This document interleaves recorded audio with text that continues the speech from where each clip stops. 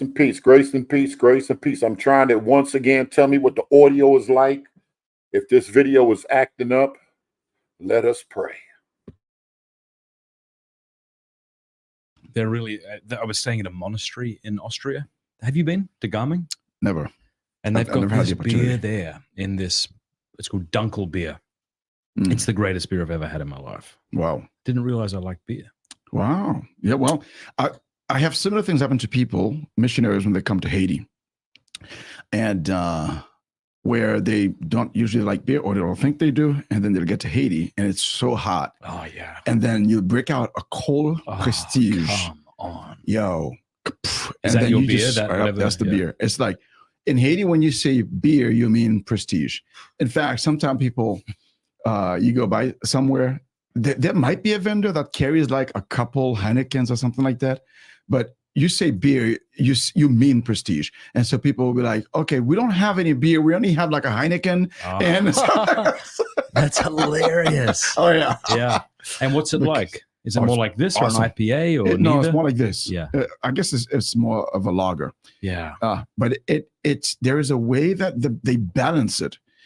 You'll find a version in the U.S., but it's not brewed in Haiti, the one that's in the U.S. And so we think it tastes different than the one that's brewed in Haiti. But people who go to Haiti, like as missionaries or something, and come back, I'm sure that's all they want. That's all they talk about. Absolutely. They love that beer. And we also PM to drink it in Haiti. We don't have that rule. Yeah, no, when it's hot outside, we don't care about the whole 5 p.m. thing. I agree. And, you know, in a pint yes, in a pint here. Did I ever give you one? No. You can take that if you want. Yeah. Perfect. Yeah. So let me start with a heavy question. Yes. You recently had some missionaries that were murdered in Haiti, some American missionaries. Do you know much about that? There were three. So there were 2 Americans and a Haitian that was with them. That were supporting them. Most people forget about the Haitian. I think it's because I heard about it from her father on Facebook. This is nothing for you at all. This is how the media I see. Brought it up. And precisely because a father who will, and you know, we're familiar with missionaries, etc. And so they have a name and they have a face. It was horrible. And did you know them? And I did not know them, but I was hearing, I don't know how true some of these stories are, but I was hearing some of the kind of backstories as to how it got to that and how they were killed and even some errors that happened. It is, I mean, it feels so senseless. Of course, you know, murdering people is always senseless. There's no sense to it. There's no rationale to it. I mean, what I mean by that is that there's a rationale, there's an explanation, but it is not reasonable, right? And so that's it. But that, though, exemplifies what we've been feeling for the past 3 years on a more general level, like thousands of people, mostly Haitians, have been murdered by these gangs that have taken over Port-au-Prince. And they say that 80% of the capital is under their control. And there's not just one, it's not just one gang. There are many gangs, and they're really, really powerful. And they have recently, in the past few months, they have recently associated themselves, those who used to fight against each other, now they're fighting with each other. I wanna play a game. If y'all were all pastors, everybody, men and women, yep. Somebody probably say, you already out the Bible, starting off that way. Elder Keith, if you were in a war-torn country to protect the saints, would you have the hammers in the building? I'd say the Lord's building. Would you have the hammers in the church to protect the saints in a war-torn country? Y'all don't know what it is. Y'all don't know what it is like in some of them other countries. Saints are being killed. What would you do? I don't see how Elder Keith answered that. Fair use. Tell me if this thing is sounding good, if I'm breaking up, or is the video breaking or skipping in any way, form, or fashion? Against basically the people. Okay. They say it's against the government and the police and all that, but really their target is the people, because the people, they're the ones, the innocent ones that they kidnap, that they rob, that the R word, which I guess you can't say on YouTube. Wow. And that they'll murder. Yeah. And so we've lost thousands of people to those hungry monsters. It's incredible. Do you know what their rationale was for killing these 3 missionaries? I cannot say that I know, but I've heard stories. Or these other people who are dying, these other Haitians who are being murdered. Do they just kind of get in the way, or are they being made an example of for some reason? All sorts of reasons like that. Yeah. Some of it might be you're going through the street at the wrong time of day, and they just start shooting like machine guns. And these guys are... Let me ask y'all a question. Do y'all remember Roger months ago? I don't know how long ago. Do y'all remember Roger ever saying we need to bring a Catholic apologist on? Do y'all ever remember Roger from Detroit saying that type of one? If so, how long ago was that? Armed to the teeth, more so than the police. And they get their guns, most of it from the US. They get shipped down and they receive them. And there is people in politics that help to get those things to them, because we don't make guns in Haiti. We don't sell guns in Haiti. We don't have any gun shops. You can't go buy a gun legally in Haiti. If you want to own a gun legally, or somebody could make a transfer to you, or you go out to another country, get a permit to buy it, and then bring it back in, go through customs and all that jazz. But these gangs, they're getting tons of weapons and ammunition. I should probably mention this because it's come up so much in the past, but a couple of years ago, there was a huge scandal. And unfortunately, it has tarnished the Catholic Church inadvertently. What happened was our Episcopal brothers, the Episcopal Church in Haiti, they have one diocese. We Catholics have 10. And in their one diocese, Haiti is one diocese for them. They had a bishop, but then he retired and they didn't have a new bishop. So they had a committee that was set up of priests, a committee of priests to an executive committee to lead the church before they can get a new bishop. Well, it turns out some of these guys were corrupt, really corrupt. In the Anglican? In the Anglican Church, right? Okay. Or the Episcopal Church, which is part of the Anglican Communion. Mm-hmm. So one day, customs found a container full of stuff, but in those things, there were guns and ammunition. But it was destined to the Episcopal Church. So at first they were like, no, we don't know what you guys are talking about. We're not expecting any containers. So they're like, oh, okay, yeah, so big mistake. No, after a lot of investigation, they realized, no, it was coming. And these guys, that's not the first time. They've been getting guns in and wiring money to somebody in the States to be able to get those guns and then passing those guns on to the gangs. Wow. So obviously, huge scandal, and it hurt the whole church, I would say. And by that, I mean, not only Christians, the Episcopal Church, but mostly the Catholic Church. Really? And even Protestants to some degree, because we're all considered church. And so people are like, there's church people, and then there's no church people. Sure. This is a church people thing that just happened. You guys talk about Jesus, and you're supposed to be evangelizing and working for peace. But the thing is, trying to disassociate from the Anglicans or the Episcopal. We don't know them.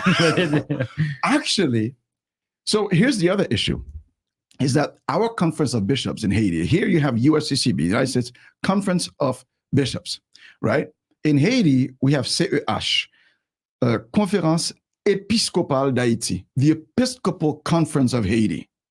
We use the same word, Episcopal, and yet they're the Episcopal Church. We have the Episcopal Conference.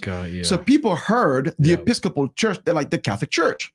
And because our conference would put out notes, always the Episcopal Conference of Haiti. So they think we're the exact same thing. Plus, the Episcopal brothers, they're priests. They're called, they're called Father. They have parishes. They have patronal feasts. They look like the Catholic Church. And so everyone thought that the Catholic Church was bringing guns into Haiti to murder our own people. And we're the biggest one. We got 10 dioceses, right? And so to this day, so many people still don't know the difference between But they don't know that we didn't do anything like that. Yeah. So when so I'm on social media, especially, and different media. Yep. And there's many till this day will send me like, why don't you stop bringing guns into the country? I'm like, it wasn't me. Right. It wasn't my church. And it wasn't, to be fair, it wasn't all Episcopal priests. There was a few bozos. Yeah. But unfortunately, really bad apples placed in the highest position that they could be placed in the country, in the executive committee. And it's not the whole Episcopal Church. And so I wouldn't throw away the whole Episcopal Church. Well, just checking. Now's your opportunity. Right? But, and so I had to explain that so many times, but I realized they're just not going to get it. They don't care. And then I'll make a difference. Somebody will realize it, or they'll make an accusation and I'll ask them to prove it. Of course, they can't. And so they call you stupid. Right. And is the media playing along with this? The media was playing along. Okay. Now they're kind of a bit more quiet because I think they realized the blunders that they did. Yeah. But when this first came out, there were people literally calling for the heads of Catholic priests in Haiti. There was this guy who his channel must have had like over 200,000 subs. Yeah. A Haitian guy. He was literally saying, if you see one of these vehicles that priests usually drive, stop it, get out your machetes, cut their heads off. Okay, so literally want your head. Oh yeah, literally, like to kill us. And people are calling for that. And but the thing is, I think there are some enemies of the church who know the difference, who just didn't care, and they just taken advantage of that situation in order to try to break down the church. But thankfully, the Church of Jesus Christ is strong, and we'll mess up. We have messed up, but the Lord always has a way of protecting His church, and it's beautiful. It's powerful how that is. So yeah. Did the sex abuse crisis scandal hit Haiti in the way it did much of the Western world? No. So would you say that in Haiti there's like a general sort of reverence towards the priest? There is. Compared to here? There is. Yeah. So you didn't need this. Correct.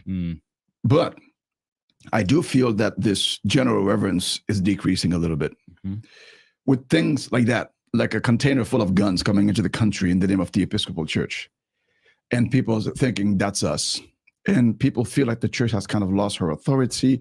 And because of all the crises, the political crises in the past couple decades, they feel like the church used to have greater authority. The church used to be able to, what in their mind, stand with the people.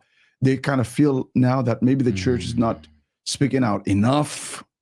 Some people think, well, what else could she say? And there was one deal that was kind of helped to be brokered by our cardinal, and the deal went bad. And so because it went bad, then people thought, well, it's the fault of the Catholic Church, when they were just trying to help. So there are some things that happen that make it look like, that maybe we don't have as much authority anymore. Also, I think there are cases of, you hear of cases of brothers who get into a couple of different corrupt situations, maybe who father children, but it's not like proven, but people are talking about it, and people are like, oh, I know so-and-so has a child. I'm like, I know the child, stuff like that. So people are kind of feeling like, why are you guys putting up a front? Like, stop putting up. So they feel like, okay, you guys are just hypocrites. So there's some of that out there. And of course, we have competition. The competition used to be, basically, secularism, some secularism, but Haiti is not, I wouldn't say Haiti is like a secular place. Haiti is a very religious place, very religious. The great majority of Haitians are religious to some degree. They might not go to church, not all of them, but they're religious. They're spiritual people. And that spirituality is divided amongst the Catholics, the many Protestant groups, which could be looked at, in some sense, like a competition, if you will, especially the fundamentalists. They work hard to get Catholics out of the church. Yeah. And it's a sad situation. It's a sad state, but they have a concerted effort to do that. The fundamentalists look to get the Catholics. Let me call Alton and them. Where's my jacket? Let me call Alton.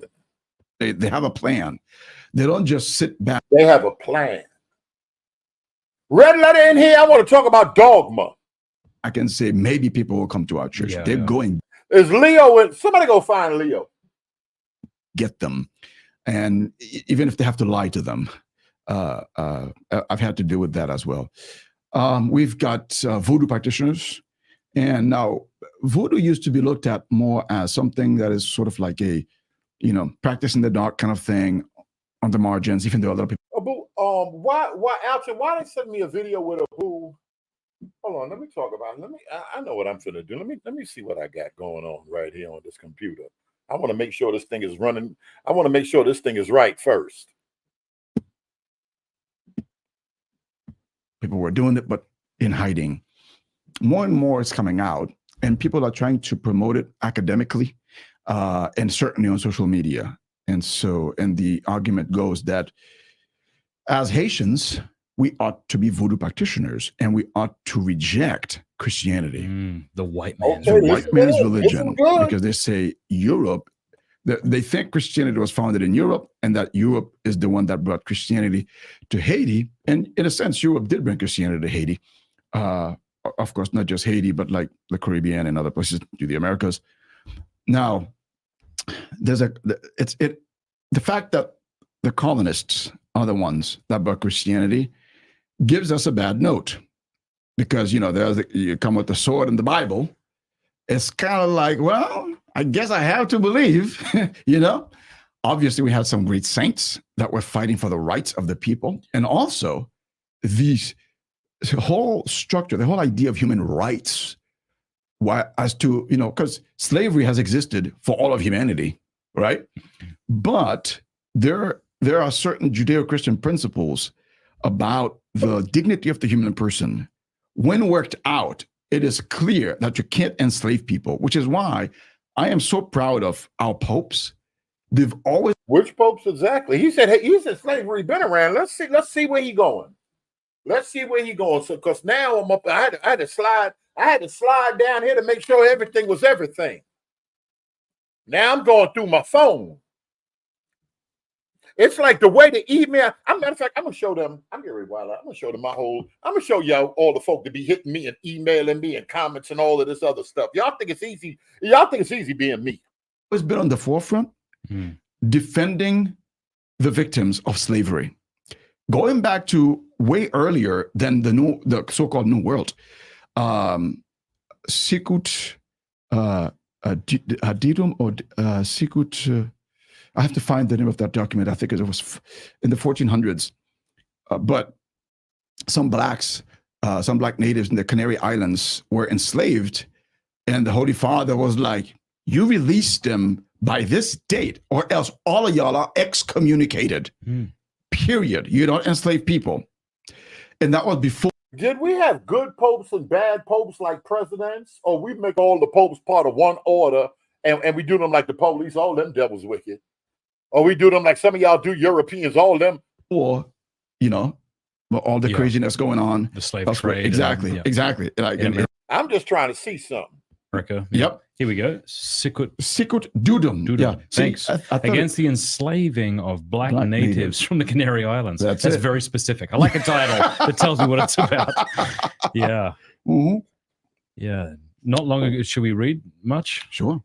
I'll tell you where Bruce. I just hung up from Bruce maybe, I don't know, 30 minutes ago. How long is it? Oh, you don't want to read the whole thing. I don't think you'll be able to read there. Oh, I see. Pope Eugene the Fourth. The Fourth. Yeah. Yep. Thanks for that. Eugene the Fourth.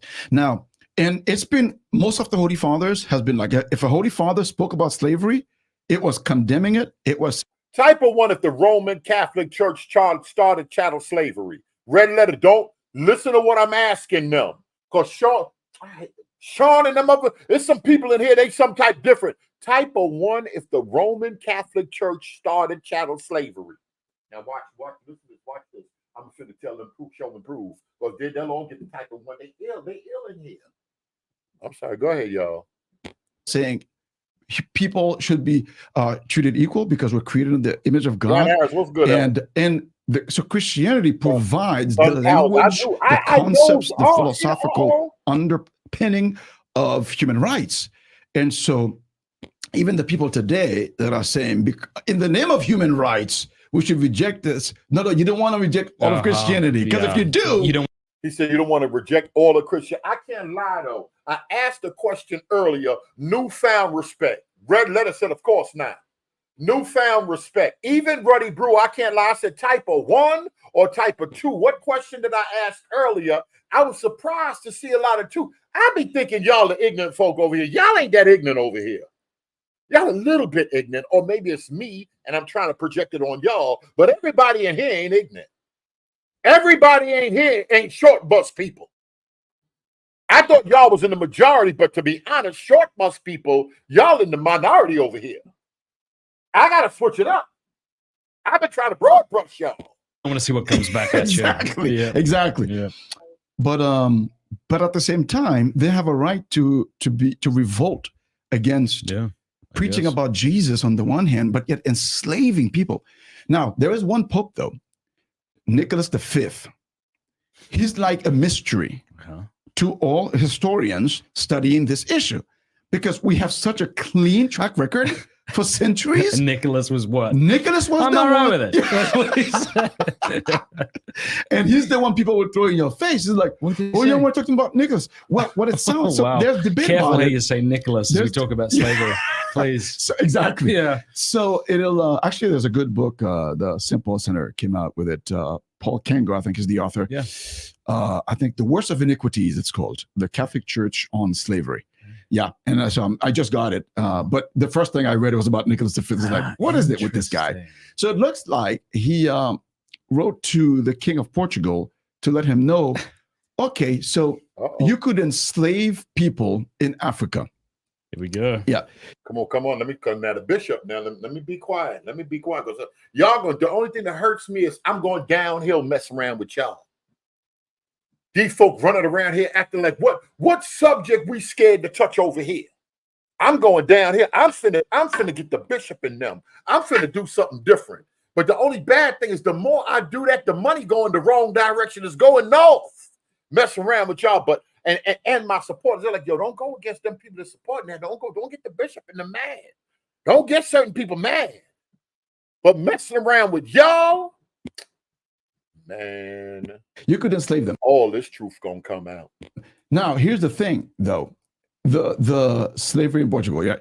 The idea is, if you find that Pope Nicholas fellow, let us know. Nicholas. Oh, this is it. In late spring of 1452, Byzantine Emperor Constantine XI wrote to Pope Nicholas for help against the impending siege by Ottoman Sultan Mehmed II. Nicholas, could you zoom in a little bit on that? Nicholas issued the bull. No, you can't find it. No, I can't find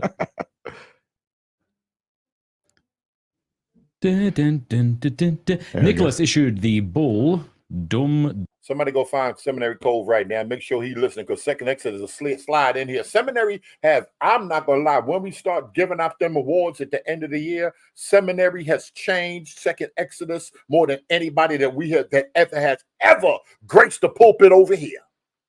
We got to keep it a buck. But we got to watch. We got to watch. I'm going to tell you about Ella Green. Now, I can't talk. That's not a problem. I'm going to stop talking with my friends, especially them folk that be in my corner. But I tell y'all right now, I was talking to Ella Green. He said, they don't want to, he said, they ain't going to receive it from me because I'm Israel. Fair use. Diversus, authorizing King Alfonso V, bring that name back, of Portugal to attack, conquer, and subjugate, that word, Saracens, pagans, and other enemies of Christ wherever they may be found. Wherever they may be found. Now, let's see if he's going to deal. Red Letter's still driving, right? Let's see how he's going to deal with this. Propaganda and nonsense. Now we got to get down to something. For some reason, because these folk over here funny. The other dude said that, what video I had on the cannon? That, yo, let me tell y'all something right now. I'll put some videos up. That was 6 years ago. I told Sister I said we're going to have a problem. We're going to have a problem messing around with that cannon when people find out that Ethiopian cannon is, because I think some of y'all think that we just started this last summer, 2 summers ago.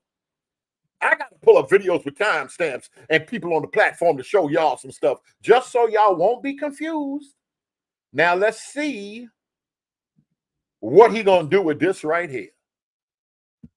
Issued less than a year before the fall of Constantinople, the bull may have been intended to begin another crusade against the Ottoman Empire.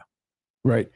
So some of the argument, so the word subjugate is what people say. So that's slavery. That's to bring them to servitude, right?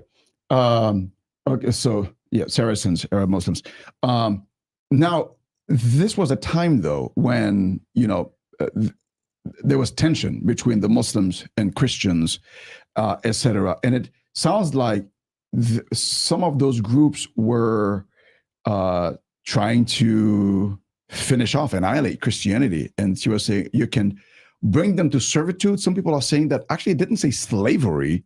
I see 7 of the 12 troublemakers in here. One of you 7, do me a favor, hit me with that video with Sister E. I said, where these dudes get these videos from? They go pull, what's my grandson? What's the other grandson with carrying them over there? Let's get biblical. They go pulling up some, these dudes, God, give me strength. I'd be wanting to say, one of y'all troublemakers, give me that video. Let me play some of the First Lady. Where Tony Osborne at? Mm-hmm. But to servitude, like what does that mean? Like basically to imprison them. And it's hard to say. But nonetheless, it seems to be a dark mark in our history, which is again weird because before him, it's completely against slavery. Can you take that white screen down? After him, we continue this whole tradition. So it's really what was the context in which he was talking, and what exactly did he allow? And some people think he was actually told one thing by the king and his goons, and so he believed that they needed like some kind of a blessing to help fight against the enemies of the church that were trying to annihilate the church and Christendom. But really, those people themselves are the ones that went ahead with the kind of slavery that we saw play out. So he wasn't blessing the kind of slavery that came out, but nonetheless, people see his first permission as the doorway to open up, the slave trade that was happening, etc. But they do think he was kind of like maybe misled, if you will, like he didn't know what he was doing. So they say. So there's good debate about that. But nonetheless, in Catholic theology, we leave room for the fact that people can make stupid decisions, even at the highest level. Sorry, but I mean, to your point earlier about why you don't want to get rid of Christianity, right? I mean, Christianity affirms the dignity of the human person. Yes, it makes sense that the person has unalienable rights, which come not from government, right, or from their own willing, but from God. Exactly. You get rid of God, you get rid of the intrinsic dignity of the human person. Now try to explain to me why enslaving another person is wrong. Exactly. Especially when you might say, well, I don't like it. We don't work well as a society. Like there might be an Now we got to be careful because somebody said that these people ain't even fully human. Somebody was running around here in a religious circle saying these people not really human or fully human. Let's see what's going on here. Because when the drinks and the stuff come out, usually the truth come out. Argument like pragmatically why this isn't going to work, but as far as it being intrinsically evil, I don't think you can make that case. In the particular context of Haiti and Haitian apologists against Christianity, what's even more interesting is the fact that if that is the argument used, it proves too much. If to say that, well, because those people used to enslave Haitians, therefore they cannot give us any truth, so Christianity, which they brought over, cannot be true. We shouldn't be Christians. Well, in that case, we shouldn't be voodoo practitioners either, because it was the voodoo practicing king in Africa, in Benin, that actually permitted the capture of blacks of Africa. Oh, wait a minute. Somebody co-signed that in there. Wait, I thought the voodoo people was the pure people. I thought that was the holy people. I thought that was the African spirituality. The true spirituality for the white man came. Africans by Africa. You mean to tell me they were doing bad too? We could find people in every spiritual system, on every continent, of every ethnic group or nation that does bad, all have sent Africans to sell into slavery to those people. So it's like, wait, in fact, it happened so much that recently the government of that country actually... This that uploaded chip. This that chip y'all don't be wanting to hear. This that chip Nathaniel and Nathaniel and them don't want y'all to even know this chip is on the market. Apologized. That truth chip. They don't want y'all to know that. Signet don't want y'all to know that. And ask people, please forgive us. All people are like descendants of Africans in other places that were started from the slave trade. We beg your forgiveness. that should never have been done, right? So basically what I'm seeing is that, oh, you mean original sin is universal? Yes. Humanity will find a way to mistreat others, will find a way to subjugate others, to build ourselves up, and to be greedy. That is part of the consequences of original sin. Oh, he's talking about original sin in all humanity. If we were all the same complexion, it would be the fat people against the skinny people. If we was all the same weight class size, it would be the tall people against the short. Humanity got away. That's one thing about a lot of these religions out, and they know something is wrong. Oh, we call it the fall, but everybody knows something ain't right, except a few of these folk. Them demons, them doctrines of devil. We are the pure ones. What that fool? What other fool named down that said he had to sell work to go get a Sarah degree in Egypt? Said he said he had to go sell work. He said, if you just leave black folk alone, if you just leave us alone all to ourselves, we'll be okay because we're pure people. And that's why we need Jesus. Also, it's very interesting that people think Christianity was born. And y'all sent him to Egypt to get a high degree to come back to talk more of that garbage to y'all. In Europe. So one thing I like to say is when people try to pitch Christianity against African spirituality, African ancestry. And I'm like, that's cute. So you want to get rid of Christianity, meaning you want to erase the contributions of Africans in Christianity, because Christianity reached Africa pretty much at the same time that it reached Europe. At Pentecost, we had people from Africa there. In fact, the Ethiopian eunuch that was on his way back from Jerusalem, back to Ethiopia in Africa, he brought the gospel back to Africa. And of course, even before that in the Old Testament, of course, you remember Solomon, the Queen of Sheba, that's in Africa. So there are relations. To this day, some in Ethiopia, they do believe that they are descendants of King Solomon to this day, right? But more than that, Simon of Cyrene, African. Augustine, the greatest theologian that most people would say the greatest theologian. I probably lean toward Aquinas, but many would say Aquinas Augustine. Would probably say Augustine. Right? Aquinas would say Augustine is the greatest theologian. The theologian said he's African. And so I made a couple of videos. For example, Athanasius. I said, do you realize how much Africans? Now wait a minute. He started quoting Athanasius. Go tell Most Excellent, pull that truck over. All right, who just sent this right now? The popes, the Catholic Church, and the transatlantic enslavement of blacks in Africa from 1418 to 1839. Somebody just sent that. It's starting to, all right. I can't even go back to the other stuff that was sent in. All right, let me try to start. I got to find a starting point somewhere. Had not only accepted Christianity, but modeled Christianity for the rest of the world, even for Europe. Because when a lot of people in Europe were thinking, oh, maybe Jesus is not God, Athanasius went into exile 5 times to defend the dogma of the divinity of Jesus, right? Athanasius is African, and he was a bishop in Africa. And it was Africa that was telling the world what to believe about Jesus Christ. And so when people try to throw away the whole enterprise, it's like, you don't know what you're doing. But because people are informed by TikTok these days, they're not informed by history. And so that's why, even some of those apologists will try to. They're informed about, remember, everybody's an apologist. Don't tell Nathaniel and that. They only think it's urban apologists speaking for one thing. We got Masonic apologists. We got voodoo practitioners that speak apologetically for the voodoo and to tear down Christianity. Everybody got apologists. Catholic apologists. Don't tell Nathaniel and them that. They don't know no better. They still run around talking about the urban apologetics. Claim to the, like it's a musical group. Mythicist view that Jesus never existed, kind of thing, the stupidest thing that you'll hear. And obviously in academia, no respectable historian, atheist, agnostic, Christian, Jewish, none will even entertain that debate, because it's basically like, no, that's the problem. No respectable, they ain't gonna deal with that Richard Carey. A few people trying to have been, but no respectable historian dealing with a Cheria S and that garbage, that nonsense. Jabari into that nonsense. I ain't think he was, because he went to Cornell and stuff, but it is what it is. Look at this right here. Let's see if this that Catholic apologetic nonsense right here. Because Abuka come around with that nonsense. Remember, he was the Richard Cat exposer. We ain't forgot you. We ain't forgot you, Abu. Christianity reached Africa at pretty much the same time it reached Europe. Somebody talked to me about, Aunt. Well, let me be quiet. I don't know what Aunt said. Somebody talked to me about that right there.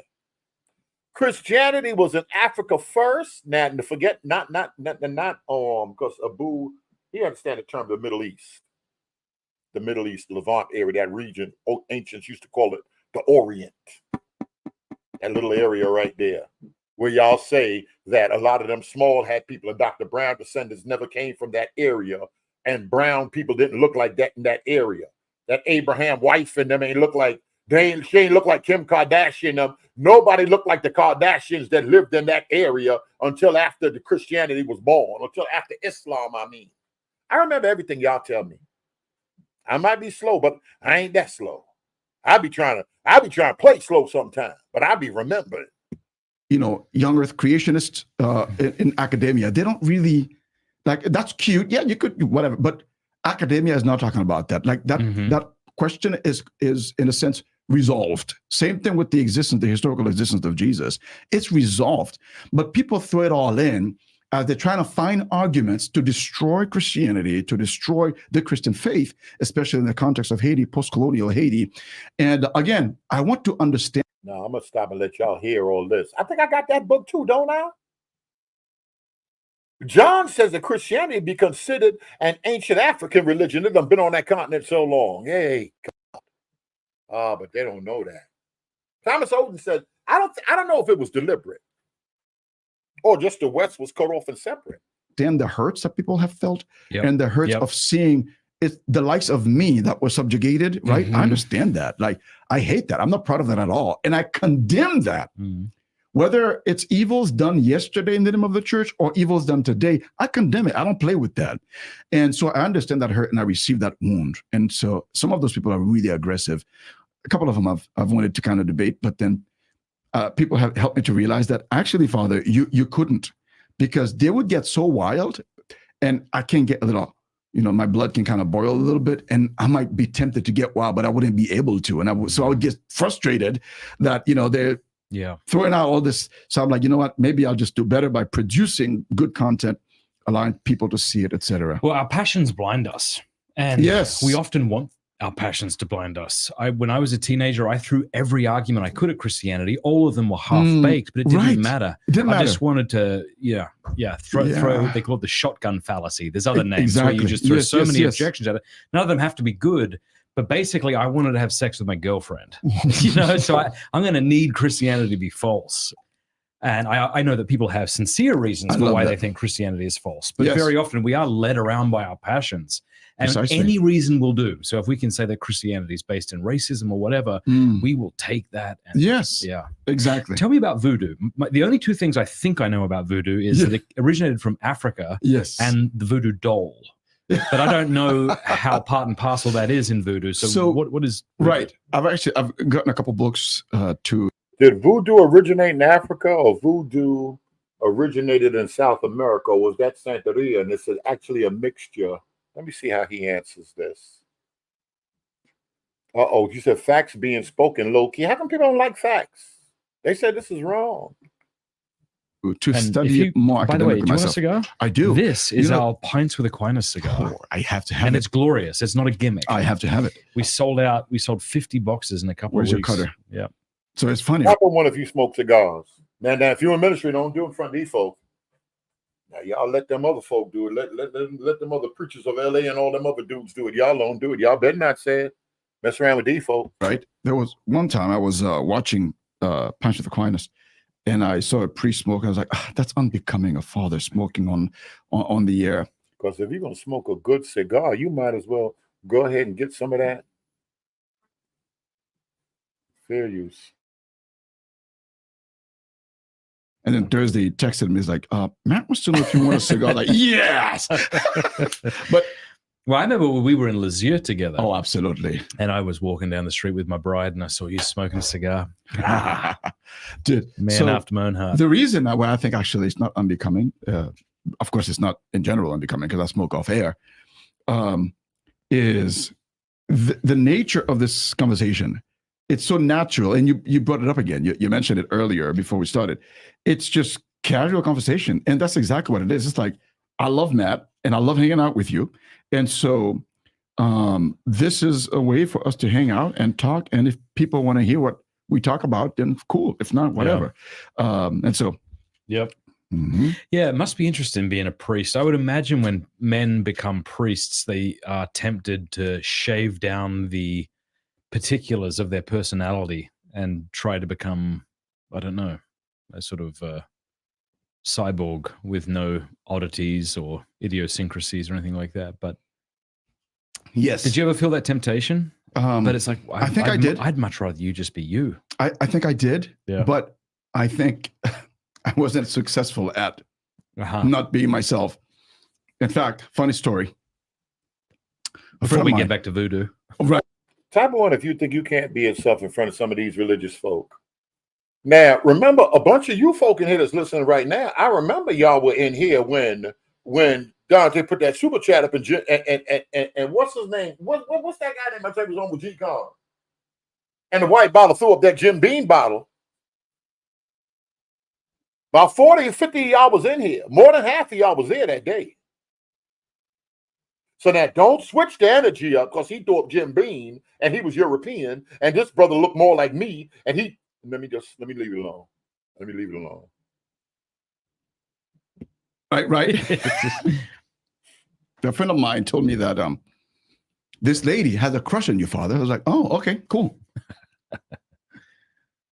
But she's got good taste. This lady does not know me. She doesn't know me, right? She just sees me, priesting. Yeah. But my personality will come out. I guess in one of the talks I was doing one day, I was so silly, so stupid, right? But because that's who I am, I get silly. Yeah. I make fun of myself, and apparently that lady was terrified. Not terrified. She was like, yeah. She realized that her what she thought of me as this proper whatever. That's not beside the fact that I'm actually a priest, lady. Yeah, there's that. But she was like, I don't like him anymore. He's too silly. I was like, good. That's who I am. Yeah. And I tell seminarians that, as our brothers, it is better that you get kicked out of seminary for who you actually are authentically than to be kept for who you are not. To just be conformist. That's not proper. Yeah. It's better to be kicked out, actually. If you got something to work on, go work on it. But don't be not you. You have to be you. Yeah, and if you're not you and you're always putting up a front and you're accepted, that'll just further the lie that if I was to reveal who I was, that wouldn't be. Precisely. Yeah. And therefore you're not free and you will hurt yourself and the church. Always. It is always better to be you, including in your limits, understanding them, embracing them, realizing who you are and accepting them. Voodoo. So yeah, back to voodoo. So as I was saying that, I want to learn more about it too. What's hard with voodoo is that it's difficult to learn, to have like a comprehensive course on voodoo to understand. I'm gonna stop right here. Alton, I'm talking, oh boy, I can't talk like I want to. Alton, I'm gonna read this right here, and I'm gonna tell you what, shout to Bishop. I'm gonna tell you what that bishop from Jersey with that big black Jesus. Yeah, that big black Jesus on that wall, big high to the sky. That thing had to be 25 feet. He said when his mama died, he said them pills was his friend. Princeton Seminary, high degree, tongue talker with a high degree from Princeton, with a big black Jesus on the wall. So stop playing games for them funny dudes get to hand something. Y'all play games. He reading that Hebrew and that Greek. He know that church history. He said that them pills was his friend. I'm like, Father God, why would he get up and say it publicly in front of everybody? Listen to what Cox got to say. He said, I've met men of God who lost their wives and they had to drink to deal with what they were going through. I know it's a bunch of most y'all are here say, well, they weak if they had to turn to the bottle. It because there's not much written about There's not a catechism. Exactly. Yeah. There's not a catechism of voodoo like we have. So people will say, well, it's just spiritual. What I find out is that it's easy when it ain't your When it ain't your sin, because everybody got their little struggles. When it ain't your struggle, it's easy to preach against it. It's you just have to live it out. Okay, cool. Yeah.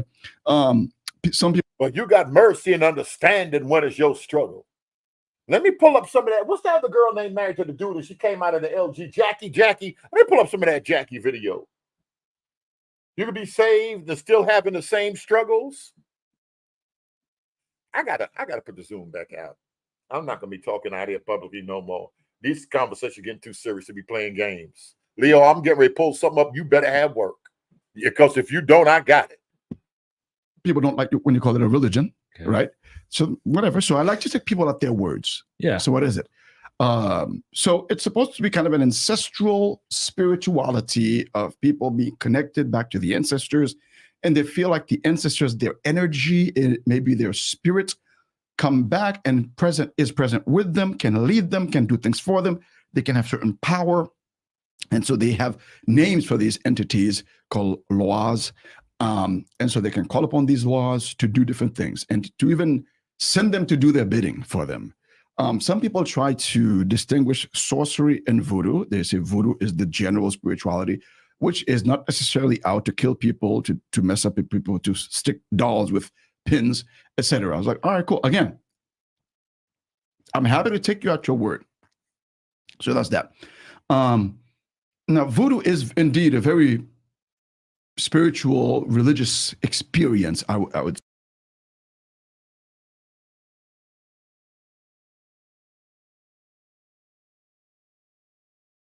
All right, let me just read some of this. The issue is that when the substance becomes your dependent and not Christ, speaking from experience. Let me find you to smoke that reefers. Say even I've seen people practice, and I try to honor the people themselves and to say, okay, what is it that draws you, and what is it, right? And so I try to listen. Now, in the experience of calling on those spirits, people can get into trances. And they can, in those trances, they can do certain things that look like it's not human, like walking on hot coals, barefoot, like taking pepper that's been crushed up and putting it in private parts, and nothing happening. And so people see that. Now, could these be magic tricks? Maybe, because I've seen magicians do some crazy things. Yeah. But again, I'm willing to take people's words for it, because in our theology, we have room for that. By room for, I mean, it can be, there are ways for that kind of thing to be explained, right? There are forces out there that can do those things. They're not necessarily of God. And so that's why it's important to study the types of forces that are there. Thomas Aquinas was never scared to study the occult and different things like that, and to see some things that are not bad in and of themselves. So that's that. So voodoo is practiced by a lot of Haitians. And they have voodoo dances, which is ceremonies where they'll play the conga, the drums, and they'll dance. There are dances, and people get in trances, etc. Now, I'm not a voodoo practitioner, obviously, and I have reasons for it. One, because I do not think it's true. I don't think it's good, and I don't think it's beautiful. But I am Catholic because I think it's true, good, and beautiful. There are, I think, aspects that are good in voodoo. I think there are aspects that are beautiful in voodoo. I think there are aspects that are true. For example, wanting to be connected to your ancestors is a good thing, right? So I celebrate that. We want to be connected to our ancestors and to the saints. Hebrews, the book of Hebrews tells us in chapter 13, verse 7, that we should consider the lives of those who've gone before us, our leaders, and to imitate their faith. And so, okay, that's kind of a spiritual ancestry kind of thing. There's nothing wrong with that. And I think in that case, voodoo practitioners help us to be connected to that. And to realize that death does not have to do away with connections, which is a Christian truth. What Jesus does, though, is that because it's universal truth, is that we will see those truths as rays of the universal truth of Christ and claim it for Jesus. And so I also see the danger in voodoo, in those spirits that people think they can control when they really can't. I don't think they understand how the spirit world works. You'll find people that think they're experts, and they'll speak of that. And I think that's where the danger comes in. And because some of those spirits, what I find is that they don't allow any freedom to people. And that is evil. Do you often have practitioners of voodoo come to you when they've realized they've gone too far or that this isn't what it claimed to be? I have. Or people running away from those forces that want to claim them at their service. So I've had young people. What do they say? They'll say, when those people come to me, they'll say things like, Father, every night I have this particular dream and this particular spirit comes to me and says that I have to serve it and I have to do a particular sacrifice. Or it'll be while they're awake. Like there'll be someone that comes to them and said, you need to serve this particular spirit or else. And it will keep pursuing them until they say yes, to the point of possession. And I've dealt with several cases like that, of several possessions, where there are these spirits that claim to be voodoo spirits. Again, I take people at their words. I take the spirits at their words in that particular case. It's like voodoo spirits that say that they claim this person and that this person thinks that they can escape, but they cannot escape. So what that tells me is that there is no respect for human dignity, for human freedom. I cannot support that. Again, I just mentioned there are things that I think could be good in voodoo, like the connection with the ancestors. I think that's a beautiful thing. And people, and it's spiritual, and like people are open to the spiritual world. It's not materialistic. That's a good thing about voodoo. I can appreciate that. I can honor that. But the lack of freedom that happens is not good. In fact, I've also seen people use that force. The lack of freedom that happens is no good. 81, look at your jazz. To do some really, really, really evil things.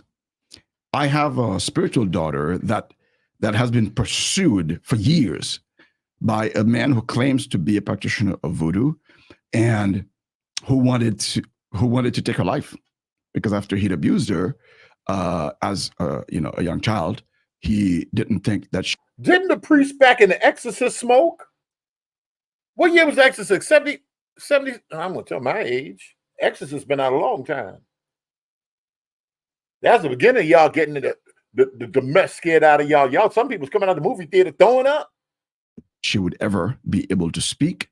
And so when she realized that her little sister was also undergoing the same abuses, then she spoke up and went to the authorities. And the guy, because he was able to grab the authorities, he was able to be released in 2 days. And they lost the kit the test, the results for the test that they did at the hospital for the little girl. And so for like 5 years, he had been searching for that older sister that I've had to move from safe house to safe house, 20 different safe houses, to stay one step ahead of him. And he claims, he confesses to the different things that he's done, the different killings that he's done in order to find this girl, and the different groups that he's called upon through the mediation of voodoo in his testimony to try to get to this girl. And he has done many evil things to her, things that are inexplicable, naturally speaking, such as, we had her hidden in a particular house, and this house is locked from the inside, and the owner sleeps with the key in his pocket, and she's sleeping inside. But in the middle of the night, at like 2 or 3 a.m. or something, the gate is knocked on, not the door, but the gate outside. And there are people that brought back the girl. And they had to unlock the padlock with the key in his pocket, the owner of the house, to go outside to get the girl that was inside, who got out without the door being unlocked, without the padlock being opened. And now this happened, it was very mysterious. And this happened in a location that was very far from this man, in a location that he did not know, that was not revealed. Somehow, he says it. This is, again, his own testimony. I've used my powers, my connections in the voodoo world to be able to locate her. We were able to get her, but every time we get to her, you always mess it up with your stupid prayers. We knew that you'd be trouble for us the moment you took her under your wings. And so, because I keep reminding them that Jesus is Lord, and as Lord, he has purchased with his blood everyone who decides to receive him in faith and in baptism. And this girl has received Jesus in faith and wants to follow Jesus in nothing else. And so not only with this girl are we fighting the spirits that want her to serve them in voodoo, we have to say, no, she's purchased. She will serve Jesus and Jesus only, but also we're fighting this other negative force that is trying to harness all the different powers around the country to get to her. And they always seem to get to her, to find her, to the point where one day she was literally in the middle of the day sleeping in the upstairs of a house. Her door is locked. Her husband went out to pick up a phone, and there's people downstairs. She sees two men walk into the room. They didn't open the door. Two men that just walked into the room, starting searching for a document. They were searching for her passport. And when she's like, what the heck are you guys doing? They grabbed her, threw her, took her for clothes, threw her to the ground, tied her hand. Okay, got to stop right here. Got to stop right here. Can a person who practices voodoo contact an ancestor that is in heaven? Something like the Witch of Endor. Or are they contacting demons and are deceived? Hands behind her back and tied her legs behind her back, and proceeded to do some other things, unfortunately. And they kept looking for the documents, and they found her passport. They also found her test results from a medical exam that she did, because we were trying to use that to see if she could get some kind of medical parole to get out of the country, because this girl was literally being hunted down. And so this one specific fellow, or does he have a group? Well, he's one, and he claims that his family is with him. Yeah. But he also calls upon different groups from different locations. Yeah. Have you encountered him several times? Do you know where he is? I know, generally speaking, where he is. And so, because you don't have these test results, the authorities can't do anything. Do you ever just wish, as a Christian priest, you could go beat the living shit out of him? Yes, absolutely. And why don't you do that? Because it seems like that would be a fabulous idea. But maybe I'm a sinner. It does not seem. Maybe I am a sinner, but so am I. It does seem like a fabulous idea. However, there are other consequences. When you poke the hornet's nest, you have to be prepared, right? Because I'm not the only one that is, because again, he's not alone, right? And so his being not alone. You know what you need to do is call on your Episcopal brothers. I hear they have a hookup. It's Thursday, was that a low blow? So yeah. There are other people involved. There are other people also at risk, including the siblings, the younger siblings of this girl, her mother. They're all at risk because he's promised to kill them all. Once he finds her, to do to her. Is she safe? She's safe in the Lord. I cannot say any more about it, but the older sister, is safe in the Lord, and he's pissed. He is pissed. I spoke of this. I denounce crap like that. We had a huge charismatic congress, and I was preaching against authorities that get bribed to release abusers and to hurt victims. And somebody told him about that. He wasn't very happy. Yeah, he sent me some choice words. But that's when he also began to confess everything that he's done, because he wants me to get scared. He's like, I did this and I did that. Remember that guy that was texting you on that particular day? Yeah. Remember that day when you were at the cemetery? Yeah. And you were blessing the tombs? I had people there, just so you know. And he's not bluffing, you don't think? He's not bluffing. Yeah. No, he's not bluffing. He knows the information that he reveals are too unknown for him to be bluffing.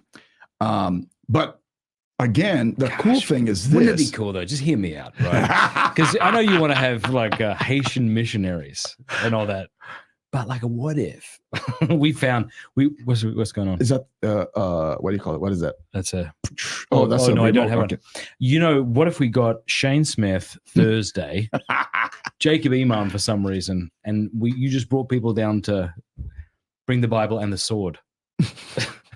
I mean, I can see why it seems like a good idea sometimes, you know. Like, but you know what, though? Here's my prayer.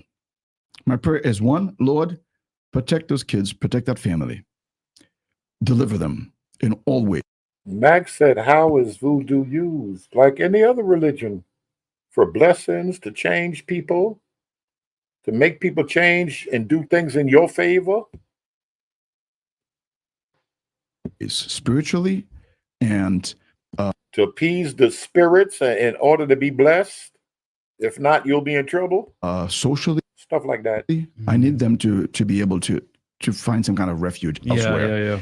And we've tried with the U.S. I'm very frustrated with the State Department. Very frustrated because, we try. I can't say too much because I don't know who's going to be watching. I know it sounds like I'm just venting, but there's a sense in which what I'm saying, I mean, if the authorities aren't protecting this girl, whether the reason is good or not, and you have reasons to think that she will be harmed and that he is most certainly the fella who abused her, then shouldn't a Christian man take things into his own hands at that point? To some degree? Now, I don't know what that means. I think at this point, what it means is... Well, what does it mean? We go on to the Lord and we let the Lord act. And that is... And the Lord has been acting. He's been showing us that he is the one that's all-powerful. Amen. And even though there are evils that happen, I did a teaching on that at the Power and Purpose conference at Steubenville last weekend. And the Lord really, he was talking to me. He was preaching to me at that conference. What I realized is that the Lord has already won the victory, and that we fight not to victory, but from victory.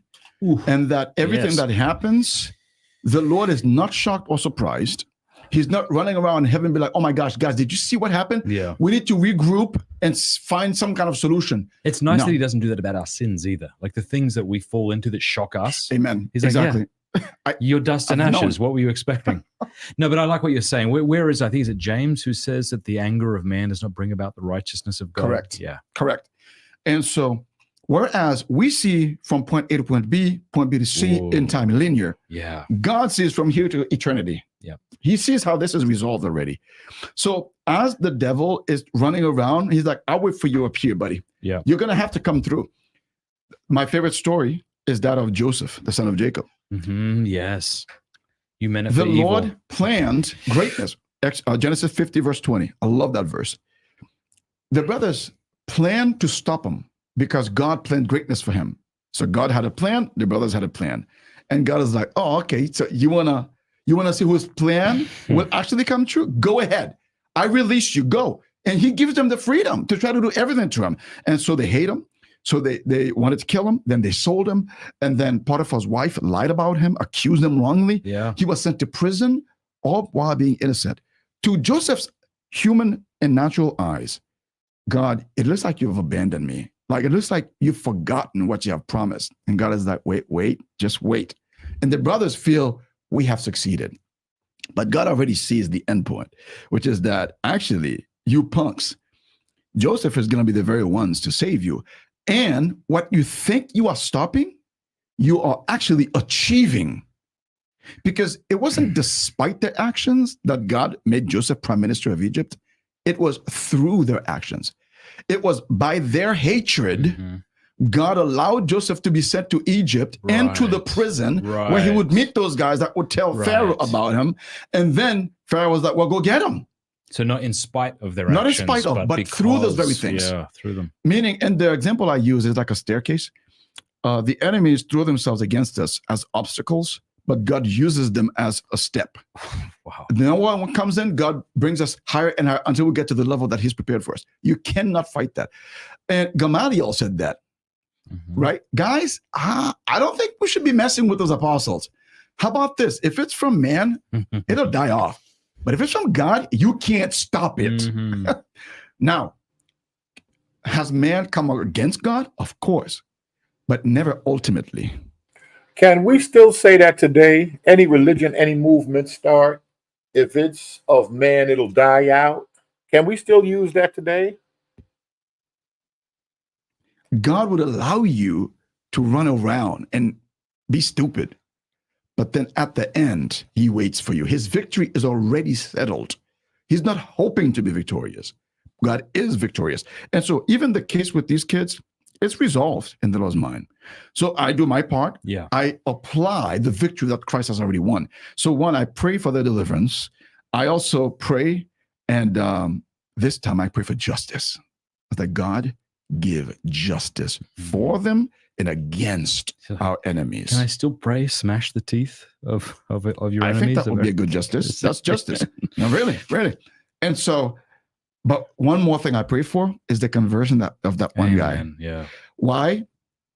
I need him to come crawling before the cross of Jesus. Yeah. To say, because he really thinks he's really powerful, and he's powerful. He's really connected. And it's amazing to see how united evil is. The way that he could be in this location, he's united to evil in that location, and they'll do his bidding. It's like, you guys are like, really, the communion of sin and the communion of evil exists.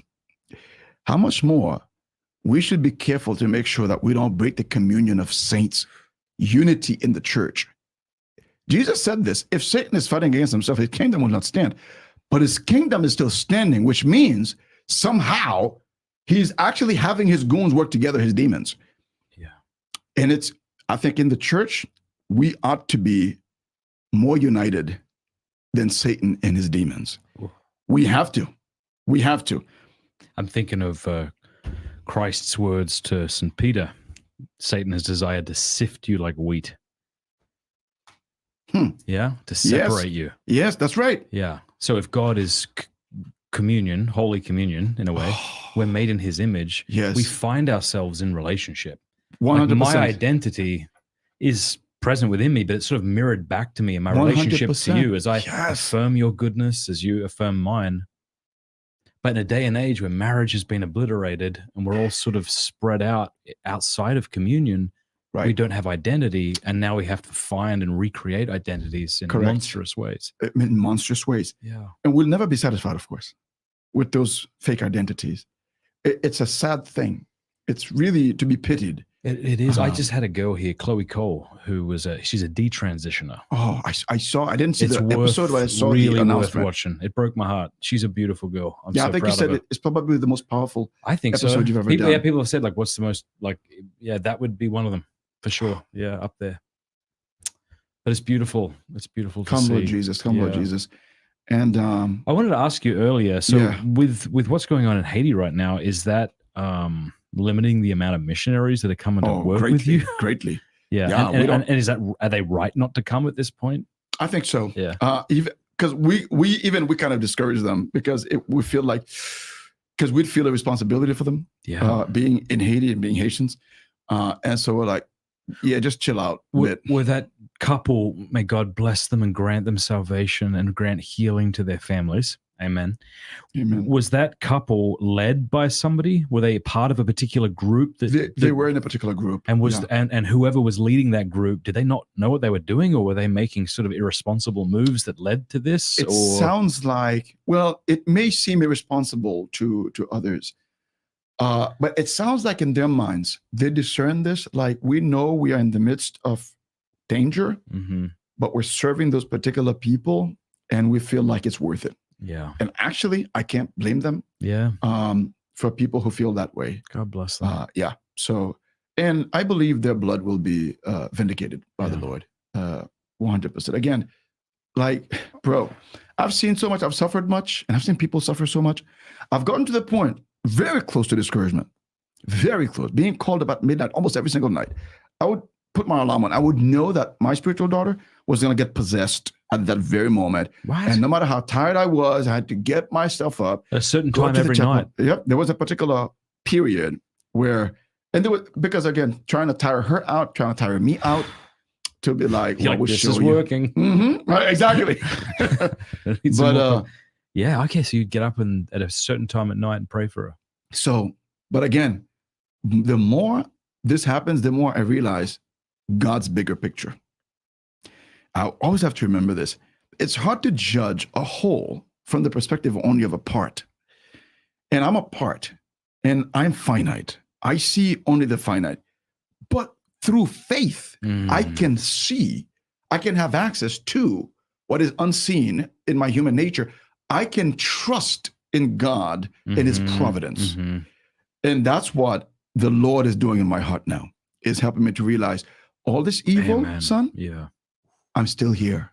I was just I'm reading, in control. I was reading Genesis today, And Jacob, after his dream with the ladder, said something like he built an altar for he did not know God was there. Something to that effect. You know what I'm talking about? Yes. And how often that's true in our own life. Like God's in this. Like he's Hallelujah. in the midst of this. And you didn't know that. Hallelujah. Precisely. Yeah. And it's and I think sometimes we assess the church and the state of things without faith. Without the deep conviction that God is control of his church, that he is risen, that his providence is at work, he's present to us. Because imagine if God ceased existing. I'm just playing a thought experiment here, or didn't exist. Okay, well now all of your anxieties are warranted because things look like they're on fire and really everything is up to you. Precisely. But imagine if it wasn't all up to you. And imagine if everything would be okay. Oh, okay. Well, yeah. That's what I'm saying. Yeah. That's the kind of peace the Lord is giving me. Amen. Through Beautiful. all of this. Yeah. Death will happen. Evil will seem to win, but I know that it won't win. I claim it. I claim it. And I'm not just claiming it based on, fiction or like wishful thinking. Positive thinking. Right. That's not. No, I'm claiming it because of what has happened. And if I know the one who makes the promise, he does not lie. He's been vindicated. He has vindicated his claims. So we go back to Jesus. Jesus of Nazareth, the man who himself has entered into the depths of evil, into death itself, into darkness, and has destroyed darkness from inside.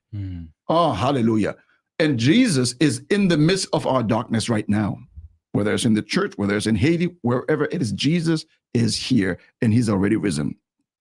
He's victorious. I want to tell you about a course that I have created for men to overcome pornography. It is called strive21.com/Matt. You go there right now, or if you text strive to 66. So a lot of them are fleeing, a lot of the foot soldiers trying to go hide from the capital to different places like further out in the countryside. And the bigger ones apparently are hoping that maybe they'll get arrested instead and, come spend some time in U.S. prisons and then be released to go enjoy their money. I think there are two possibilities for the gangs. My preference would be this, that they all say... Somebody just asked if there's going to be cigar smoke in heaven. I wonder if they're going to have Nikes in heaven, Timberland boots. Guys, why the heck are we doing this? Yes, there are some politicians that corrupted us. They paid us money. They gave us the guns to do their biddings. And now they've left us to ourselves. And so we've tasted power. We've tasted money. We've tasted pleasure. We can't resist. And so we do evil in order to get those things, those three gods, to make us happy. But we realize we'll never be happy. We're Haitian like you. We want to beg for your forgiveness. But we know that that's not enough. We cannot force you to forgive us. So we will turn in our guns. We'll turn ourselves in. Once we realize that there is a system that's able to judge us fairly for what we've done. Yo, man, how oxtail gonna be in heaven if we're gonna be vegans? If they got oxtail, they better have a jerk chicken. Let me just leave it alone.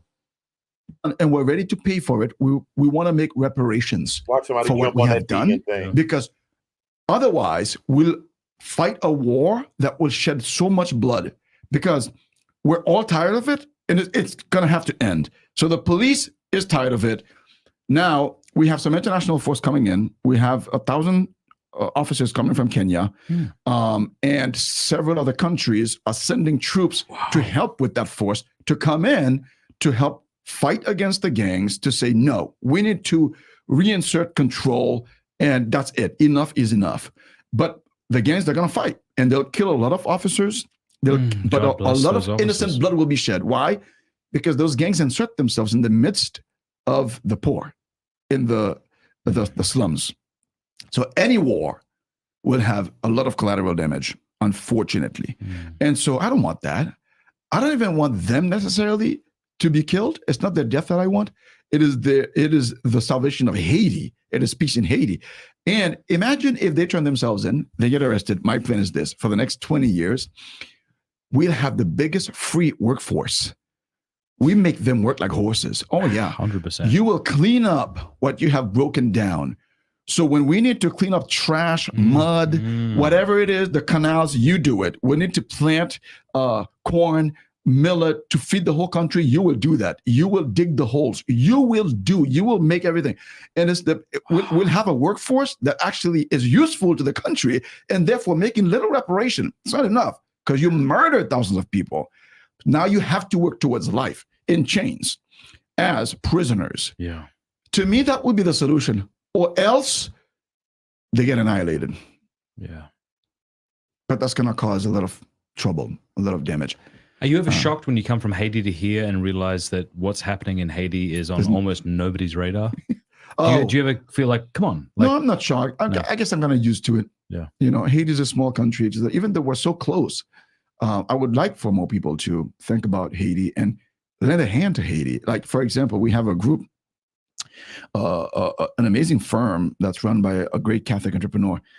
This firm has developed a strategic plan of integral human development, which would work with the church. And so they got the blessing of the Conference of Bishops in Haiti to try to carry out that plan. They even took it to the Holy Father. Wow. And the Holy Father was like, in fact, the Holy Father encouraged the bishop to come up with a strategic plan. Of course, the bishops can't do it. They don't have the skills. But this group did. And so the Holy Father, they went back to the Holy Father with the plan, and gorgeous plan. This plan would sound like Trump. This plan, it's a gorgeous plan, the best plan. It'll save Haiti. But well, it would be a beginning, that it could have been implemented a while ago. It would cost something like $4 billion. Is there hope then because of all this, because of the people coming in from Kenya, because of these? Is there hope? There is hope, one, because Christ is in control. Yeah. I will not put all my faith in humans, in princes, right? Kenyan or horses. Soldiers, yeah. Right. But I do think it's a sign of some kind of solidarity. Not everybody wants that. In fact, I don't want that. I don't want international forces to come in and fight against my brothers and sisters in Haiti. Right. Right? Right. I would rather my brothers and sisters to say, F this, excuse my language. No, we don't want this for our country. We don't want this for our brothers and sisters. It's Haitians killing Haitians. Stop it. Just be done with it. Mm-hmm. And then it's solved. But if not, then we will get help wherever it comes from in order to stop this. It can no longer go on. Too many have suffered. Too many women have been, the R word. Too many children have been corrupted. We got, kids that are in gangs, 12, 13, 14-year-olds that are carrying weapons to rob people. And it's crazy. Yeah. This is how audacious they are. These gangs control even national roads. Like if you're coming from Port-au-Prince to my area, if you were to come by car, you would go through at least 4 toll booths run by gangs. Right. You go through, you either pay or they take. And they're out on the street with their rifles. They're not hiding. They're waiting and they're coming through. And if you have no money, what are they taking?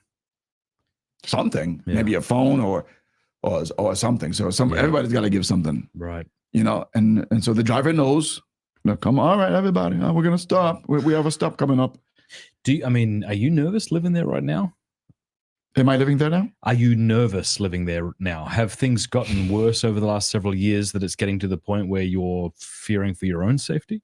Or have you always, in a sense, I don't fear for my safety because of the gangs. Because my area, well, first of all, the Lord, I believe the Lord has called me to where I am. Mm-hmm. And therefore I belong to him. And nothing will happen to me that will surprise him that he will not allow. If he allows it, it is for my good. Because all things work for the good of those who love God. I believe that 100%. Romans 8:28 and Genesis 50:20, I put them together. You meant this, you meant evil for me, but God meant this for good. And the same thing, even if evil happens to me, I know it will be for good. God will use it for good. I know that for sure. So that's one. Secondly, our area is pretty BA when it comes to working with gangs, against gangs. We don't have any established gang in our whole department, which is like a state. We have 10 departments in Haiti. Our department is considered probably the safest in all of Haiti because we don't mess around because of several people. But the name that is thrown around that is most popular is the prosecutor for Miragwan. His name is Muscadin. He does not mess around. He's like a DA or a prosecutor, but he's a very unconventional prosecutor. He doesn't sit behind his desk. No, he takes his security team out with rifles, with his own rifle, and he goes hunting for gangsters. Oh. And if he finds you, you will die. Wow. And he tells you this. He says, wow. He says, my jurisdiction will be your cemetery if you come close. So every now and then they'll send threats. They'll be like, we're coming for you. Like, please come and bring guns. So when I shoot you, people don't say, oh, he was just a university student. Wow. Like, no, please come. We'd love for you to come. So these gangs have been making headway from Port-au-Prince towards our area. And they got to a particular police station. They ran out the police, and they took over. And they were like, hey, Mister, we're here. What you gonna do now? Won't you come up? The next day he shows up. Everyone takes the hills. He does not mess around. Oh, that must be nice. I love him. Yeah. I love you him. You need that. I wonder when America will get to that. Right. It's like that guy from El Salvador, too. What's his name? Bukele, I think. Shapiro has a good point. He says whenever people talk about civil war, he's like, all right, so no, because we're all too fat and lazy, right? So his point is we get really angry and then something happens and then there's a civil war, but no one knows what the something happens is. And no one wants to do the something happens thing. Right. But given how quickly our country is tearing apart, dude, when will it look like afraid Haiti? For America. Yeah. Tell me why. I'm beginning to wonder whether or not we'll be able to be one country. And for how long? Okay, somebody said here, look at this now. Let me look at the comment section and read some of these comments. This is so ungodly. It's crazy. LaShawn, how is it ungodly, y'all? Gary said it's smoking a sin. Some scriptures, the parents of evil, give some scriptures to Gary. How is this so ungodly? I got to stop some of this right here. Let me just pull some of this up. I'm going to play a few minutes of this. Hopefully all of this video has been going good, and I have to shut it down. This is the gentleman from yesterday that the doctors were talking about. The story of Christ. Let's see where he is right here. Type of one if you can hear this with no echoes. But David said to Abishai, who wanted to strike him down, not David, but David said to Abishai, in the 9th verse, destroy him not, for who can stretch forth his hand against the Lord's Christ? That word has been translated correctly into English as anointed. But if you were to do it in like we did with the New Testament, we would have it as Christ. That I should, against the Lord's Christ, and be guiltless? David said furthermore, as the Lord lives, the Lord shall smite him on the day of his death, or the day of his death shall come, or he will be smitten in battle or perish. The Lord forbid that I should stretch forth my hand against the Lord's anointed. So the word Christ simply means anointed. Listen. We made it something else. Did we make Christ something else? Where's Elder Keith and them? Where's Elder Harris and them? Where Red Letter and them at? What Christ mean? What Messiahs mean? We made Christ Jesus' last name. The Aramaic translation shares a depth that the Lion Greek manuscripts have stole or deceived us from. Remember yesterday we were dealing with the Aramaic translation of the Lord's Prayer, dealing with vibrations. We gave Jesus a last name.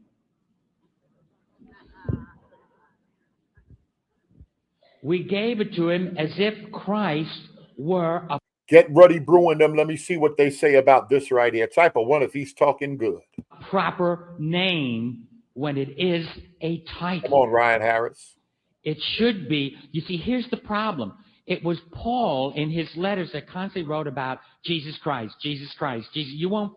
Somebody said, how can y'all be served? Who do y'all serve? Somebody, I think they said that in the comment section yesterday. Who do y'all serve, Christ or Paul? find that in the Gospels, nor do you find it in the book of Acts, but it's in Paul's letters. But you see, here's the problem. It's Aramaic, and there are no definite or indefinite articles.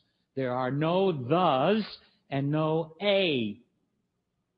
So naturally, when they brought it into Greek, and there was no definite title, it was Jesus Christ. Because the term for Christ in Aramaic is Mashiach, and it means to be anointed. What is it in Hebrew? To anoint, to smear, to rub down with the oil. Like we got Crisco oil to rub it on. Now, I know some of y'all going to say, well, they anointed Sam. Well, David got anointed, and we all cry. I know some of you wear those in here. To be ordained. So Jesus is basically regular. This sounds to me, Leo, like the historical Jesus and the mystical Christ from Gerald Massey. What's the book of Cherry S. wrote on Christ and Christ consciousness? To be the greatest thing ever sold. That was the Cherry S's book, right? Consecrated by God. This is what it means. Not a person or an individual. This is the basic meaning of it. And so when they brought it into Greek, because the definite article was missing in Aramaic, because Ray Hagen and Nipsey Hussle mama and her the Christ, it got attached to his first name, Jesus Christ. And every time we refer to him, we say, Jesus Christ was born. No, Jesus Christ wasn't born. Jesus was born, not the Christ. The Christ didn't come on him until he was baptized in the water, came out of the water, and the Spirit of God descended like a dove upon him. Then he knew his mission and his way in life. Because he had to grow up, he was a human being. He was no God stuck up in heaven waiting for the day that he'll crawl into Mary's womb and come out. He was no God stuck up in heaven. He sounded like Phil Valentine. The Christ Conspiracy, thank you. That's the name of the book. He knew his purpose after he got baptized. Now, if you know your Bible, you know where I'm getting ready to take you. I'll start right about here. This is Luke, the 2nd chapter. Visit to Jerusalem. Jesus about 12 years old now. Now, his parents went to Jerusalem every year at the feast of the Passover. And when he was 12 years old, they went up to Jerusalem after the custom of the feast.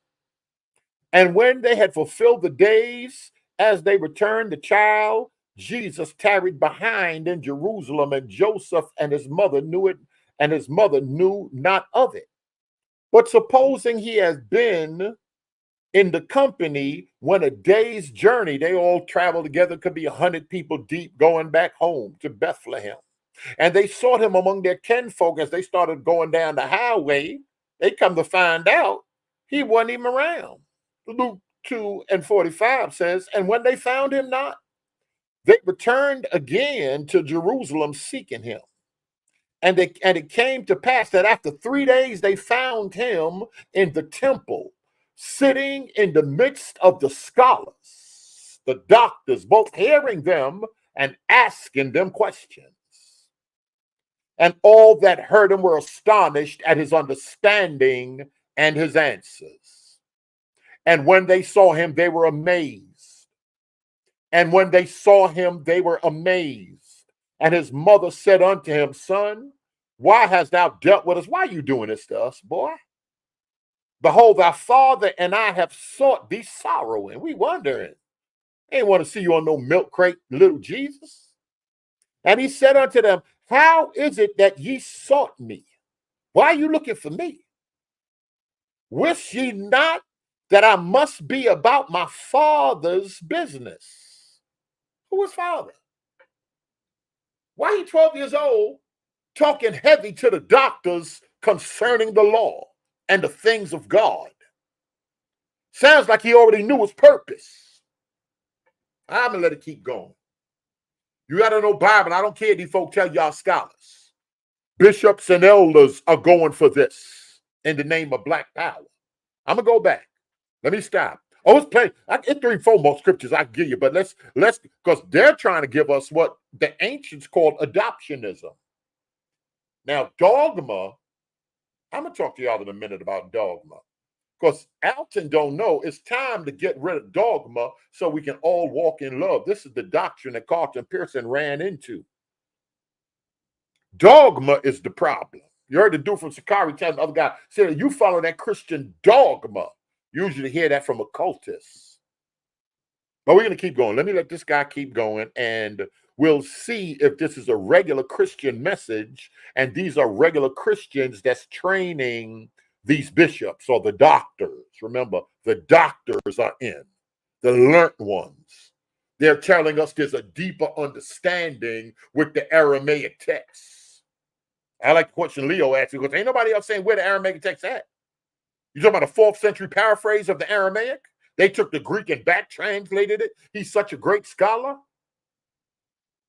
Then we're going to see if he was lecturing. Leo showed that. I think he showed that in the back chat. If he's lecturing where Manly P. Hall left all them books.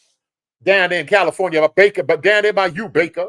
The Theosophical Society down there. Let's see. Let's just wait and see who's training these bishops. Uh-oh. Uh-oh.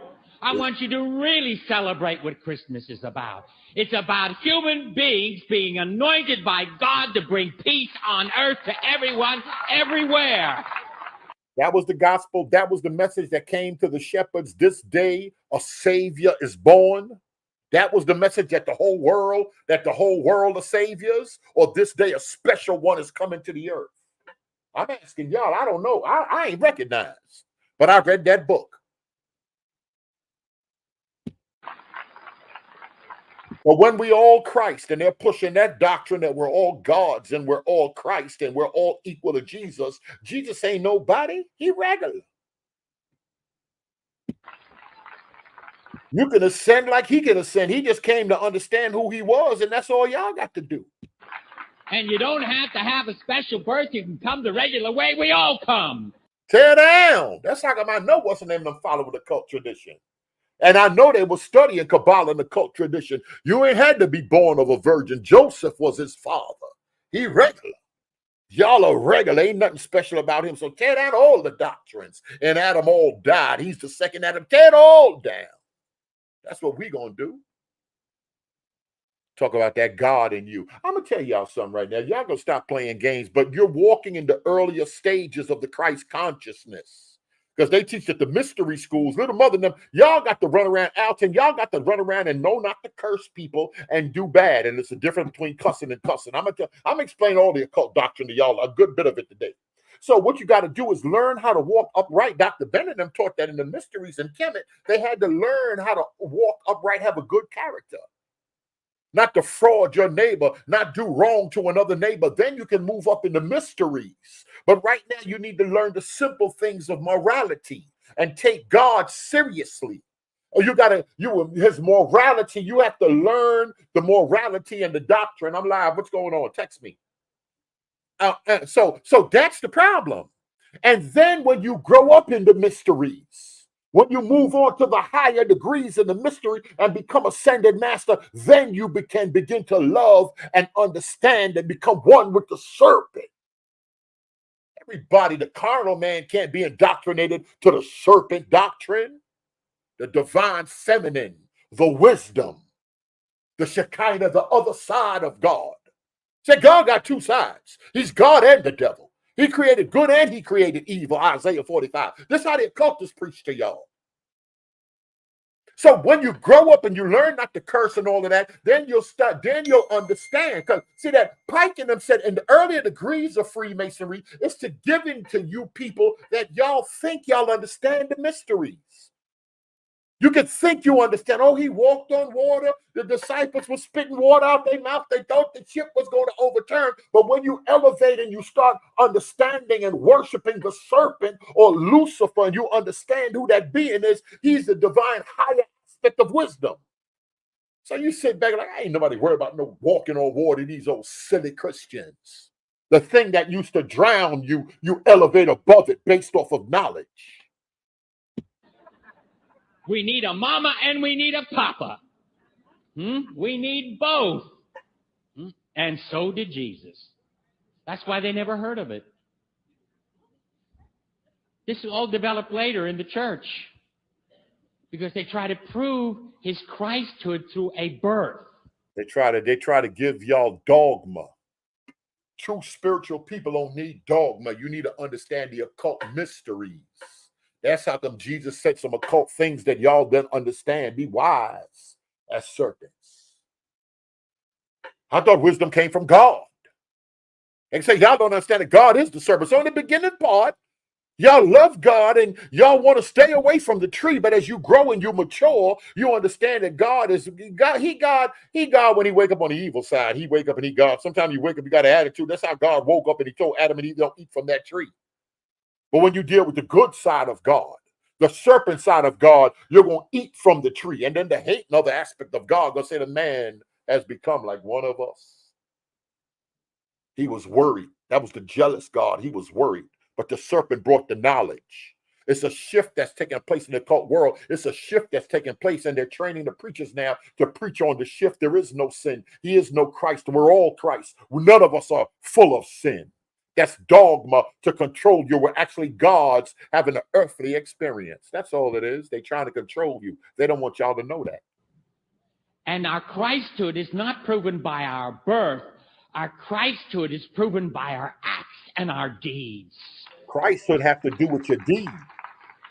That's how come these folk are fighting works. You manifest as God by doing good to others. And if you understand the mysteries and you have the keys and you understand the sciences to do good, if that sister husband is beating her and cheating on her and always running out and not coming around, you do good by working that magic on him. Fix him. That thing ain't gonna work when he get around that other woman. Fix him.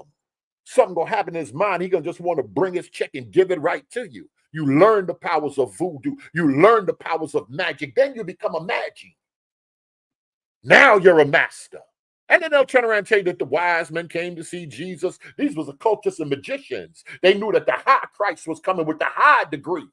That's all we're trying to reach, the high degree like him, so we could bend spoons and manipulate nature. Let me show y'all some bend and wind videos. Leo ain't want to jump on it, so I got to do this now.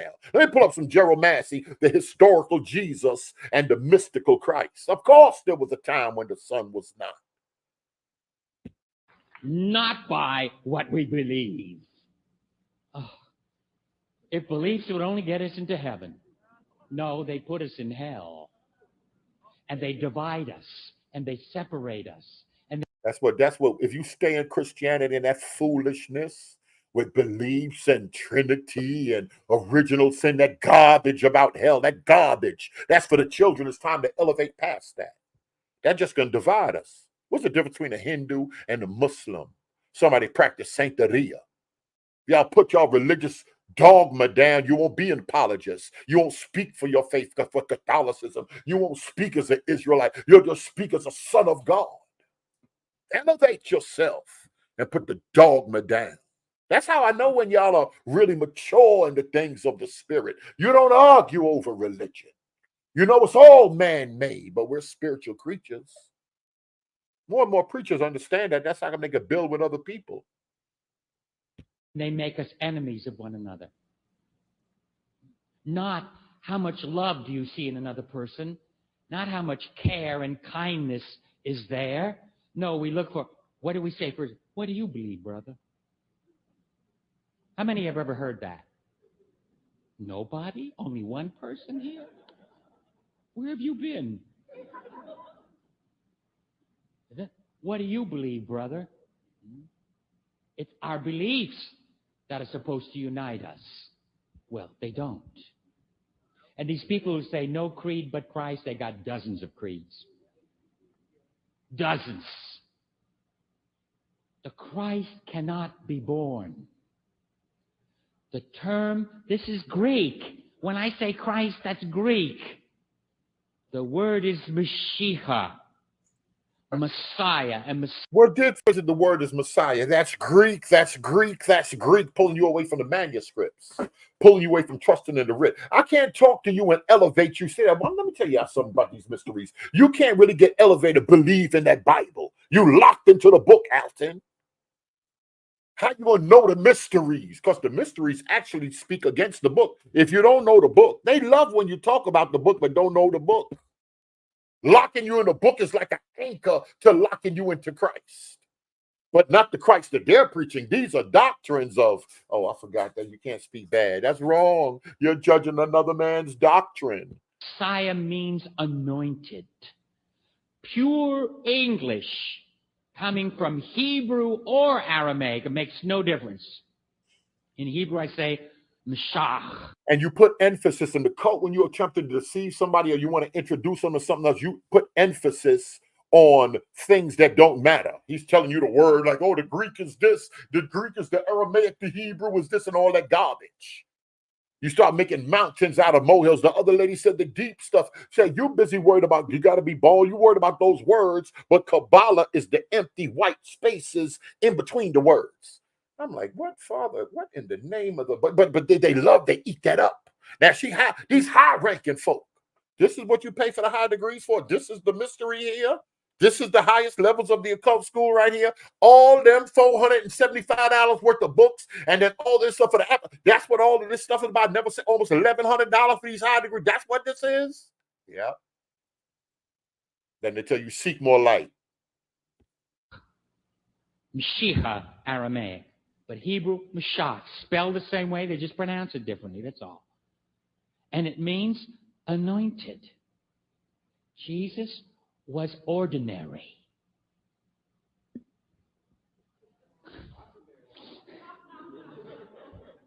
And he got to be quiet to let that soak in. And they want you to start repeating it. You start saying it. Y'all know what shocks you right now, but when I was coming out of Christianity, it shocked me to go ahead and say it. Jesus was ordinary. Ain't it interesting that them messages, occultists got the same messages that New Agers, people have near-death experiences and reincarnation, and all the UFOs got the same message. Jesus is just a regular cat. Y'all figure that out. And I'm giving this to y'all for free. You ain't got to get high degrees. You ain't got to go buy them $199 books. He was ordinary until the day the full blossoming of the anointing of God came upon him. He no doubt felt inklings, just like we all feel, like at all of our stations in life. People, we think something magical happened to Jesus. No, nothing magical happened to him. He would feel the same thing we feel. Some of us, some people feel when they're growing up, I want to be a fireman, right? I want to be this, or I want to be a minister, or we have these little, I call them droplets, little feelings, little things that let us know where we're going to go in life. And Jesus, as a human being, felt this. He felt a destiny. He felt a calling. But he couldn't put it together. I'm so glad I do have scripture to back me up. It does say, you better find some because you ain't used none yet. In wisdom. Oh? You mean he didn't have it all at one time? No, he grew in wisdom and in and in favor with God and man. The same passage I read, but he skipped the part that Jesus knew that he was supposed to be about his Father's business. He skipped the part that Jesus was among the doctors and scholars, asking them questions and expounded. That's why all these people, red, yellow, black, white, whatever they want to do, context kills false doctrine. Standing. Because you know how we are when we're 16 and 17. We understand everything. And we know everything. And you can't tell us anything because we know it all. Until we get our fingers burned. They said, what's going on here? But in spite of that, in other words, Jesus grew up exactly like we do and lived life. He played in the streets. He did all of that. He didn't have the feeling, I'm the Christ. You see, what has happened is all this came later after he became famous. And he wasn't famous during his time. I got news for you. He wasn't. He was not famous during his time. It was the church. As the church grew, the church made him more and more and more and more famous. But they just looked at him as a provincial teacher. When his disciples came, he said, they're doing what we're doing over there. We need to stop them. And says, you leave them alone. What that got to do with his nature? Even the enemy said that they're banding themselves together and promising not to fornicate, and they're singing songs to Jesus as if he was a god. He ain't telling y'all the whole story. Nathaniel them don't tell y'all the whole story. Cultists don't tell y'all the whole story. Liars and false teachers don't tell y'all the whole story. They got to give you a little bit because they steer you in a direction. Then they talk about blinders. They got to put blinders on. You all white folk are wicked. Everybody thought Jesus was a regular man.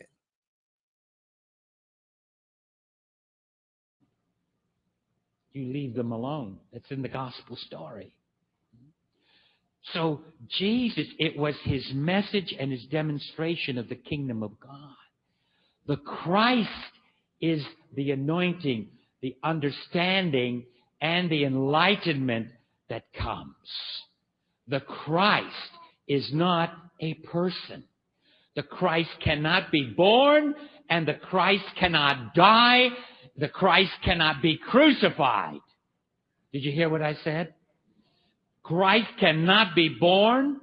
Look, David called King Saul, who was about to murder him, when he had the opportunity to murder Saul now. He said, God forbid that I should touch the Lord's anointed. So now Saul is just like Christ, and Samuel got anointed. Anointed means nothing. He can't die. Nobody died for your sins on the cross and rose the third day.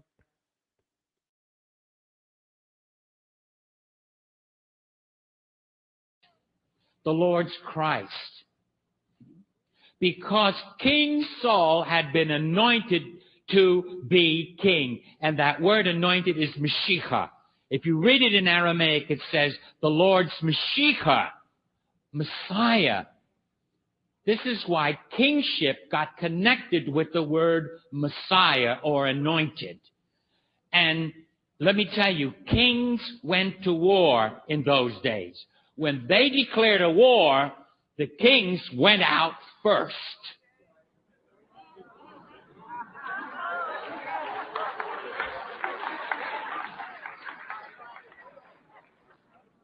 They helped lead the battle. Whoops, I'm not saying any more.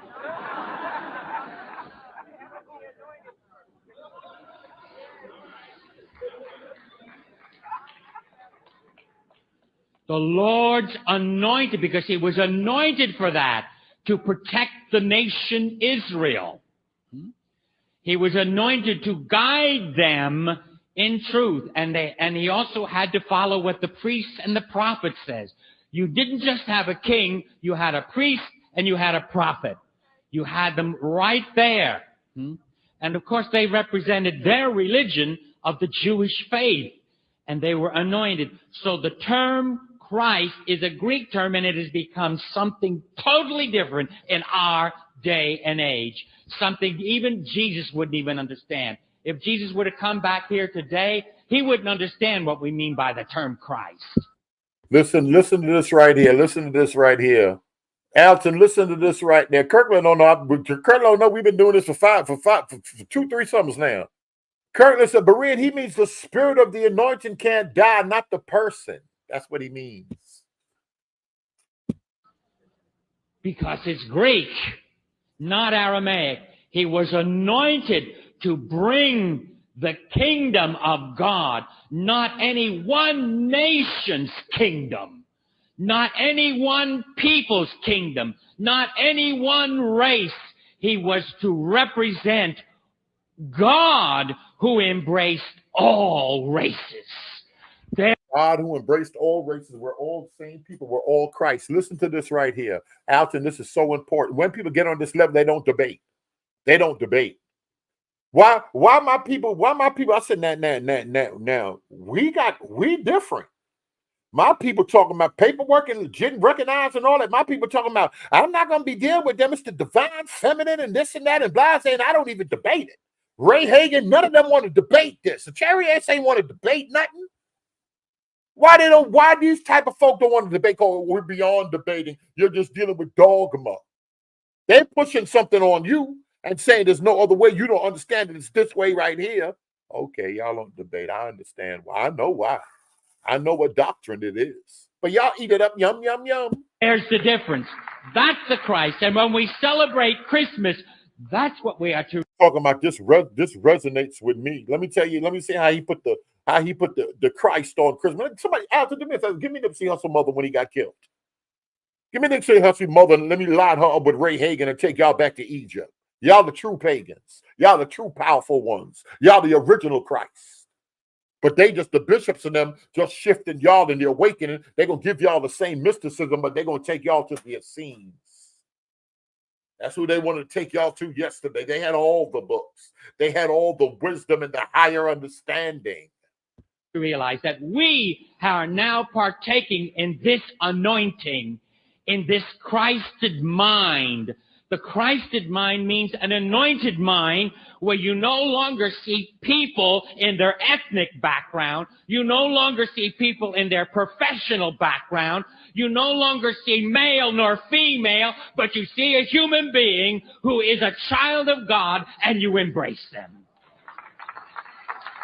This is the meaning of Christmas, the Christ month. We call this the Christ month, but not birth. Somebody go get a boo. What Christ Mass mean? What is a Mass? When you're going to Mass? What's wrong with you people? Well, no, let me stop it. Because there's some sharp folk in here. But what does Christmas means?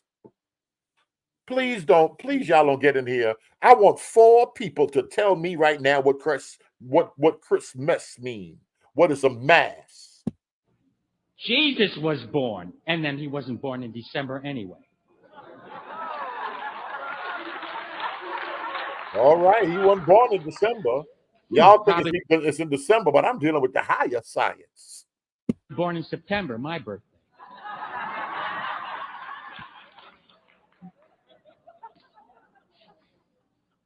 A Virgo. I hope you know I'm kidding there. We don't know his birth. And you can't go by the angels and the shepherds being out on the field, and they try to figure it by the months that the shepherds would be out on the field to figure out when Jesus was born. I got news for you. That whole story is exactly what I just said. A story to celebrate someday. It doesn't make any difference what day we pick, as long as we celebrate the truth of the Christhood that he really did bring. It wasn't his birth, but his maturity, his wisdom, and his understanding that gave him his true Christhood. His understanding of God, his understanding of human beings, his understanding of his own people and of his own nation. This is his understanding of who God was, the Christhood. All of that stuff is knowledge, it's gnosis, it's knowledge. This is, somebody said Gnosticism is in heavy rotation. That's what this is.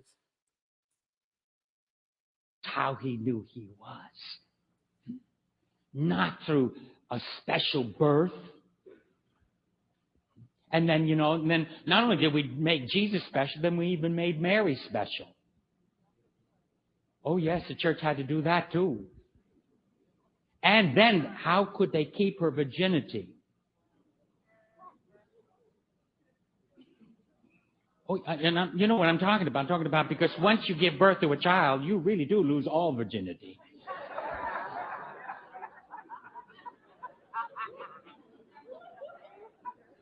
It's wide open.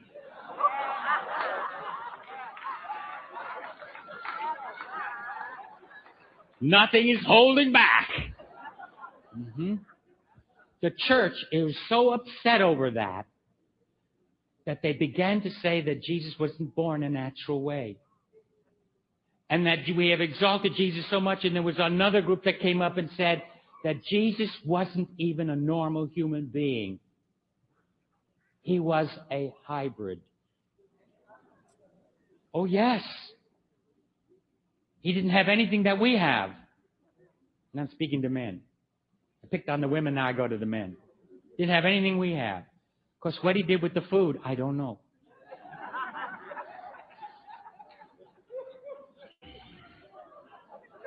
And when he drank, I really don't know. We have these ridiculous cockamamie notions and ideas about religion and God and Jesus Dogma, and the apostles. dogma. No wonder we don't have peace on earth.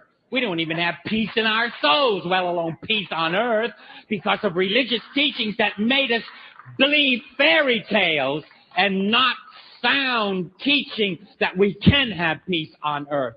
The Christ is anointing us so we can have peace in our souls, peace in our homes, peace in our jobs, peace in our nation, peace all over the world. We must come to a real sound understanding that being human is not being evil. Being human is being a child of God. We learn to do evil. We learn to lie. We learn to steal. We learn to do those things. We're not born that way. We're all good and clean and clear when we are born. And it's the same thing with goodness. We learn to do good. We learn to love. We learn to be kind. We learn to be compassionate because that's what we are, children of God. Oh, when are we going to get down to earth? No, we want to get to heaven. And the way to get there is believe the way I believe. Believe my doctrine and you'll get there. Isn't that what's taught? When all the time it's earth. I mean, why did Jesus come here?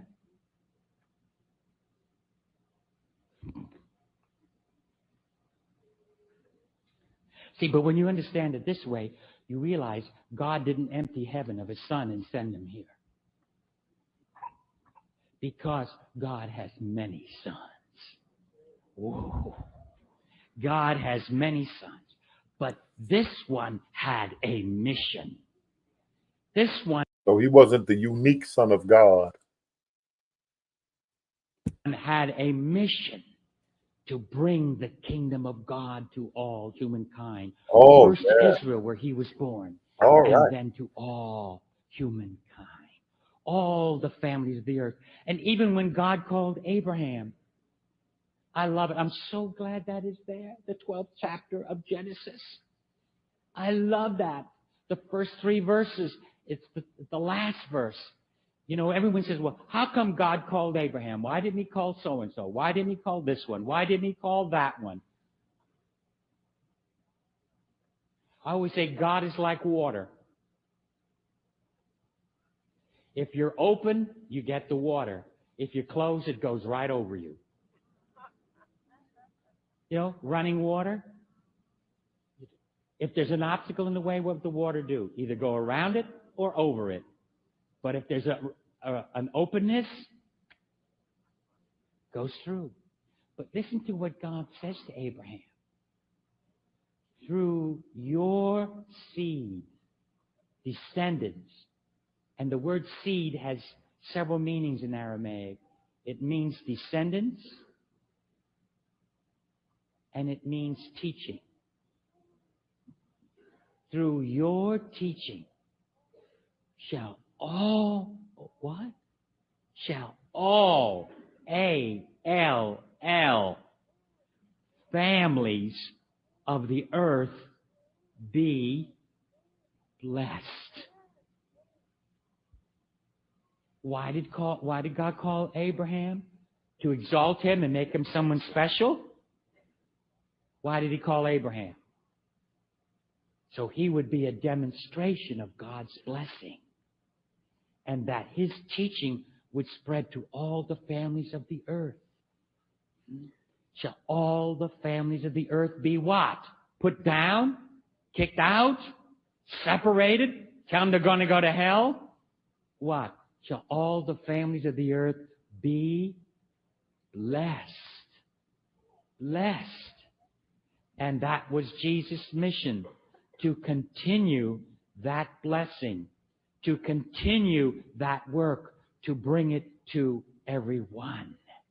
But only as the anointed, as the Christ. That is the anointing. His last name is not Christ. They only had one name.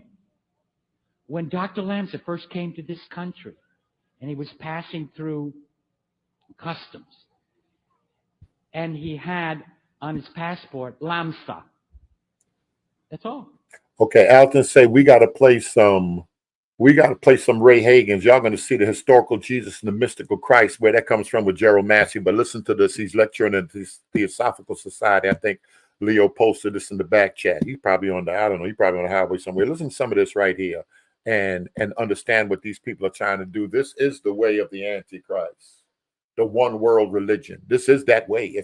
For you Revelation people, the wickedness is coming. Y'all so busy focused on white folk. Y'all don't know it's a whole doctrine got to prepare the earth first. And will be available online at www.atlantaforumnetwork.org.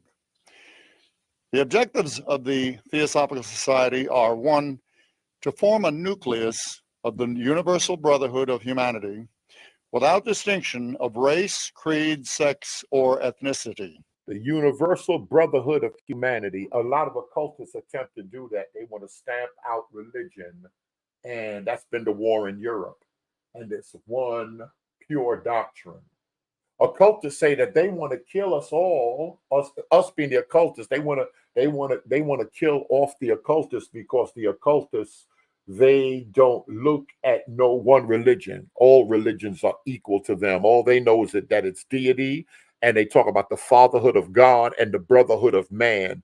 Dogma is dangerous, and dogma separates. If Alton didn't have dogma, Alton can pray and love and spend a lot of time with a Hindu, with a Muslim, with somebody involved in Santeria. It wouldn't be no problem. But dogma is separating him. But they say a time is going to come where it's going to be one true religion, and you're going to know that we're all children of God. There is no hell. They invented hell to scare the hell out of you. But God is inside all of you. If you mess up, you come back. That's reincarnation. If you mess up, you come back down and you do it all over. He ain't willing to put nobody in hell. You're not willing that none should perish. He's going to give you he's going to give you time and time and time again to get it right. And the madness of religion is they'll fight you and kill you and tell you that you need to do it this way. And if you don't do it this way, you ain't going to make it in the kingdom. Not knowing the kingdom is open to all. It's a family. It's a family affair. 2, to encourage the study of comparative religion, philosophy, science, and the arts. That's how come people that's full of the dogma and the Bible, they're nervous when people put Farrakhan in the pulpit behind the sacred desk. Other people don't see no problem. I don't see nothing wrong with it at all. They'll say stuff like that. To investigate the unexplained laws of nature and powers latent in man. Let's take a moment and listen to this benediction. It's by Annie Besant. O hidden light, vibrant in every atom. Annie said she wrote Esoteric Christianity. She was the number 2 person in the Theosophical Society and Meet Blavatsky. Hidden light shining in every creature. O hidden love, embracing all in oneness. It's the same organization, 1990, Mandy P. Hall, leading occultist, wrote Secret Teachings of All Ages. He wrote so much on the occult and the esoteric and esoteric Freemasonry that they honored him. He came in Freemasonry. He was already a occultist. He was already writing popular books. So a lot of times y'all talk about the Freemasons, he was already a leading occultist, a master in the occult tradition. Yes. May each who feels himself as one with thee. He left all his books to this place right here. Like Dr. Ben gave all his books to the Nation of Islam. When Manly P. Hall died, he left all his books to Theosophical Society. No. To advance the occult tradition. Blavatsky, who was down with the Theosophical Society, what she said? She said the occult doctrine that was in Freemasonry, now it's time to come out to the whole world. Those were just occult schools that learned the mysteries. Bacon and all of them dudes. That was just for now, it's for everybody to learn it. Some of y'all call it the New Age movement, Quimby and all of them dudes, Reverend Ike and all of them dudes, Larry Reed, Bernard Jordan. They say spirit is spirit. Casey, you tap into the Akashic records. That's all it is, tapping into your spirituality, your higher self. And more people learning and knowing about their higher self and walking away from this nonsense you call Christianity. Jesus the only way. You born in sin. No, we gods. He is therefore one. But the problem is that message is in the Bible too. He know that they from you eat from that tree. This is the tree right here, y'all. Y'all eating from that tree. Y'all love that tree. With every other. Our guest speaker today is Dr. Rocco Errico. Then y'all don't know that these people give it to y'all on stages. That's like when Farrakhan was doing one thing. When it was time to take y'all to the next stage, start pushing Scientology on y'all. I thought he didn't want the things that came from the wicked white. Never mind. Y'all done did it. Tastes good. Yum, yum. Dr. Errico will be speaking on the scriptures through Near East eyes. Dr. Errico is a minister, author of 5 books, lecturer, and a leading biblical scholar working from the original Aramaic text. In this lecture, Dr. Errico builds a bridge between our Western understanding and the Near Eastern social realities. This is Blavatsky's dream. This is the Blavatsky's dream right here. Y'all notice what he said, that he's a biblical scholar working from the original Aramaic text? Leo keep asking y'all about text, but nobody, that's going right over. Y'all ain't worried about the text. We want to hear the doctrine. Yum, yum. And helps us see the scriptures through Semitic, Aramaic eyes. In its original language that the Hebrew patriarchs, prophets, Jesus, his disciples, and contemporaries spoke, taught, and wrote. Please give a warm welcome to Dr. Errico.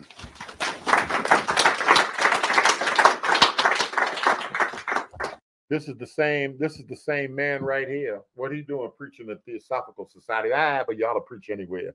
Give some of y'all a microphone, y'all will preach anywhere. Y'all don't care, don't make a difference. Spreading this message. Or he was shut out from different messages. Gandhi admired Blavatsky, so did Hitler. He slept with his whole book at the side of his bed. A whole bunch of these people. And Martin Luther King admired Gandhi. You ain't lying. You ain't lying to you ain't lying. Good afternoon. Oh, this rabbit hole here? It is my usual custom when I open up to open with the Lord's Prayer in the ancient Aramaic tongue. All right, man. So I'm going to do that right now. In other words, this is the way it fell from his lips almost 2,000 years ago. Shall we pray? Awun washmaya nitkadeshishmach te malkuthach nechwe seviana ke kanna dashmaya apar haulan lach masunkan nyao mana wash walk lan how bain a Canada. What Paul said about them tongues? Y'all saying some stuff. I don't know if you run around here trying to cast. I don't know what's going on with you folk. You got to pray in this language, and y'all repeating. I'm gonna teach you how to pray. You don't know what words you saying. Oh, but I forgot deity. He's simple, like mankind. He don't know all languages. If he confused and put the language, never mind. Whatever you people want to do.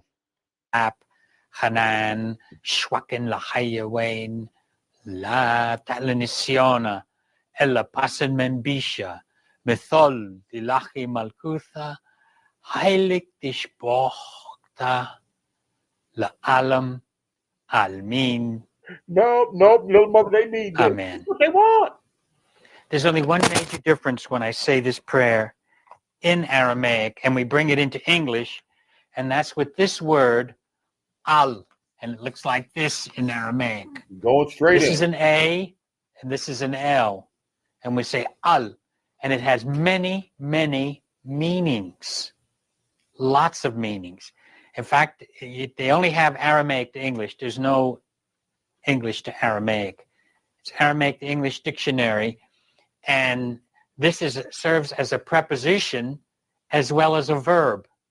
Just these two letters, A and L, and it means to enter into, not lead. And with all the meanings, not once does it ever mean lead. It means to enter into, it means to fight, to wrestle. It has all these meanings as a verb, but as a preposition, it means on, upon, over, above, has all those other meanings. And when we say it in the prayer, this is what it looks like. Ta'lan. Ta'lan, which means, and do not let us enter into temptation. In other words, the way Benjamin Franklin translated, that is, he was guessing at it because he never liked the Lord's Prayer the way it was written. So what he did was, when he came to this part, lead us not into temptation, he changed it to, and keep us out of trouble, which it was typical of Benjamin Franklin, you see. And but this is the actual Aramaic word, and this is the root of it, A-L, right here, which means to enter into. And this is the letter N, and this is a T, the final T. This is when it becomes a verb, meaning to wrestle, to enter into something, or not. The reason why we say not to enter is because the word that follows it, that comes before it, and that's la. La means no, enter. Do not let us enter into temptation. Well, I always say that at the beginning, before I actually start the program, bridging the gap between the East and the West, I want to tell you a little bit how it started. And this is a wonderful little book I have. It was published, and it's literally falling apart on me. I don't know what I'm going to do when it does, because this is an 1814 edition. See what I mean? And I have to be careful with the pages. This is an 1814 edition. It's called The Nestorians, which is really a wrong name, or The Lost Tribes. Listen. The Lost Tribes of Israel. They were never lost. They were scattered. And they were scattered in northern Iraq, in what we call today Afghanistan. Oh, y'all gonna get. Let me see if some coffee. Let me see what's up in here. And today is also known as Pakistan. They were scattered. Let me stop, because some people are going to say that that's why they really went to war. They wanted to go over there because of portals and some magical. There might be, just in case. I seriously doubt it. In case there's somebody here that don't know, let's go back and try to deal with some of a couple of minutes on what Christ consciousness is. And then I'm going to show y'all how people want to separate Jesus from Christ, what it means to be anointed, and was Jesus unique? Did he teach us all God consciousness and things along those lines? Because we're going to hear more and more of it. So we must make sure we have thoroughly down packed. This is by far the most popular religion that's out here on the internet. No one say, well, I'm the awakening, I'm part of a nation. Bruh. He's going to show y'all part of this too. It's an awakening taking place. Let me see if I can even show it on this page right here. Let me see if I can make this smaller. If I can scroll this, if I can scroll down here. This was dropped 10 months ago. It's a 17-minute video. I'm only playing 7 minutes of it. It was dropped 10 months ago, 117,000 views. The reason I look at the views is it can tell you how popular a teaching, a doctrine, or a dogma is. The most relevant state of consciousness for those going through a spiritual awakening. Y'all waking up to who y'all are, we Israel, but a spiritual awakening is the most powerful and longest run doctrine that we see on the internet right now. Oh, they've been there was a spiritual awakening in Genesis 3. It's come down through stages. I'll show you, Kelly. I'll show the Illuminati and what they wanted to do. because there were people that, like, the church is trying to keep y'all in darkness, but we trying to wake y'all up to a higher consciousness and illumination.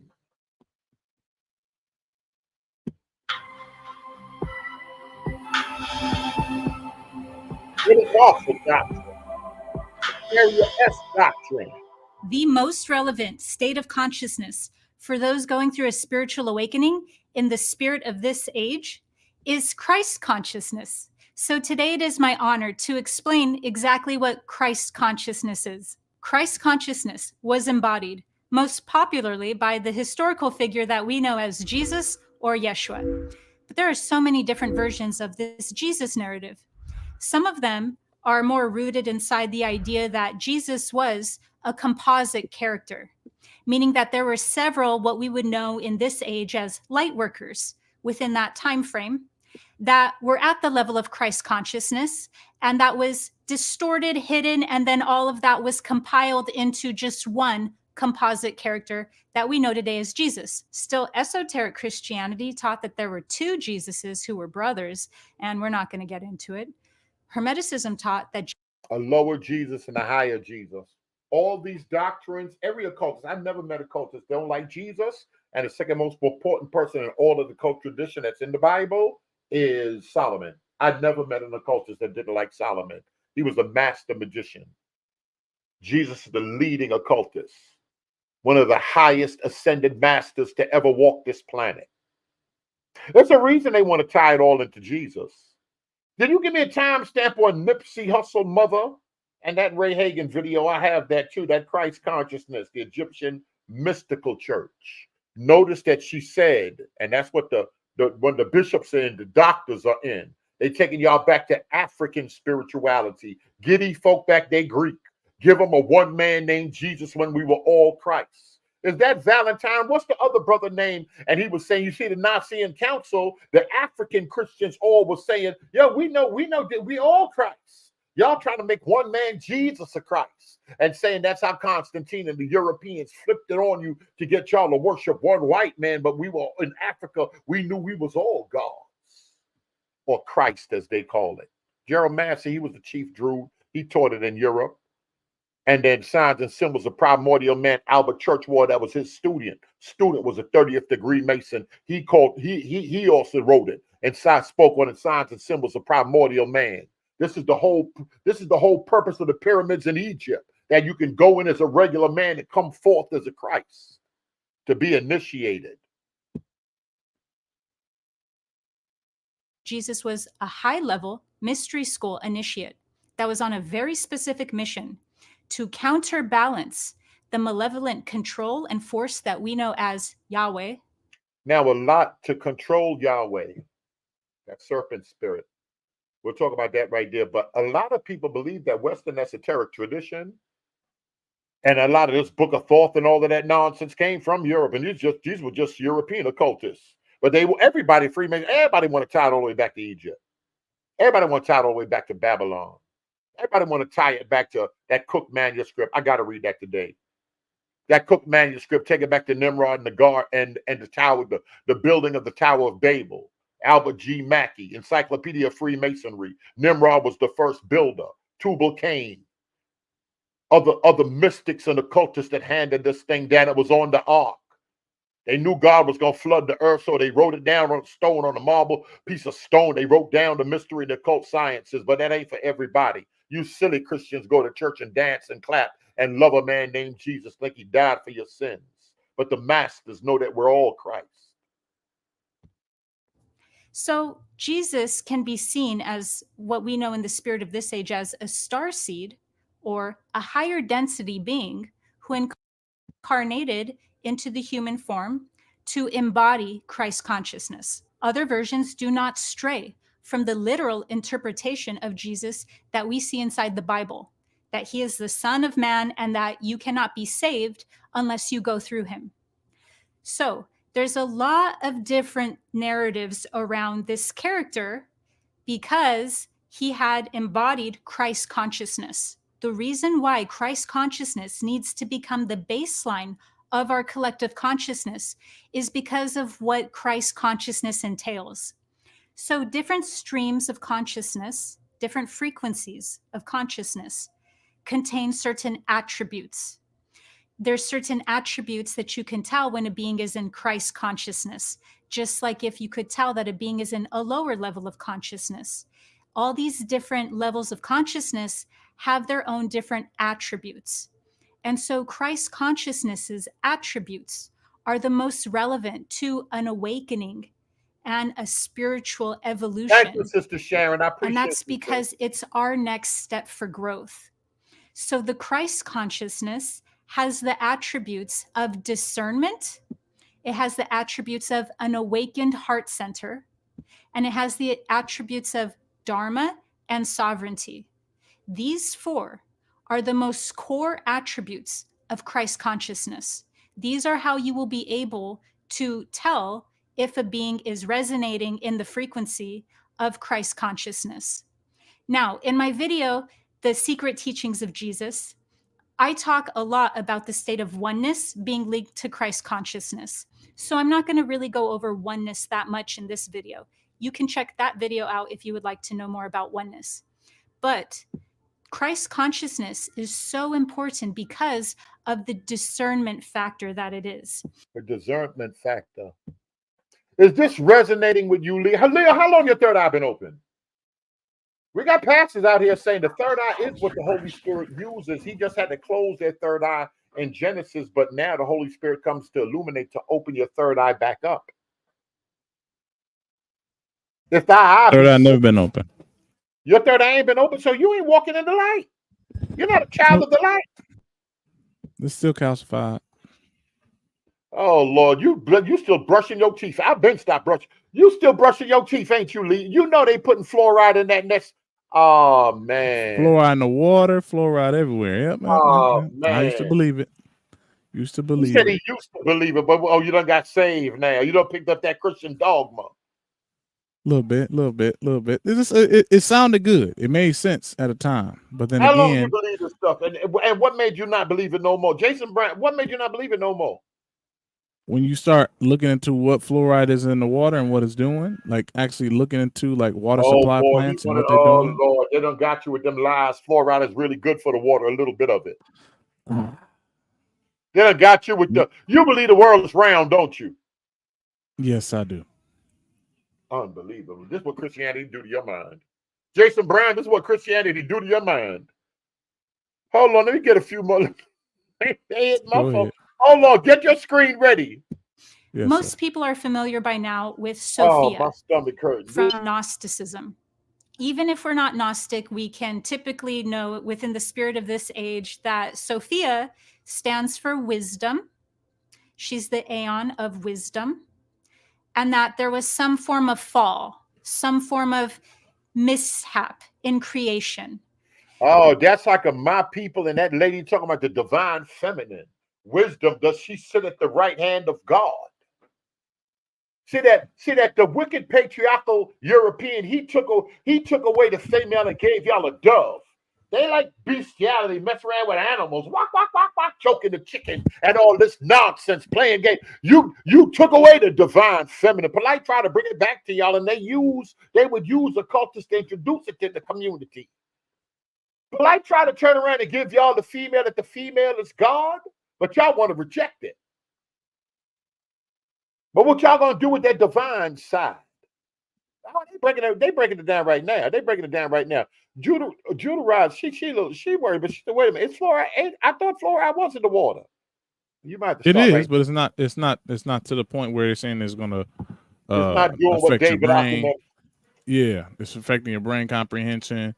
It's all these different issues that they say fluoride is doing to you. It's not necessarily. Leo, agent, shut your filthy microphone. Get your slides ready. You're an agent. You work. All of y'all work for a boo. I know what's going on. Y'all trying to drag us back in darkness. And if you didn't know that, well, now you do. So Sophia is intimately linked with Christ. And the state of consciousness, being Christ consciousness, is the masculine expression of Sophia, of wisdom. So that's what's very important. That's like the esoteric Easter egg of knowing what Christ consciousness is in its 360-degree expression.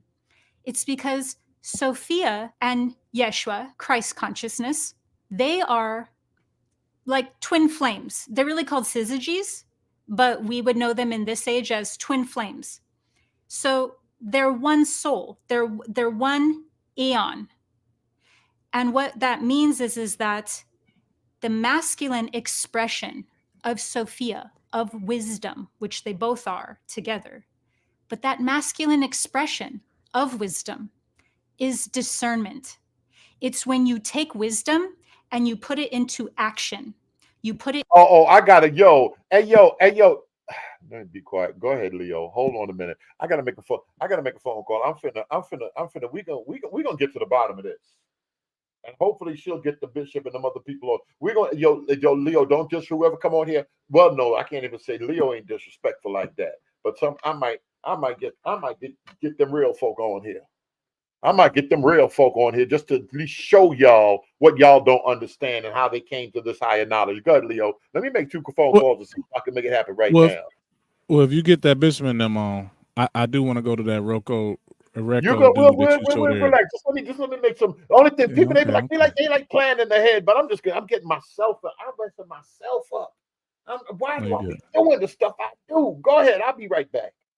No problem. So Brian been showing some videos just about some different teachings and things like that around New Age understandings. I would say when you're dealing with the church, more of the New Thought movement, what you see with like Reverend Ike. But there's something I just noticed here. I was reading this book a while back and just doing research into the Trinity.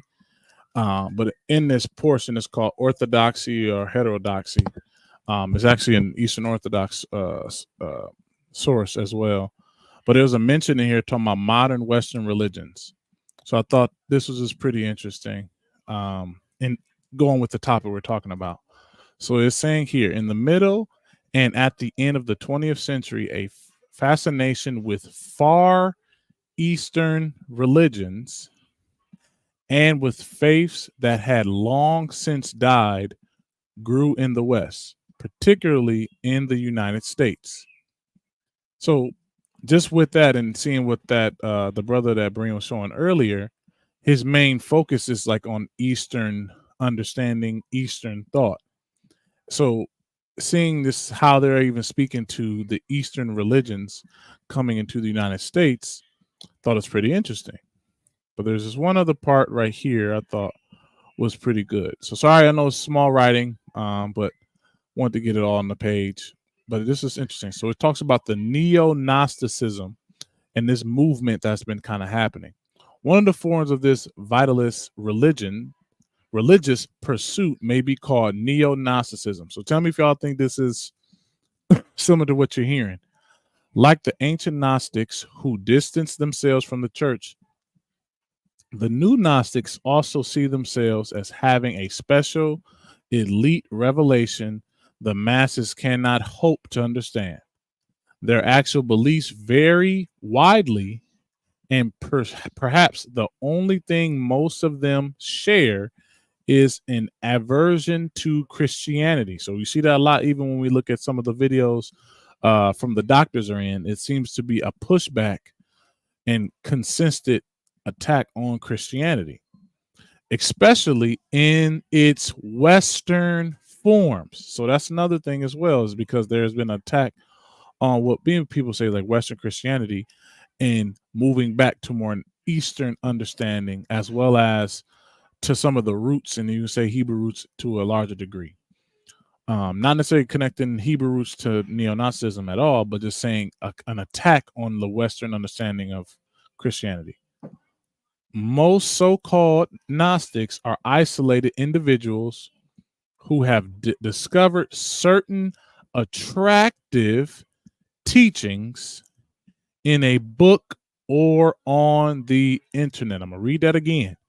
Most so-called Gnostics are isolated individuals, mostly folks don't have church homes or just out here wilding, individuals who have discovered certain attractive teachings in a book or on the internet. few actually exist as religious communities, though there are Gnostic societies. Why Some would is say- that right now? Why do you think that is? They couldn't. They want me. They said they're trying to see if they can pull something, if they can make something happen right now. But they tell me, like, you got to tell me ahead of time what day y'all want to get into the full discussion of it.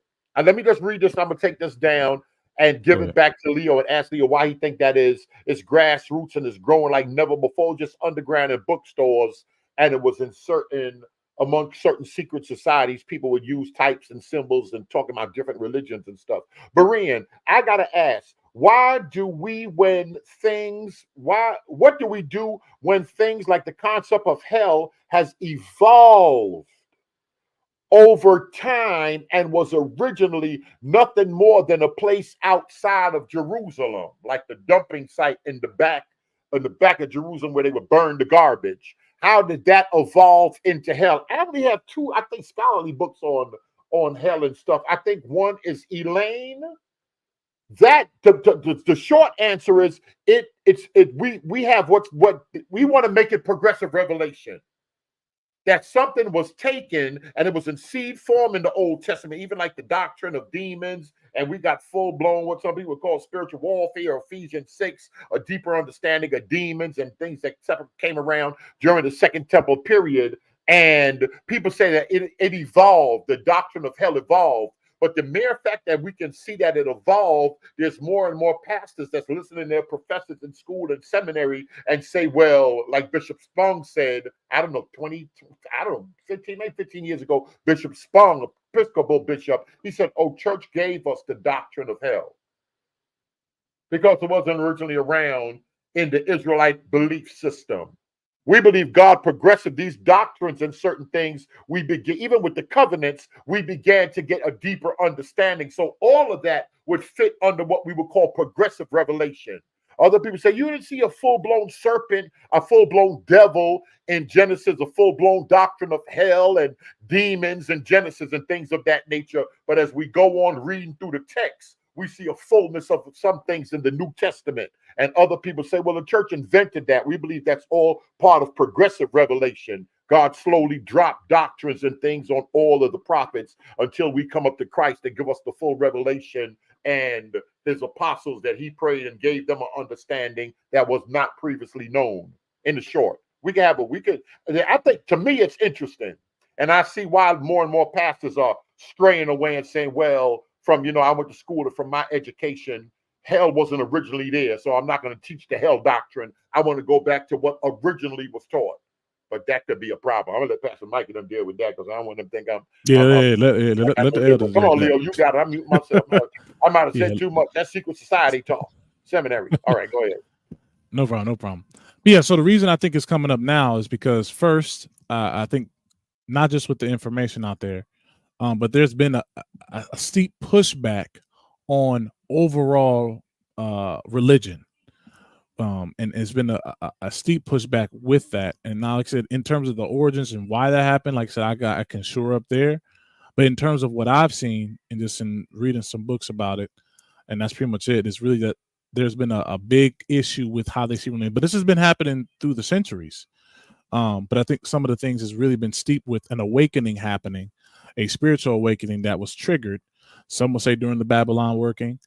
I know Brian may know more about that too, in terms of what was done at the Babylon working to trigger a certain change in the world to where people are seeking this information and knowledge. But then also you can see the seeking for truths outside of religious systems. And I just see that happening more and more because people are reading more, people are studying more, even in the 1800s. But I connected personally to the Age of Enlightenment. That's where I see a lot of this coming from personally. Come on, I agree with that 100%. I don't know if they understand, Babylon working. How do you go to work? You go to walk on water, or are you just there part time? Because we start getting Babylon working. You got to believe in portals and all that. And I don't want, because the other dude already said. He said, I'm gonna call. He said, don't worry, I'm gonna talk to Pastor Mike. They want to snitch or run. Somebody like, I talk to Pastor Mike. Let me call him right now. Matter of fact, go ahead. Let me see no, it's all good. Pastor Mike, I don't want y'all thinking this Leo doing it This on is his not. own. Yeah, this is me. This is me. This is not walking on water teachings. This is me. This is something I Berean, look into. we on do the not side. hold the views. I gotta put somebody send me one of them disclaimers. Go ahead. Let me get somebody. Yeah. So, but like I said, I connected more to the Age of Enlightenment and what was happening in Europe during that time. The new understandings and understanding of reason, going through understanding and disconnecting from just church and what Bereans were saying, dogma mainly, really trying to explain certain things. I think with that, and you see the drive from different regions that people that attended the Age of Enlightenment, you start seeing those concepts moved around to different first schools of thought, religious sectors, and things like that. So I personally connected to the Age of Enlightenment, but others definitely could debate that. But the reason I'm reading this is because I thought it just gives a good understanding. It's a baseline, like recap of what they see with the neo-Gnosticism movement going on right now.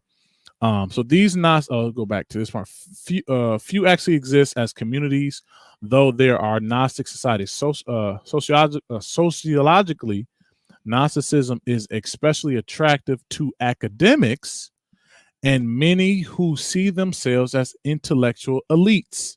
Now we see that with the doctors are in. They may call themselves intellectual elites, academics, so to speak, but this, at least, source is kind of speaking to how this type of thinking and concepts may be attractive to them because they can explain certain things that are seen as deeper, specifically not solely spiritually based. Always, these Gnostics regard themselves as complementatives and may draw upon numerous mystical practices and beliefs within multiple religious traditions. Again, multiple religious traditions. So it's an amalgamation of everything that they're studying and bringing it all together that may otherwise contradict each other. So they can pigeonhole in place where they want things to go and make sense of things, but they could theoretically contradict each other if you're trying to synchronize Buddhism with Christianity, so to speak. Because of their religious elitism, critics and those who fail to understand these teachings may be looked upon by such Gnostics as simply lesser beings who cannot hope to get it, in quotes. Neo-Gnosticism, like its ancient counterpart, which we know is just regular Gnosticism, is usually dualistic, seeing spiritual life as an attempt to free a physical captivity. Read that again. Seeing spiritual life as an attempt to be free of physical captivity. So this flesh body is keeping us captives from this spiritual enlightenment that we should have. And then if you start noticing more and more people that go into that, talk about the divine spark and what's within these flesh bodies, this matter is corrupted, is pretty much, and that's where a lot of people start connecting. And I'm not going to get on that now. But I will say that the issues with the matter and the flesh, that's kind of where it says it's hindering our spirit, our divine spark, if you go with the Gnostic language there. How this manifests itself may vary. Some Gnostics may be sharply like a Hindu yogin attempting to be free of the body. Others may instead embrace gross physical immorality, believing that what one does with the body is spiritually irrelevant. Like the ancient Gnostics, neo-Gnostics stand in opposition to one of the basic truths of Orthodox Christianity, that the one God became man to save all of mankind. Now, we just went through that video Berean was playing of the Dr. Rocco Ekero. He was pretty much saying, well, God was born a man. Jesus was born, but he was not God when he was born. He was just a regular man. He was ordinary. And then through, like Ebionites and adoptionists will say, he became God. But here, this is the direct contradiction with orthodoxy. And just knowing what we believe, God became man in the flesh, manifestation, incarnation, John 1. But yet Gnostics, like it says here, if Gnostics do believe in Jesus, he is probably not God to them. If Gnostics do believe in Jesus, he is probably not God to them, but perhaps only a short intermediary connecting them to ultimate divine reality. So from what, at least if you're taking what they're saying here, if you just make the connection to what Brian was sharing, that brother earlier could be seen as a Gnostic if you're just going to go what they're saying here. The basic cure for neo-Gnosticism is humility, because at its core, it is deeply arrogant in its basic religious premises. I was looking at the Lexham Bible Dictionary, just looking at some Christian sources, and they're talking about the Nag Hammadi. Brian knows what this is, but there's some specific sources that are connected to Sethian Gnosticism. Some of y'all know some of these. I won't go into these today. Actually, I'll go backwards. So some baseline definitions for Gnosticism you can see Hold on, here. but I'm sorry. I want to cut you off for a minute, because I get on here and I mock people, and I was deep into reading them books and studying and laying into this stuff, because so many people involved in the religion that I respected was on some type of crazy other road. So I said, let me study, let me lay into some of this stuff. And then I have to tell people they crazy for believing it, but it's so popular. You being someone that believed on it, I want him to testify, Jason Brown. What possessed you to get involved in this one, and then two, what snap you out of it? Well, originally, looking into stuff is I was watching Silent videos. It sound good to you? Oh, like looking into this information. What do you mean? Yeah, all of this stuff. Yeah. Yeah, I used to believe the world. You used to believe a lot of this stuff. He said, nah. Yeah, I was heavy in conspiracy. I was used to watch Signet all the time. I was heavy in, even in the early days when Dane Calloway first came out, I was looking at a lot of his stuff. Also, like I said it before, I used to watch G. Craig Lewis, so conspiracy was already there, looking into different things, the Freemasonry, all these different things, always trying to look into conspiracies. I would listen to Alex Jones, InfoWars. Or the church or somebody was trying to hide something, and that's why books were missing. You know? Oh, okay. Yes. Gotcha. Yeah, like I believe the Apocrypha was hidden on purpose. I used to believe that. Okay. So like I said, I used to listen to, like when David Icke would go on InfoWars with Alex Jones, I would watch it. Man. I used to listen to that makes sense. Keep going. Coast to Coast. You know Coast to Coast? Yeah, he died, but they still going. Yeah, I used to listen to him often. Like I said, I used to be into this a lot. And then slowly but surely, when I say slowly but surely, is when I started, I'll be honest with you, reading. It's like I would grab the books that people are saying to get, and I would start reading what they're saying. And then more and more, the more you look into what these videos are saying, stuff just didn't make sense. Like example, I was into like flat earth for a while, and then I saw a lot of people that were into the Aboriginal community that believes blacks are not African, but they're Aboriginals to America.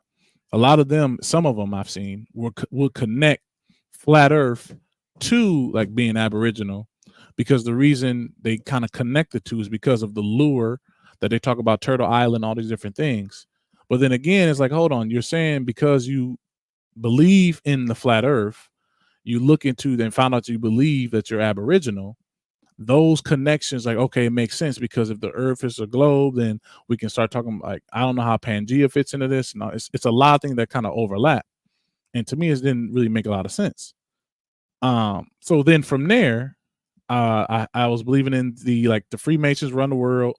The Jesuits are connected to them. I was looking at, and I actually put the video, not the video, I put the screen. I'm gonna switch it to this other slide I have when it talks about like Freemasonry and like this like image. I used to believe in it vehemently in terms of like how all the different groups are connected. Did you believe in Jesus at the same time? Red letter full. Oh yeah. He said, just admit you was tossed to and fro. Oh, for sure. Definitely. I was all over the place. I was listening, watching Sunday videos and Dane Calloway. In Jesus, that he died and rose again. You believe all of this together? I was a faithful church member during this whole time. Boy, I'm mute myself. Go ahead. I'm listening. So, but yeah, a lot of this, like I said, it was just, I was on the internet, and I'll be honest, a lot of that time in college, I mean, outside of studying, you just in your room all day with different people that believe different views, and you're hearing different things. You start to look into stuff. You hear people that's atheists, and they say, why the atheists? They start looking into certain claims. They conspiracy theorists. They start calling out different things and looking at the Montauk Institute and all these different things. Hold on, I've never heard of this before. But then I'm already had the inclination because I've been watching G. Craig Lewis. He's been talking about Freemasonry for so long.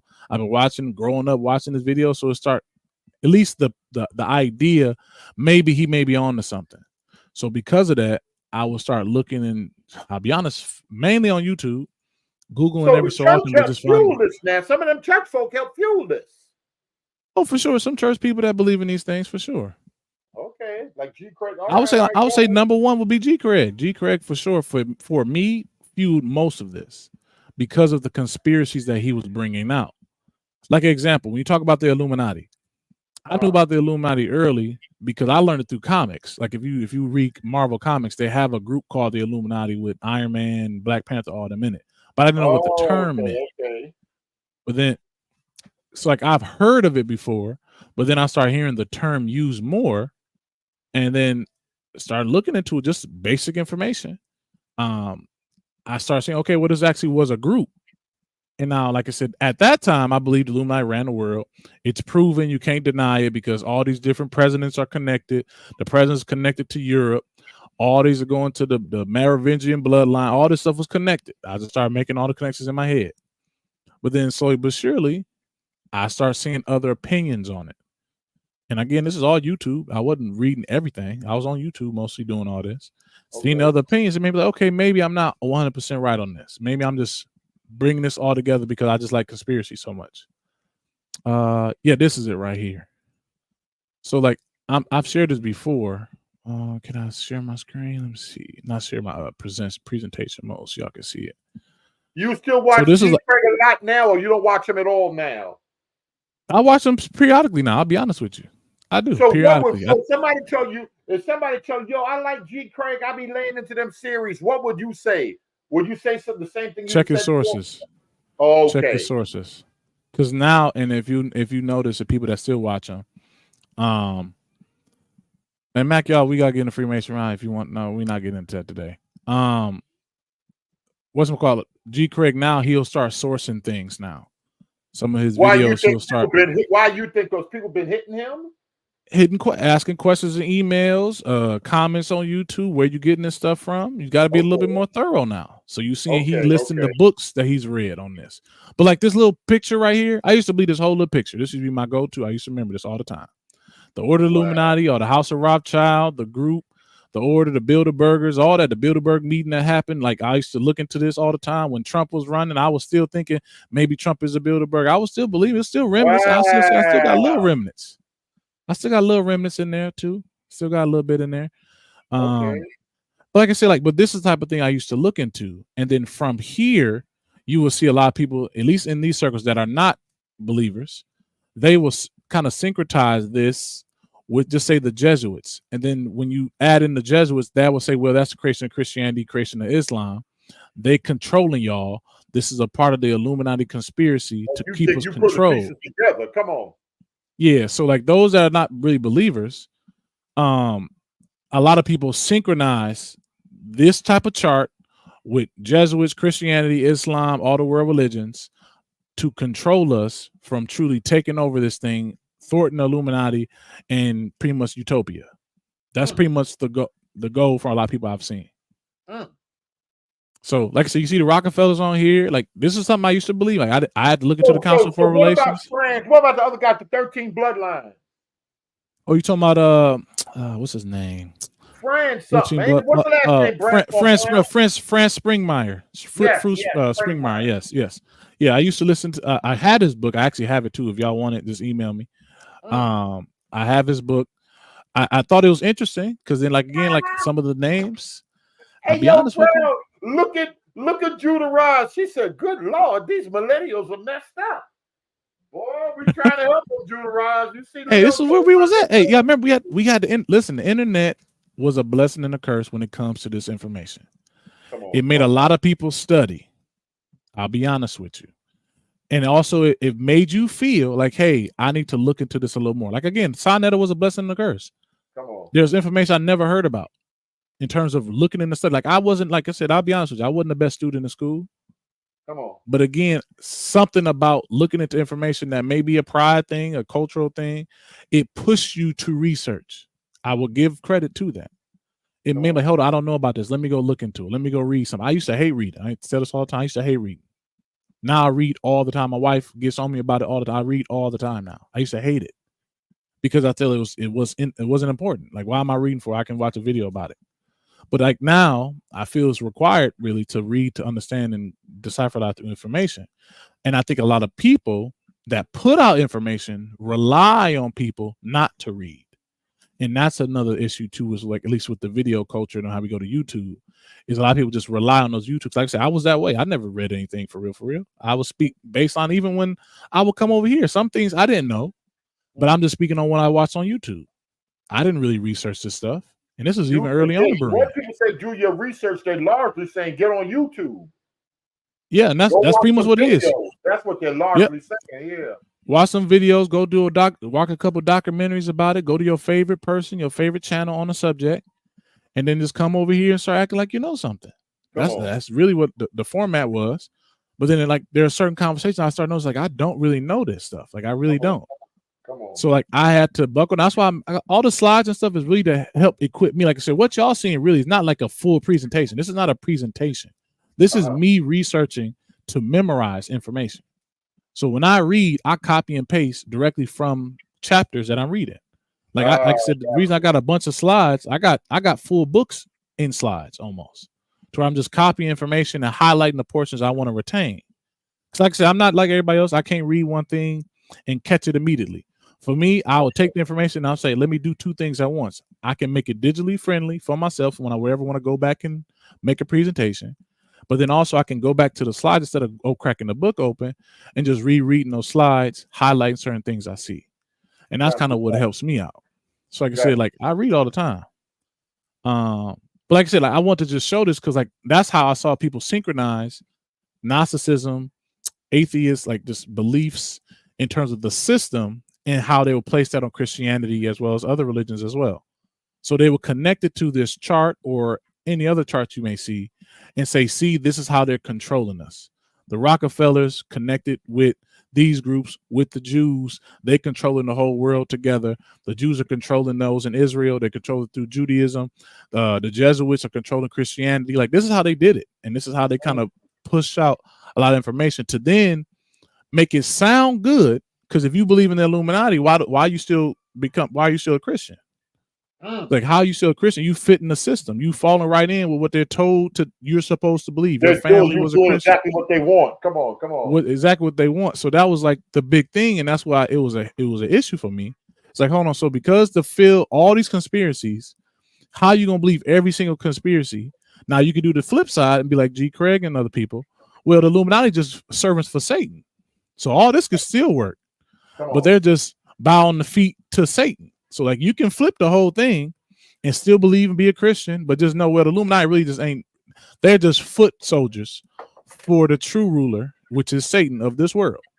And that's kind of how you could kind of Christianize. And that's what I used to do. I would just say, well, Illuminati that's what selling your soul is. You're selling your soul to Satan. He running the world. The Illuminati pretty much his, but then if you want to get in the real, like Merovingian, then the serpent seed stuff, that's where all that get connected. But like, that's where I would say I kind of Christianized this chart and said, well, everybody's laddering up to Satan. So you just have a chair with Satan above the Order of Illuminati. That's how I would see it. So that's where, like, for me, when you go to the Gnosticism, I see a lot of people that believe some of this, not all, will have a hint of conspiracy. Because even within Gnosticism, they believe in the Demiurge, which is, they would say the Yahweh. So there's a conspiracy even in Gnosticism that we don't believe in the true God. Like he deceived y'all. So this is even a conspiracy in Gnosticism itself, that there's a true God, then Sophia, and start going and all that other stuff. But I'm saying like that's how I would say these can even be synchronized. But again, like I said, I know people that believe in conspiracies to this day. I still got conspiracies on a lot of things. Now I can separate what I can prove and can't prove. When I say prove definitively, mean they have come out and said this has happened. Yeah, I got that flat earth info in college. I'll be honest. Like a lot of college students was talking about it. This is 2012, 2013. Like you gotta remember when Brian, you know when 2012 was going around. End of the world was supposed to happen in 2012. Yeah. So in the That world was happened the in second big 2012. one after 1999 when it turned over 2000 and all that. Yep. Yep, 2012. History Channel had a bunch of documentaries about 2012. Then they had the movie 2012 that came out. I went to go see it. I was geeked. I saw it the first day it came out. I was geeked to see it. So hold on. Does Leo still hold to some of this, or has he thrown? Oh, I haven't thrown all of it. I'll be honest with y'all. I haven't thrown all this away. I still believe the Illuminati is real. Now it may not be like I thought, but I do believe there is a group called the Illuminati. Now, what power they hold, I can't prove. That they continue there was a to group. exist. You think they absorbed into the craft of Masonry? I haven't walked through that too much, I'll be honest. In terms of how we Well, speak to don't Freemasonry. feel that they were all destroyed. Yeah, I believe the concept of the Illuminati is still around. Now the group. Okay, I got you. Yeah, like those people, I don't believe they still exist. I don't think it's a bloodline of these same people that existed in 1700s, 16. Like I don't think they just been passing this mantle down. Now I can see people that do believe this. There's certain things I still like. Hey, maybe you may be on to something. Like I know some people. Let's be honest. People in here that watch the show. What's the show that was with Jonathan Majors when they're talking about Lovecraft Country? A lot of people I know watch that show. Let's not play. There's some Christians that watch Lovecraft Country, and there were some things that was covered in that show that fed that conspiracy mind. A black man going to this area, a conspiracy of bloodline, a group of elites that's controlling these things, tapping into portals and different demons, and all this wild stuff happening. People was really feeding that. And like I said, it was feeding that conspiracy thing. Like I said, I still got it there, and I still look into this. And I'll be supposed to be surprised. I got my wife looking into some of this stuff too. And I was like, y'all, I got my wife into. She wasn't in the conspiracies before she met me. And so I started bringing up certain things. But like I said, there's a lot of conspiracies here that is interesting. Like I said, I'll give them that. Like it's very interesting. And like even now, people that's into the banking system and looking at all that stuff, like I think nowadays, we should look into this. Now, this is still seen as conspiracy, but I believe the Creature Created on Jekyll Island, it should be required reading for any conspiracy theorists. Now, if you're gonna read and talk about the financial system, what's happening, all these different things, y'all got to read the Creature Created on Jekyll Island. Like I think this is required reading. Period. If you, I don't know. So you don't think that's conspiracy? That's a fact that the feds ain't really part of the government. Yeah, I think this is I wouldn't say fact, but I say many sources will affirm to this. Can't say it's a fact because they have not come out and said it. Like, okay, go ahead. Let me take this. Let me look at this thing. Go ahead. I'm mute myself. Go ahead. All right, yeah. Slide's still up. Go ahead. I'm stepping away. Yeah, go ahead. Yeah, so like I just wanted to make sure like I did show this. But you think prior believe the stories from I don't know what you mean by that, Ready Brew. Yeah, like I think like there's a lot of silly conspiracy theories out there. Like at one point in time, do I have this over here? Oh, it's over here. I'm gonna go to it. Like this is the conspiracy that a lot of people. I'm sorry, I'm gonna go through a lot of slides right now. Sorry, y'all. Again, this is just me copy and pasting what I read. A lot of people see the Aquarian Gospel. Everybody know who this is. Or the book that is the Aquarian Gospel of Jesus of Christ. A lot of the information that brother that Brian showed earlier, he's speaking to a lot of this information. I'll be honest with you, like almost verbatim for some of the things that he's mentioning. Even the doctors, they speak to some certain things. When they talk about the divine breath, I can read this real quick. They talk about the Holy Breath and the Holy Spirit being synonymous in the Aquarian Gospel of Jesus Christ.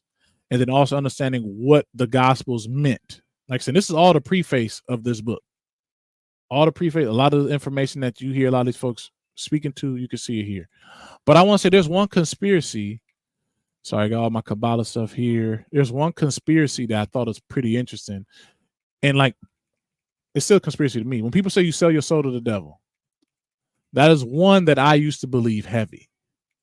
But then recently, I didn't know about the Dr. Faustus situation that happened there in terms of like, was it the medieval period to where there's the legend about Dr. Faust. I think I have it somewhere in here. Sorry, y'all seeing all the slides now. Hold on, it's up here somewhere.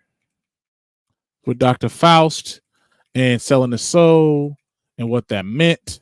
And when you do sell your soul, is that like actually selling one soul? No. But then again, how Dr. Faust may speak to it. Let me get out of here and do it this way. There's like the lore around Dr. Faust and what it represents is like he was a scholar, a philosopher at one point in history. I think it was it's a medieval time period. He then was looking into some witchcraft pretty much and wanted to acquire power, and through spells and incantations, sorry if I'm mispronouncing it, he summoned a spirit, or some say the devil. And with him summoning the devil, he made a deal with them, and he got power and fame. Dr. Faustus. So a lot of that, like the conspiracy was, well, all the music artists are selling their soul to the devil. Because of that, when you hear them talking about selling their soul, it's literally them selling their soul. But at least tracing the doctrine or tracing the belief, at least to me, the only one I really like, the furthest back I've seen, like so I can see more, I'm sure there's more out there, was the Dr. Faust lore and story. Many people believe Dr. Faust did not exist as they speak into the story. But then there's also, and I've seen it, and it's interesting that there's like other people that have been aligned to selling their soul. Like there's one, the brother that created the Devil's Chord, I forgot his name, or they say associated with the Devil's Chord. They believe he sold his soul because of how he was playing. It was, he had like some ungodly power and ability, and what was going on within the area, people connected him to selling his soul. And this is like all historical accounts. Many can say it's just legend or lore of people through history selling their soul. That's just a few. I'm waiting for my computer. It's acting a little slow right now. Like I said, that's just a few things that I've learned, at least from studies I used to believe, and now like I don't necessarily believe that. Like now I don't believe people are literally selling their souls. At one point I did. Leo, I just look at your Jack. I'm gonna send to Leo Alton. Red Letter. No, we do have to admit, Red Letter said that. Let me see what he said. That Jekyll Island thing is definitely not a conspiracy. Baker want to know if you got those books on Kindle or you get Amazon books coming to your house. No, I buy them on PDF. I don't buy them. I get them off PDF. I got them all for free. But Creature on Jekyll Island, all that. Yeah, I have most of these are most of the books you'll see. I think everybody. Do you think that's a conspiracy? Yes or no? No, I don't believe Creature on Jekyll. Like anything in some of the things in the book can be exaggerated a bit, but I don't believe it's false. Things are privately owned. Yes, we might as well. That stuff. That's just established facts right there. We can't. But people don't want to admit that though. People don't want to admit it though. Yeah, they don't want to admit it. They don't want to. Because you start doing that, you start questioning. But that's where you move into conspiracy. Because if you start questioning that, then does the federal government have control over our government? I mean, does the Federal Reserve have control over our government? First of all, are conspiracies even biblical? Well, there was some conspiracies they was trying to put on Jesus to overthwart the government. He was seen as a conquering king coming in to take over the government.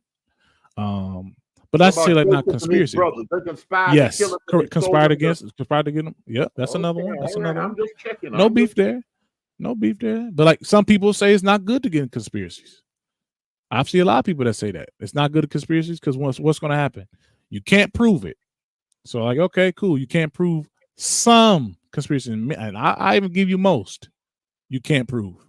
But there are some you can prove and show evidence. Like what, the grassy knoll with Kennedy and the killing in Dallas and the what they call that little roundabout he got shot in. That's what what the 9/11 building self. What can and what can't? Where do you draw the line? How do you do it? The first one, when it comes to anything government, in terms involving our federal government declassification of documents. If they declassifying information that was once seen as conspiracy but proven, an example, the UFO files that the government has released, declassified, that's why everybody talking about UFOs now, has been declassified that they've been looking to UFOs. Is that still conspiracy now? 30 years ago, people still saying it's conspiracy, the government not looking into UFOs like that. Well, now they declassified, they had a department looking into UFOs. Now, what we classify as a UFO, that's different. But there was a conspiracy that the government was looking at UFOs. That's been declassified now. Is that still a conspiracy? That's what I'm saying. Like, when I start first when it comes to government activities, is there anything declassified? COINTELPRO was seen as a conspiracy for a long time. They declassified them COINTELPRO files, and they're available online right now. Like, so there's a lot of things you can look into that was seen as conspiracy at one point that's not anymore. Gulf of Tonkin, you can go to the Montauk Institute. There's a few others. I'm trying to find this one thing. But like I said, like even like so, like another conspiracy that people have like issues with, like the Boule. People talk about the Boule running the black community, and because of the Boule, we got, like I said, got the Divine Nine, the Black Elite, the gatekeepers. But like for a long time, I did not look into the Boule. Like I just believed the conspiracy of the gatekeepers, and then they got information out here. Now, again, you can go how far you want to go with it, but then there's people like Steve Coakley. I don't know how folks like Steve Coakley. I don't know if a lot of people rock with him. I don't rock with him on a lot of things. But when it came to the Boule, the brother was showing some receipts. I'll give him that. Now, is the Boule still seen as conspiracy? Some will still say yes. I will say it's a little more, I wouldn't say it's conspiracy still, because there is an organization, Sigma Alpha Phi. I think it's Sigma Alpha Pi. I'll make sure I got that right. But that is an actual organization called the Boule. They used to be called associated with the Ugly Club. These are documented facts on who the Boule was or were and what they became. So like I said, are these conspiracies? Some will say until they admit and openly say this, that's a conspiracy. But like I said, that's kind of how I would delineate. Just look at what the government has declassified on governmental projects, ideas like Montauk Institute. You can look into Montauk and see what's going on there. I talk about COINTELPRO, then just another one. I mean, they're not going to declassify 9/11 for a long time. So like we may not see much there for a while. Like I said, there's a lot of conspiracy books out here. This one right here, let me share my screen. This is a I don't know if it's well known to a lot of people here. Well, hold on, But, hold on, Leo. Oh, do to me. Hey, what's up, bro? No, because you talk about not, what you talked about earlier, to leave the physical plane, all that kind of stuff, right? Gnosticism, yeah.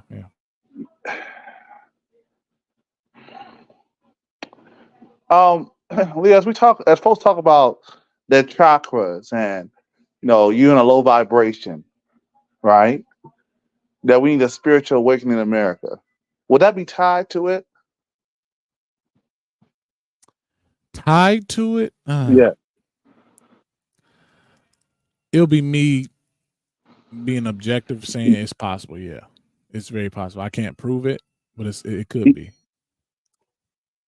Yeah. Certain teachings like would the Aquarian gospel be tied to Gnosticism? Yes, I would say so. Yes. I didn't want to say it.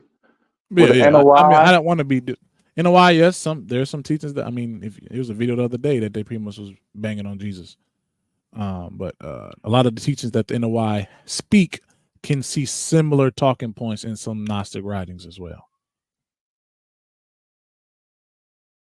So is there Gnosticism within Black Power? Not Black Power as a whole, but within it. An awakening to a higher self, get rid of these whole things, communism, all that kind of stuff. I can see it. I can see a connection there. Black woman is God. What does that represent? Who does Sophia mean within Gnosticism as a female deity, divine woman? And then connecting that to the divine feminine, then the Black woman being God, not the male. Then moving into matriarchies, first patriarchies, and things like that. Some folks can look at it that way. It's very possible. Very possible. Now, it might ascended be masters and all that kind of stuff. That Jesus just another ascended master. That ascended master stuff is going to be a problem because there's people like that talk about having these experiences with entities, beings, and things, and I believe personally a lot of these folks is entertaining ascended masters in physical form, like David E. Taylor. David E. Taylor is known as a known heretic over there at JMMI Ministries. He keeps talking about you can see God, see Jesus face to face. I personally believe he's talking to us ascended master, and he's sending this to folks. or sending him to folks. That's what I personally believe. Can't prove it, but it sounds real similar to those beings Helena Blavatsky was talking about. That was it, a Mamataz? I forgot their term. That she went to Tibet and learned about these different deities and things like that. It's some issues there. But you know, see, Austin asks us 9/11 not the inside job. Can we prove it with definitive proof? No, because the government is not going to ever say that they did it. Now, are there clues there? I could say. Building 7 is one, but it's not necessarily the only one. Go ahead. But Leo, what about the deep state now? I think the deep state and QAnon, all that, I think that's propaganda personally. I think QAnon and all of that and the deep state and what it represents, I think that, now this is getting to conspiracies now, is I believe the deep state and QAnon are propaganda to where it's to push away from the true deep state. Like Trump, I believe, like I said, if you believe in the conspiracy around presidents, it's possible Trump is in with them. Like there's no way Trump will run if he's truly not connected to the government, is going to abide by the rules and all these things. So Trump is in, elected and not elected. Correct. So like if you subscribe to that control, like we're not really voting for presidents, we're just partakers in pretty much a contest, pretty much to see if we are all the measuring of leadership for a figurehead, to see, is this person going to be able to galvanize the people to get out and vote? It's not necessarily who you vote for, it's to see, can he get people to vote? But like I said, the QAnon deep state, I think that's really just to show and give way to like those conspiracy theorists out there, to where you can believe in like QAnon, all these things are out here. Let's give a reason. Let's kind of put a hat on conspiracy and just put you in either QAnon, deep state, all these different things. I saw somebody jumped on. I don't know who that is. Yeah, look, what do you think about the leader of the Proud Boys being the agent? Didn't he get arrested? Didn't he get Yeah, arrested? and he was not a witness. Where you work for you have to wear wire and all that kind of stuff. Yeah. I can see it. There.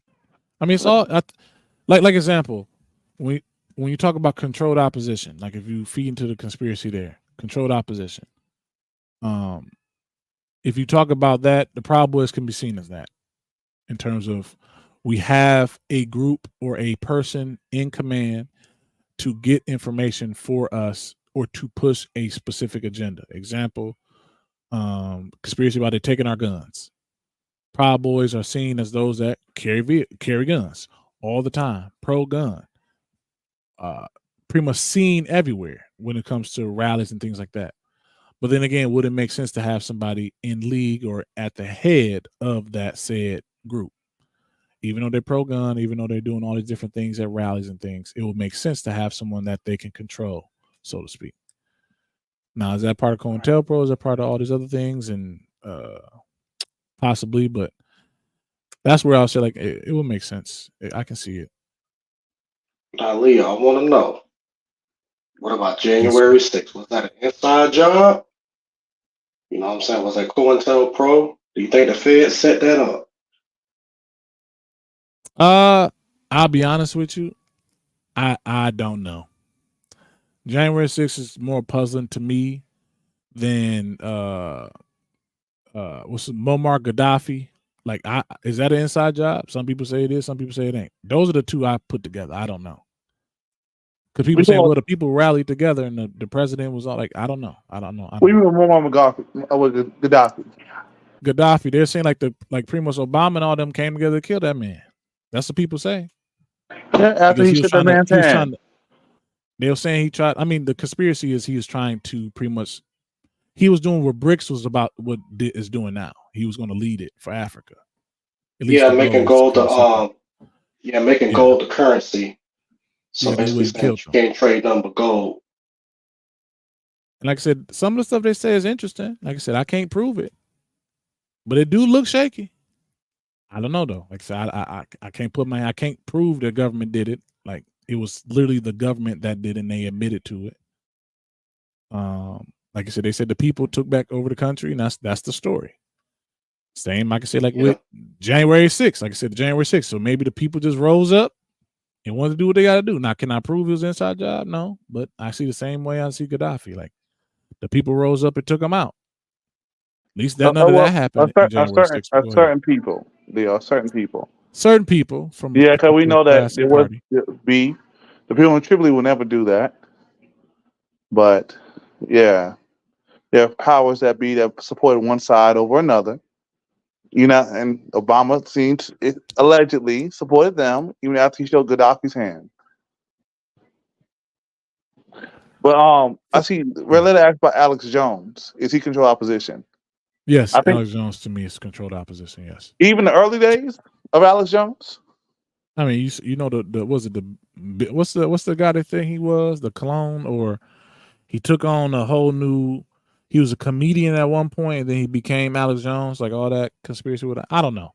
I don't believe that, but I think the early days he was still controlled opposition. I think so. Same with David Icke. These folks grew too big to just be Rage Against the Machine. I just personally, I think 9 times out of 10, most people are controlled opposition. When I say opposition, meaning if you dig too close to stuff they don't, in terms of government files and exposing things you're not supposed to know, I believe they're gonna come with a deal. It's kind of simple to me. That's just government. That's just best policy form, domestic policy or domestic control. Like you're gonna have Homeland Security come check on you. Like if you're looking into something you're not supposed to look into, why wouldn't the government come check on you? Like that would make sense. Well, I mean, a lot of these folks who like hack into the government, they do a really good job. I mean, they turn them into employees, so you know, why wouldn't they do the same? Yeah, like I said, it's not for me. It's not hard to conceive that they have mechanisms in place for it. But believing in conspiracy on like what the government is doing, until I see declassified information about it, it's conspiracy. You can't prove it. You can see all the breadcrumbs you want, but until the government say that they did this or we can affirm and deny these things, like you can't run from it. Operation Paperclip, they was denying it that whole time. Operation Paperclip was being denied that whole time. But when them files got declassified, you can't run from it then. So just got to admit it and just kind of brush under the rug. It is what it is. What was that? What was Operation Paperclip? Let's see, Berean, we ain't want to get no strike now. I'll use, let me see the right terms. Those scientists over from Europe. No, yes, Europe. Great term. Yes, no, Europe. So, Alton, scientists that came from Europe after the Second Great War. Yes. Were utilized. Okay. The information, the knowledge that they have, their advancements in technology and, like example. Hey, all right, I'll give you this point. Alton, have you watched the movie Fury? I don't think so. All right, so the movie Fury talks about the war in Germany. I'll just say Germany, and the technology that they had, even with tanks and things like that. They were looking for these scientists to pretty much bring them to America. Yeah, because during that time, I mean, Germany was a world superpower, especially. I mean, they were more technologically advanced than anyone, especially the United States. So, you know, that's why even with me, I kind of put my tinfoil hat on. You know, I kind of put my tinfoil hat on sometimes and be like, you know, how was it maybe 70 to 80 years ago? Germany was basically leading the world in technology, and all of a sudden, you don't really hear too much about that no more. So. Yeah, I see what Red Letter is saying about WikiLeaks. I don't know. Well, I think they still are. Oh, sorry. Go ahead, Leo. They still are, though, Alan. Yeah, they are. I don't know how y'all feel about WikiLeaks, but I know a lot of people don't affirm WikiLeaks at all. In terms, I think you're talking about what was that? The guy who just got released, who was like the WikiLeaks guy. Yeah. I think he just got released or something. They just cut a deal and that kind of stuff. Yeah, like they have information, but like I said, I can't. It's more of like I don't put it in the same boat as was it 4chan? But it's similar to me. That's how I see it personally. 4chan and WikiLeaks are in the same boat to me with like disclosure and stuff. Even how Obama commuted that girl's sentence. Yeah. Like I said, really, I can't prove it until they say it. Yeah. Until they say it. Like I said, this conspiracy, like I said, hey, I have no, they could definitely be behind it. I have no beef with it. For which things, Red Letter? WikiLeaks, there's multiple different things spoken to there.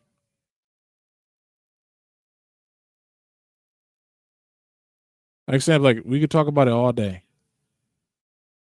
If you want to jump on to it, let's go through it. It's fine. But yeah, the Gnosticism, all this, if we want to still take on conspiracy, we can. I had this on the screen because I don't know if everybody's read this book before. It is called The Antichrist, and was it the T something? I forgot the term. But I have this whole book copied and pasted in the slides here. Reason being is because it's very interesting because it talks about, with at least this author has a conspiracy that the Antichrist. I'm jumping off that. Go ahead, bro. The Antichrist is connected to whatchamacallit? The King of Britain. So this is what it's all about, and kind of showcasing this. Like I said, we can stay on the conspiracy thing if they want. It's fine. I just asked if you read any of them. Yeah, I have. I've read a few of them. Wokeism, I don't know about that, but this Gnosticism stuff, and actually, I want to get to that that one thing with the brother that was shared earlier. I forgot that guy's name. Oh yeah, it's what's his name? Rocco Ecrio. Is from the from the Bishop Heyman and them folks. That was like I'm saying, we were talking about sources for the claims he was making about the Aramaic text, and then the Lord's Prayer and all these different things that they were saying, and then they did mention his name. So when they mention it, of course, going to look into the brother a little bit. It does appear that he has 3 doctorates. One in philosophy from a school is called it's a school of Christianity in Los Angeles. I haven't heard of it before. He has another he has 2 doctorates from there, and then he has one from St. Ephraim, and I think is it Sweden, maybe? Somewhere. It's a school in Sweden somewhere. But I didn't see any master's degrees or bachelor's anywhere. So it only mentions those 3 doctorate degrees. Now, does that mean that he's pseudo because of that? But I will say, like, there's no listed like batch and stuff for that brother. But I was looking around. It's not much information about that guy. So again, that the brother that Berean was playing earlier. This is a article that I found. Hold on, Leo. Those Antichrist connections with the King of England is just propaganda. Yeah, I agree with that. Like I said, that's the reason I read the information just to see. Like I said, it's easy to say it's propaganda until you just look into it. Like I said, if we want to talk about the conspiracy, we can. Hey, I have no issue with it. Like I said, we can get into that. Rick, I know Brian probably may want me to go to that anyway. This is pretty much the whole book on this. This is another book out there. If y'all look at conspiracies, it's called The Secret Society, Cecil John Rhodes' Plan for a New World Order. This is on Kindle. You can get it. Talks about the Rhodes Foundation, Rhodes Scholarship, the Round Table, all these different things about Cecil Rhodes. If you also see certain mentions of what Cecil Rhodes and what he did for a lot of well-known people, it kind of helps feed the conspiracy, so to speak. Let's see. I got another. I'm gonna play a video. Let me play a video. Yeah, I played this video before for y'all. Really behind it. Let's speak to this real quick. To top level people, they were what we called above the top level of classification of intelligence documents. And there I discovered that whilst I thought I was in Africa fighting against the invasion of the communists, I was in fact fighting to introduce socialist regimes in the black African countries, and that I was actually working for a committee called the Committee of 300, also known in intelligence circles as the Olympians. I'll stop right there, and I want to digress for a moment and tell you the word intelligence has been bandied around a great deal in the United States. I've seen people writing this and that and the other intelligence newsletter. They really have no experience whatsoever. In 1986, I wrote a work called Mind Control, Metaphysics, Extremely Low Frequency Radiation, and Weather Modifications. And in that work, July the 8th, 1986, I said that the top-level intelligence organization in the United States was the National Reconnaissance Office, far bigger than the CIA and any of the other intelligence agencies. And by the way, we have about 10 different ones in the United States. And I even had the audacity to give the address of this organization. 3 weeks ago, Mr. Sam Donaldson, the gentleman who wears that beautiful toupee so effectively, he came on with a program in prime time, and he said, this is one of the biggest scoops that ABC has ever had. And he told about the National Reconnaissance Organization. The exact same thing that I published 8 years earlier. I tell you this to set the stage so that you'll understand I do have some experience and that I know that of which I speak. You know, the American people are somewhat like the Irish. I'm sure you've heard the story of the Irishman who got shipwrecked, and after many days he was washed up on an island, and as he staggered along the beach, some people came out of the trees waving spears, and he said to them, is there a government here? And they said, yes. He said, well, then I'm against it. Liberty is based on individual freedom. We are individual people. We are not the mass. So disdainfully referred to by Karl Marx and the socialist writers. We objected to a tax of a penny a pound on tea when King George of the Venetian Party of the North, now that's probably the first time you've heard that expression. It took me 5 years of digging in the British Museum in London, which I consider to be the finest repository of knowledge in the world, to come up with that name. That was what the party of King George was called, and we'll come to the reason for that. But our colonists said, we're not going to pay this penny a pound on tea. Today, we are being driven on our knees by a tyrannical government, which is imposing all sorts of taxes upon us, and worse than that, trammeling on. Now, the reason I'm playing this, and I'll not minimize my screen, this was by John D. Coleman. He had this book right here. So, like I said, if you're into conspiracy books, I'm just showing this because we're talking about conspiracies at the moment. He made a book called The Conspirators Hierarchy, The Committee of 300, free online if you guys know where to look. And it kind of goes through who the different groups and connections that are made through different governments. Again, like I said, he has a few. Again, I shared the screen before. These are some of the baseline books you see right here. French Springmeier right there with the Bloodline of Illuminatis. I have all three of these. If y'all need it, just email me. George Orwell, 1984. These are some other books as well. Shared these before. I don't know if Alton, if you looked into any of these before. Again, that's that Committee of 300 right there. The Rockefeller File. So these are all the conspiracy books that a lot of people talk about. Now, I will say some of these conspiracies do make a lot of sense even now. Some of them. Like even with the $1 trillion conspiracy, talking about money and what the banking system is like. It's interesting. Makes sense. The Carol Quigley, Tragedy and Hope. A lot of people look into this and it's highly recommended. None Dare Call It Conspiracy by Gary Allen. A lot of people speak to that.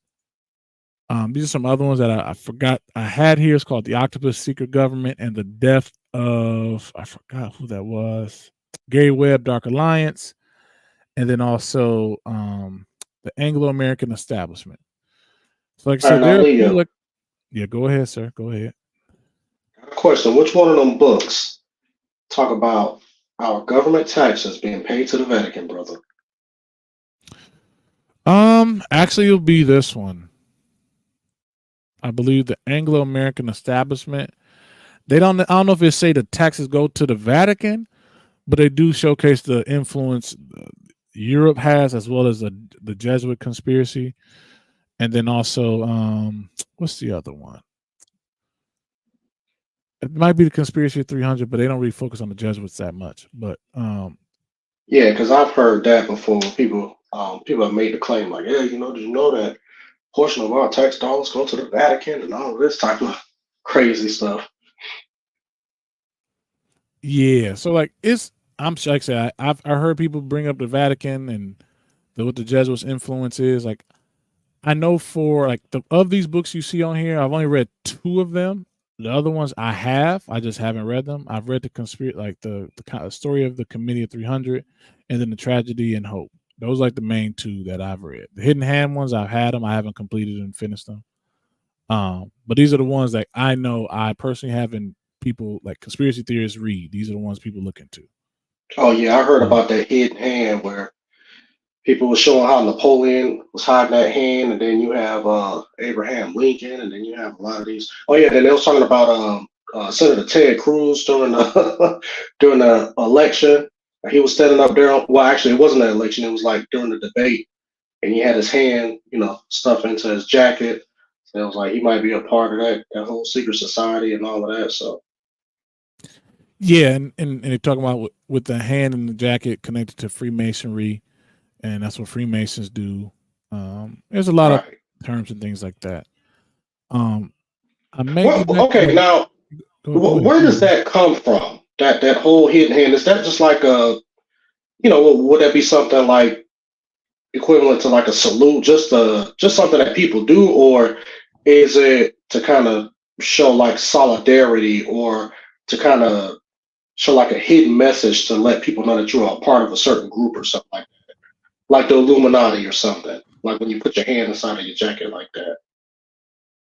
I would say first, there are some Freemasons that have done that same pose. Now, this is what, at least my understanding, is that was just a pose seen and done often with the 1600s. But then they can show images of like kings and dukes doing the similar pose, but this is theoretically before Freemasonry was around. So like that's why it's more of a it's a gesture that means something. Yeah. But like I said, I haven't triangulated what it actually means, but I've seen people connected to Freemason with the hidden hand, what that represents, the hand that you do deals with, and things like that, what the right hand represents.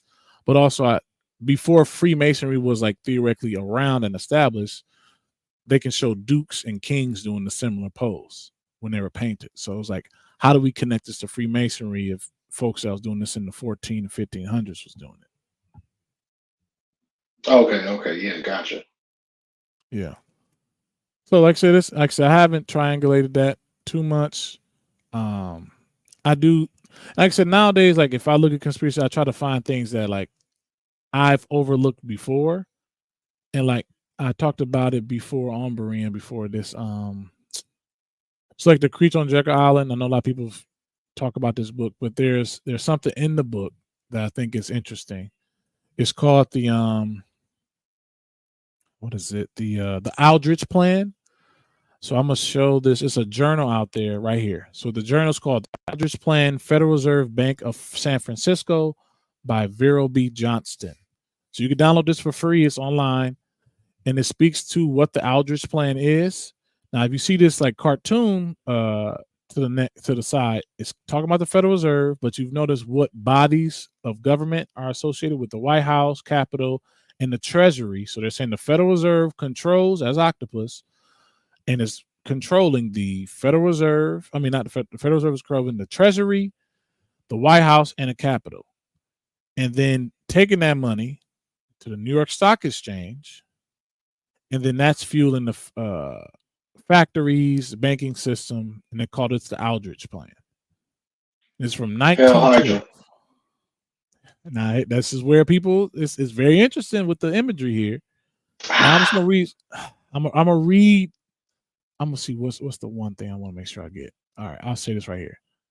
So just so you guys know, so like I said, when they talk about the creature on Jekyll Island and all these different things around the federal government, this is like the actual format of how it was built. It's called the Aldrich Plan. So it's actually what they would do. And like I said, you can find about the Aldrich Plan in the creature on Jekyll Island. So like I said, what happened was I read that. I never heard what the Aldrich Plan was, so I went to go look at it, and then I found this. So it says, prior to 1908, the United States financial system had been subject to a series of financial panics that led the Congress to establish a National Monetary Commission to recommend specific reforms.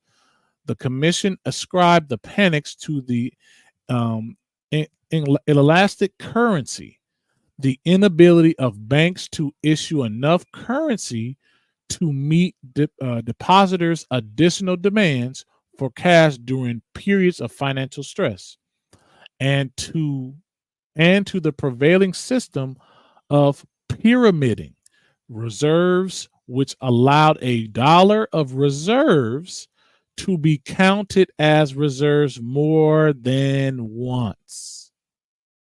So pretty much they can double count, triple count as much as, that's how I would say it. It's not to the letter. It's not really 1 for 1 anymore. The Aldrich Plans allows for that freedom.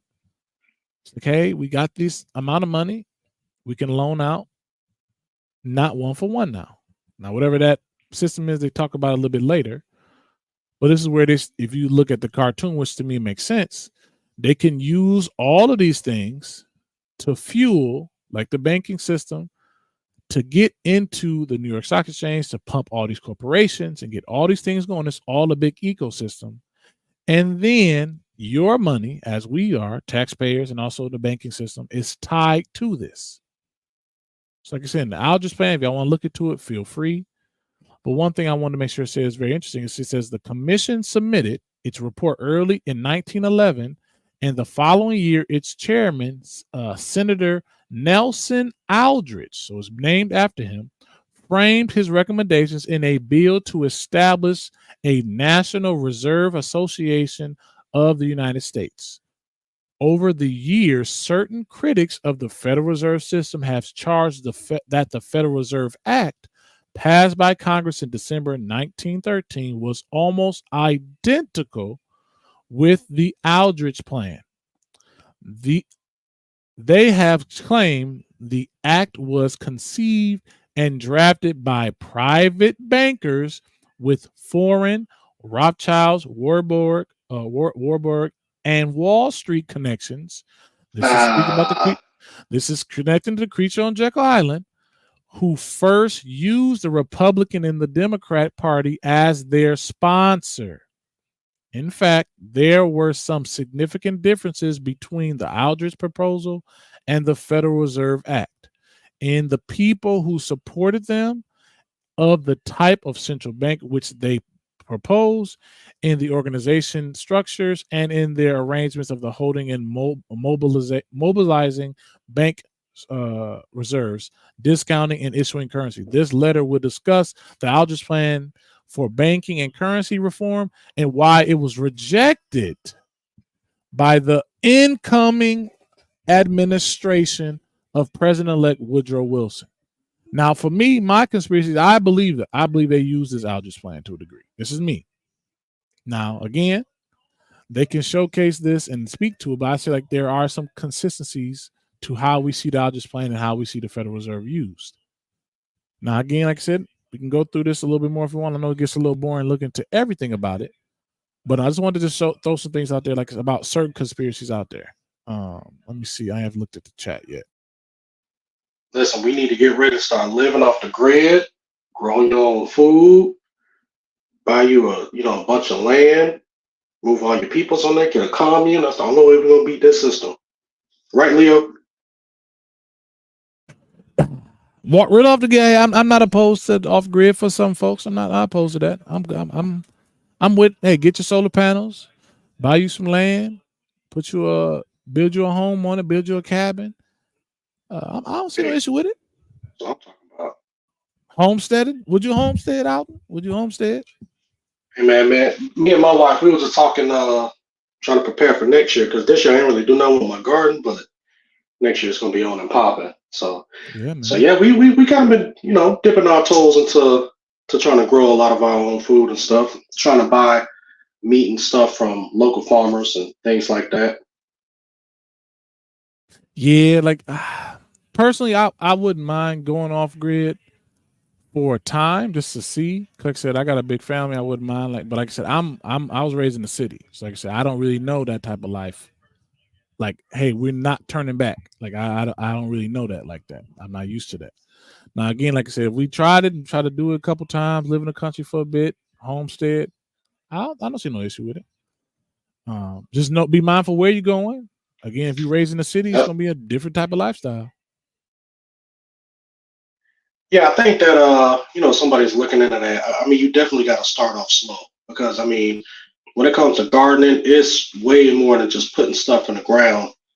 You know, you got to know when to do it, what season. Some seasons are gonna be great. Some, you know, it's not gonna be so great. Certain crops you'll probably get an abundance out of one year. The next year you might not get nothing, and then you'll get something else that didn't spring up last year. That's, you know, in abundance this year. So, I mean, it's a lot. You know, I mean, you really got to do a lot of research, and the best thing to do is to get yourself hooked up with people who's already doing it. So,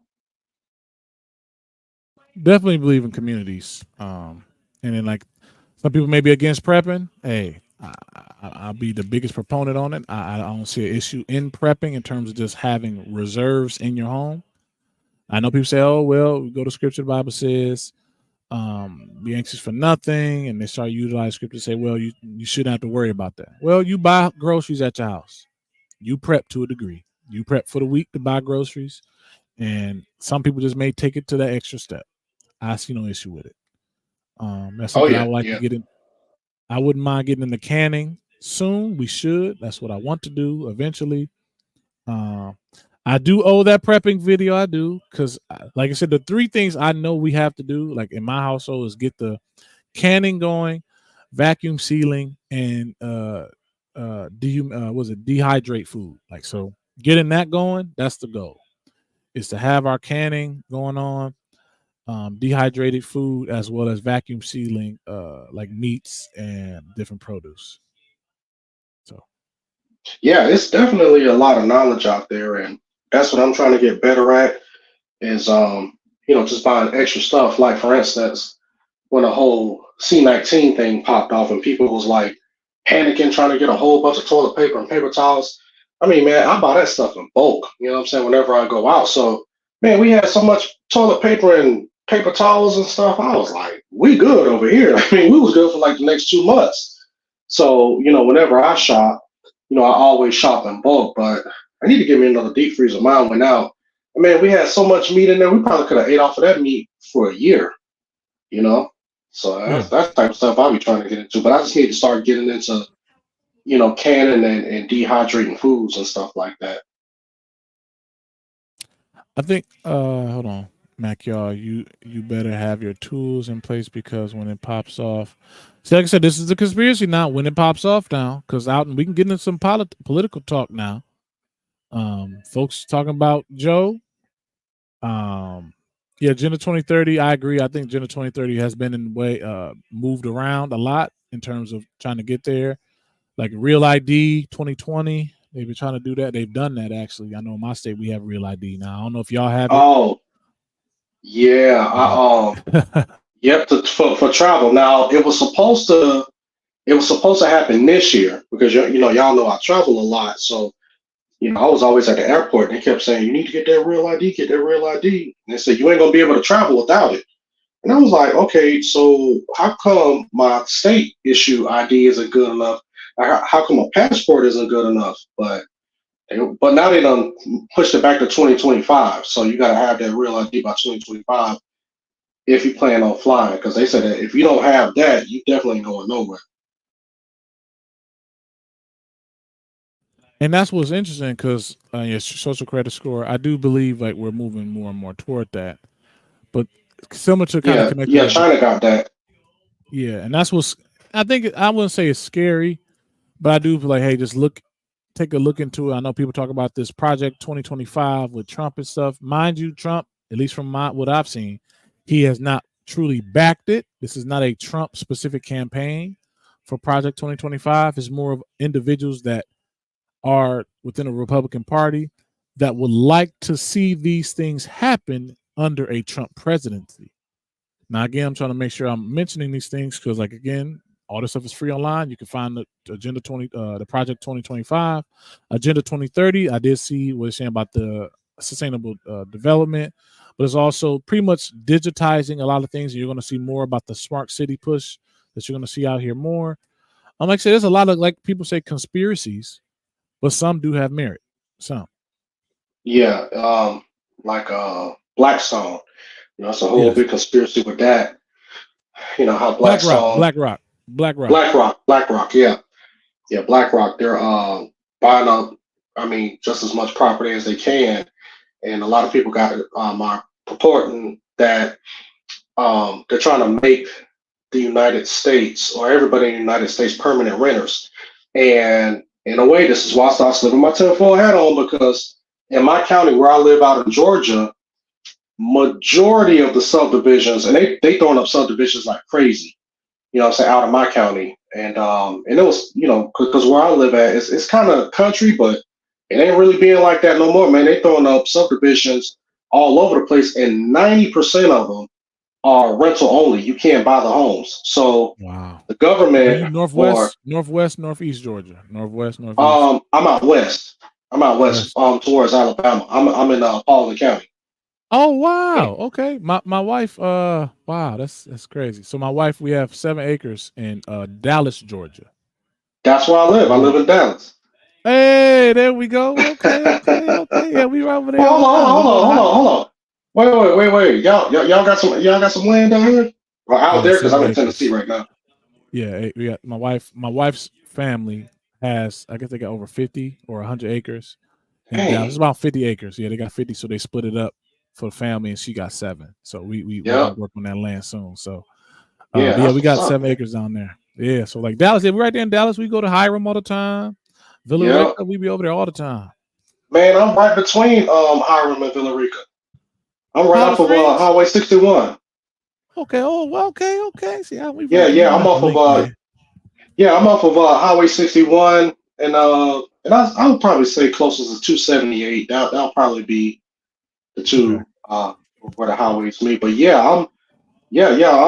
I'm almost by Villarica, so I'm right there in Dallas, man. Out and right about that. They building up crazy over there. Like we just went down. We were there in March. We was down there in March, and it was building crazy. This everywhere you look, they done fixed not necessarily highway, but the main road was getting fixed over there in Dallas. I forgot what street that is. They've been working on it for years. 92. That's 92. Yes, 92. It used to be, it used to be 2 lanes. Now they done built it up. It's like a 4-lane highway. I mean, and that area is booming now. I'm talking about, man, they throwing up all types of housing developments. They're throwing up strip malls. I mean, it's crazy. Yeah, but that's another thing too. Like if we don't talk about this conspiracy, some people say they're moving people from the rural areas more into like the metropolises. So like they're trying to pull people from other areas into these suburban areas. I believe, I got some conspiracies, I believe. And Obama said it before. He said it before. He gonna move. It's crazy. It's crazy how you mention that, because when I first moved out there in 2017, and I be talking about my wife about this all the time, because there's a Publix that's not too far from me. It's going back out towards Villarica. And I go to that Publix all the time. And I remember when I used to go in there, sometimes I used to be like the only black person in there. Now when I go in there, you only see maybe a couple of white folks in there. You know what I'm saying? And every once in a while I'll be like, there goes the neighborhood. It's like that, man. It's crazy because we've been going out there since 2018. We've been going out there. Okay, yeah. And we've been going, like, I think yearly, just to, like I said, my wife has family reunions out there. We go to, it's right on the property over there. So we go over there all the time. But like you said, slowly but surely, we go to the same spots. You start seeing more and more folks out there. I'm like, okay, they moving out of, either they moving from Atlanta out here or they moving from other states in here. So it's like, it's happening. Yeah, it's definitely a lot of people that used to live close to the city that's moving out there, because before we moved out to Dallas, we used to live out of Marietta. And Marietta is booming now. I mean, I'm talking about, man, they got high rises and stuff down in downtown Marietta. I mean, not downtown, but around the Marietta area, man, it's crazy. You know, they put that baseball stadium.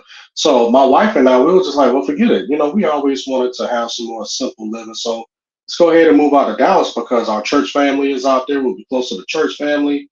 Plus, you know, it's a lot more quiet. It's a lot more slow.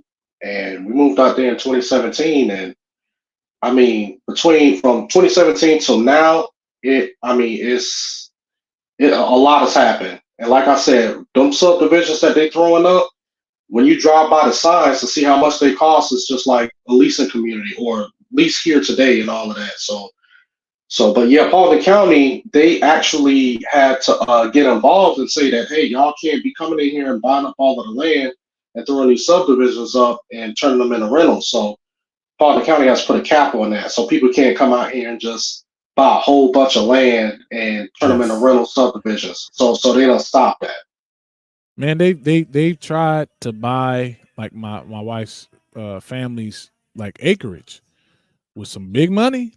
They ask, I mean, they got the whole thing, like, everybody owns their own, but they're like, they coming with deals to where it's like, hey, we give each person a deal, y'all all come together and we buy it outright. And they give us some big money, but they're not doing it. Ain't no way, nobody's selling. So it's like, it's crazy, but it's like you said, like, it's happening. But the reason I think it's interesting is because, like, when we talk about conspiracy, we talk about even what Berean was talking about earlier, like, there does seem to be an agenda at play, and I won't deny that. Because even, like, Georgia's a red state. I know it's been a big push to turn it blue. Yeah, almost went blue last election. It seemed like it was, but no, it did. It turned blue last year. During the election, I'll say, yeah. But like the governor, I don't know if Stacey Adams is going to run again, but I do believe that is she going to run again? Alton, do you know? I don't think so. I haven't heard anything, but you know, black folks ain't really feeling. Well, black men ain't really feeling Stacey Abrams like that. So. Yeah, Abrams. Yeah. I'm not. And like I said, it's interesting because, like, even when we talk about this, I do believe there's a conspiracy even there. Like when we start talking about like the urban experience, I do believe we're going to be moving more to smart cities and smart metropolises, to where literally, like a place like Atlanta, Metro Atlanta is going to encompass many cities at one point, and it's going to be interconnected. Yes. And I think that's going to happen within the next probably 20 to 25 years, where all of these large metropolises will be interconnected. And yeah, they already, man, it's crazy how you mention that, because I heard something on the internet, but I took it with a grain of salt. So they're trying to, and this guy, he was just, I mean, he wasn't trying to, you know, throw no conspiracy theory stuff out there, but he was saying that Atlanta, or they're trying to like make a big megalopolis between Atlanta and Charlotte, North Carolina. You know what I'm saying? So they're trying to build up. Yeah. So they're trying to slowly build up the city that will reach from Atlanta up to Charlotte and kind of turn it to like one big megalopolis. So, you know. But I was just like, I don't know how feasible that is. But now that you mention it, I'm like, dang, because Atlanta, going back to what you said, is trying to be more technologically advanced. So they're trying to have, so they're talking about doing like a whole bunch of, what do you call it? Just like AI generated type stuff. I think they got a couple of stores where like there's no clerks. Like you basically walk in and you pay. You know what I'm saying? Like you pick up what you want and you pay for it, and then you just, you know, head out of the store, you know? Yep. And that's where, like I said, it does feed the conspiracy. And then, like I said, there are certain conspiracies that are seen, and we can see technology. Now, if you have a conspiratorial mind, you can see how this could play into like the term a prison planet. That's a term you see Alex Jones use a lot. A prison plan, to where everybody's locked down, controlled. Some people talk about the chips and all these different things. You're pretty much everything that you do is being watched and controlled. That's that conspiracy around like a prison planet. But then when you look at the smart cities and see what the security measures will be, seeing how they'll be able to track your every movement. Now, again, people talk about with the EVs and moving away from combustion engine and cars like that. Like a lot of the big things with that is they'll be able to connect from your phone. As soon as you have a smart home with Google, Alexa. So as soon as you're in your home, you got complete, they'll be able to watch you there. Alexa, Google, everything. Then on your phone, they can watch you there. And then as soon as you step into your car, they can watch you there in your EV. That seems like, at least to me, if you have a conspiratorial mind, that is the goal, is to have complete control of every single dynamic of your life. Now, can you prove it? But I would say once you get in them EVs and I start seeing them, like, okay, it kind of makes sense. Because then once you get in the EVs and then you do the smart city thing, the smart city plan, then you technically will have complete control over every single part of someone's life through the internet. It'll be completely seamless. So it makes sense. It makes sense to me. But again, like I said, you can't prove every single thing. But there are a lot that George Orwell 1984 spoke to, and some of this stuff is coming to pass. Now, again, could that been George Orwell was controlled opposition and he just knew the plan ahead of time? They already told him to make this book to showcase, we're warning y'all, this is our plan. That they probably like this to where they can give you the plan ahead of time, and then they kind of like to see the plan come into play, even though they alerted us ahead of time. A lot of people believe that. But like, yeah, I can see it happen. Like I said, I used to live in Arizona for a period of time. They, Bill Gates bought Belmont, a lot of acreage in Belmont to build a smart city. Arizona is very, very, at least the Phoenix area. Yeah, Phoenix area is very, very ahead in terms of how connected they are in terms of the infrastructure. And I can see that only expanding everywhere else. I can see it happening here in Detroit. I definitely can see it happening to where, even though the city's been so deprived for so long, I can definitely see a growth in, hey, we've been a second tier city for so long. We need to update, and with that update, you're gonna see some smart technology everywhere. We already got the security cameras everywhere. Just a matter of time, bro. Matter of time. So, do you think that there's been an effort to kind of move a certain element out of the city of Detroit, so therefore a different type of people can kind of move in and take over and do what they need to do? I'm gonna share my screen and I'm gonna share you this. This came out, I think, in 2015. I knew about this right before I moved back. Right, 2017. So can you see my screen out? It's called Detroit Future City. So I'm gonna show this to everybody. This is not conspiracy. This is from the city of Detroit, and it's like a consulting team that came and presented this. It's called Detroit Future City from 2017 to 2021. In 2010, an ambitious effort was launched to reimagine a better future for Detroit. The Detroit Future City Framework developed a series of ideas, strategies, approaches on how to best use our abundance of land.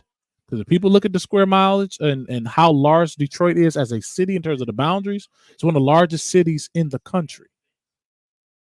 Create job growth and economic prosperity, ensure vibrant neighborhoods, build an infrastructure that serves citizens at a reasonable cost, and maintain a high level of community engagement that is integral to success.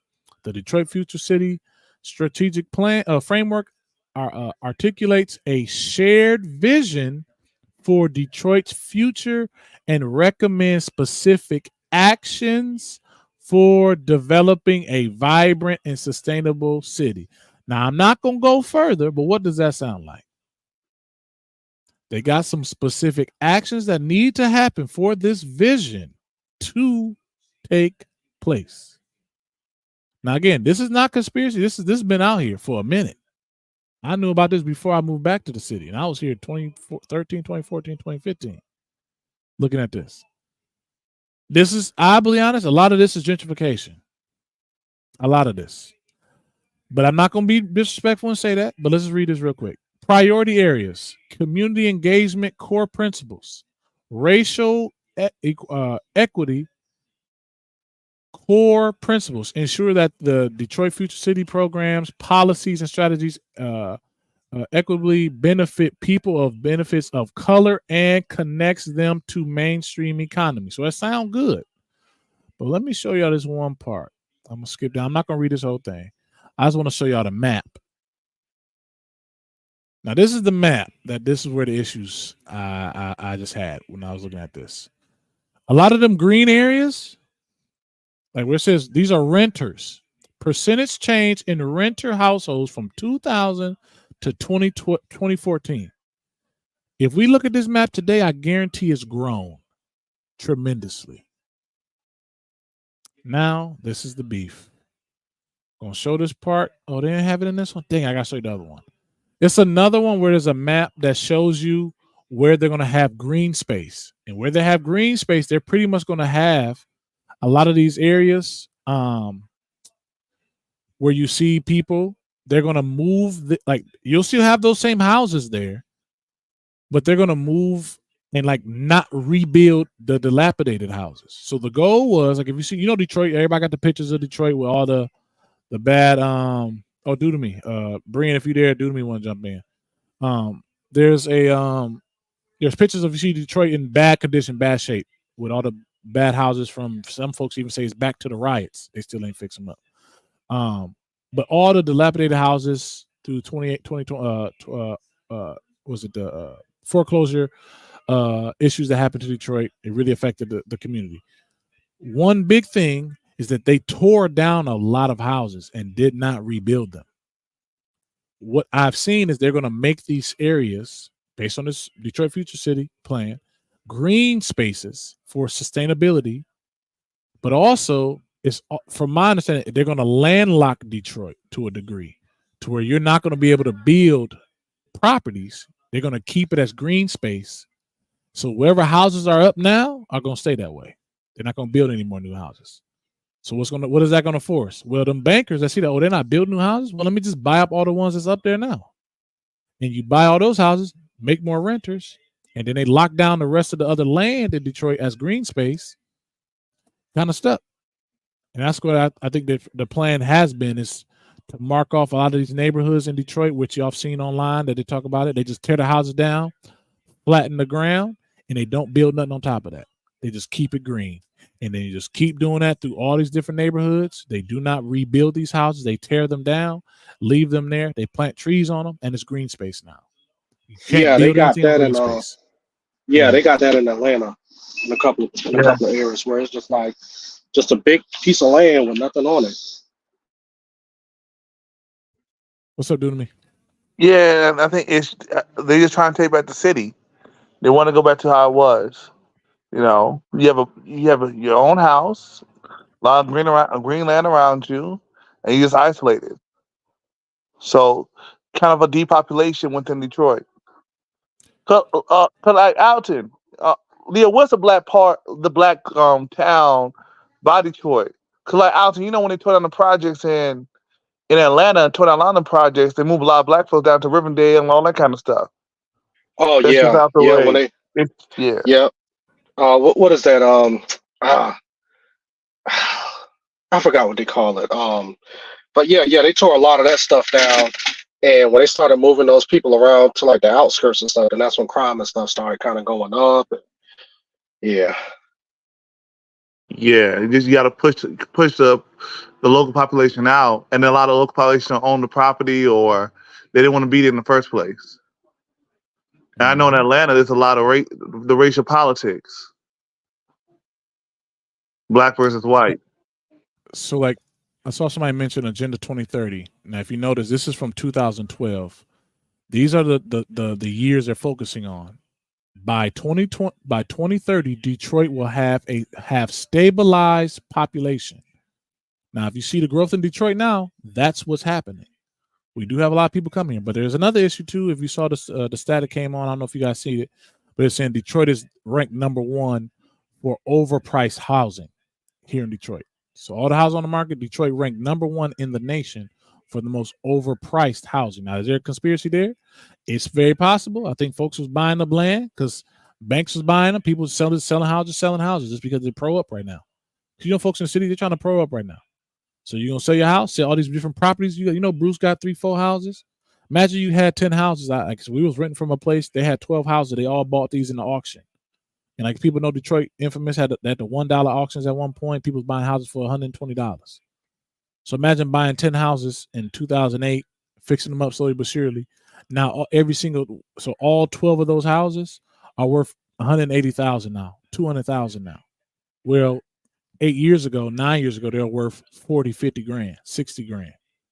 You can still find some cheaper houses in Detroit. You can still find a house for 50, 60 grand in Detroit still. It may not be the best shape, but it's still, some people still living in those type of houses. But this is the plan in place. And as you can see, we're getting a lot more activity in Detroit. We just had the draft here. They're putting money into Detroit because there is, to me, a plan.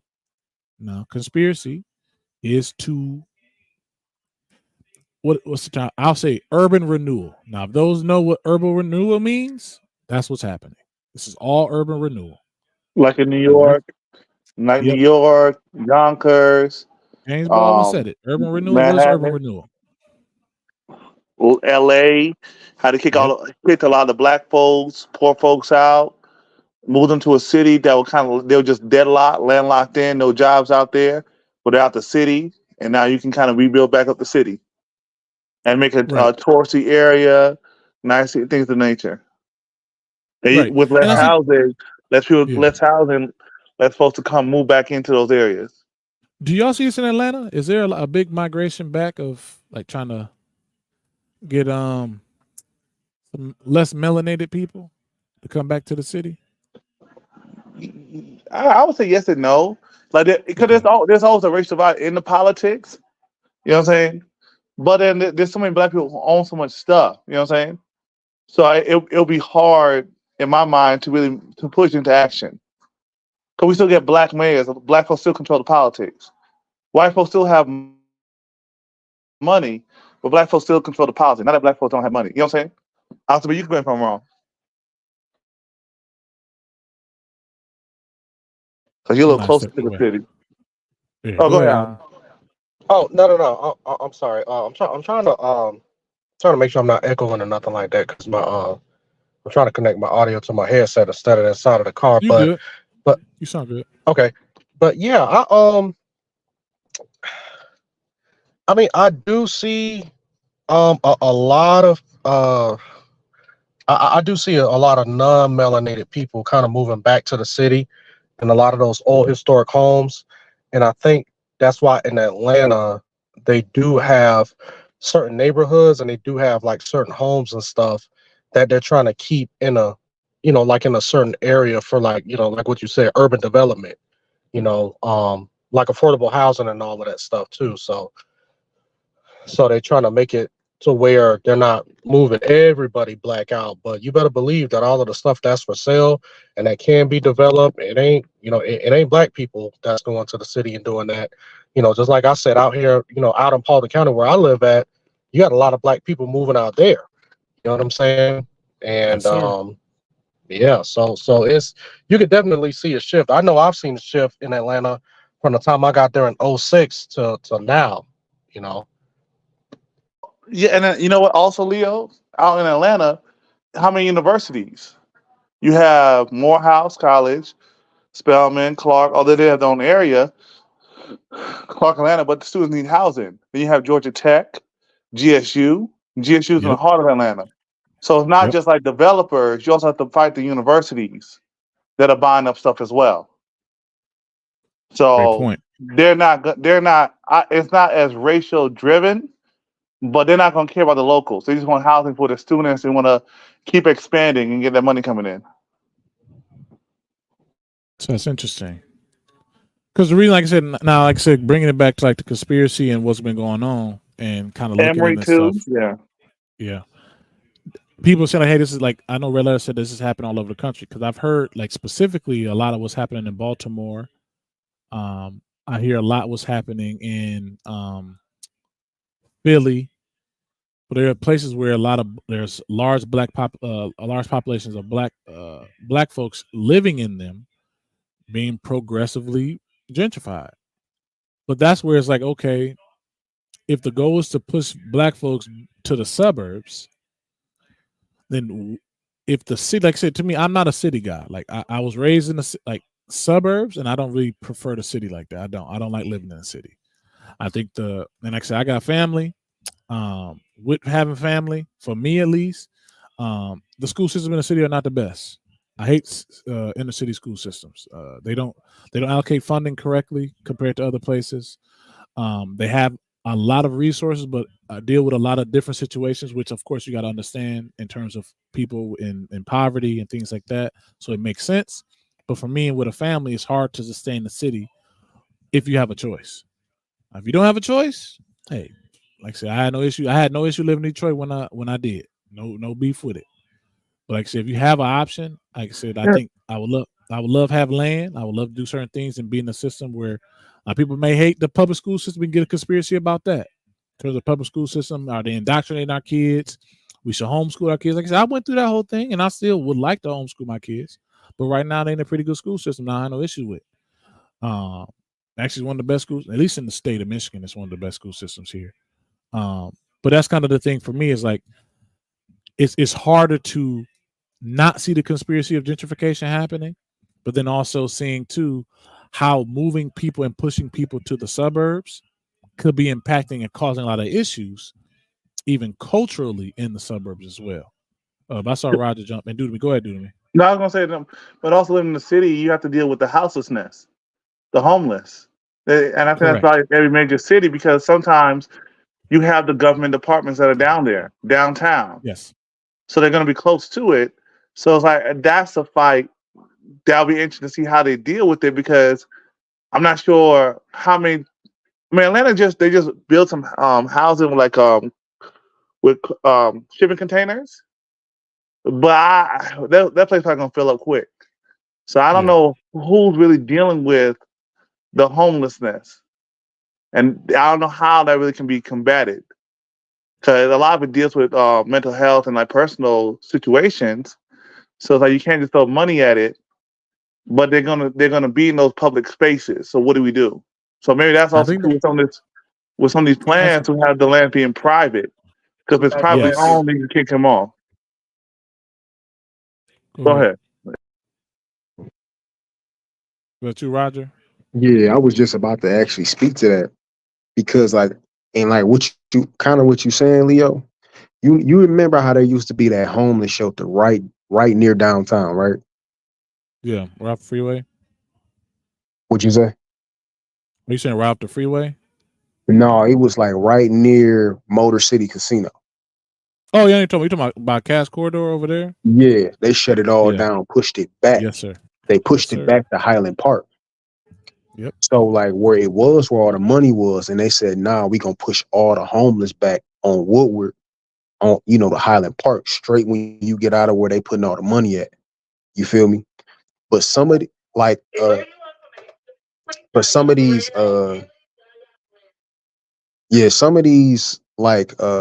Highland Park, Highland Park different than Detroit. And they're stopping these big corporations from coming in and purchasing up all the property. They won't sell it to you. They only gonna sell it to somebody that they know is somebody that's gonna live. You actually have to live there, or they're not gonna sell it to you.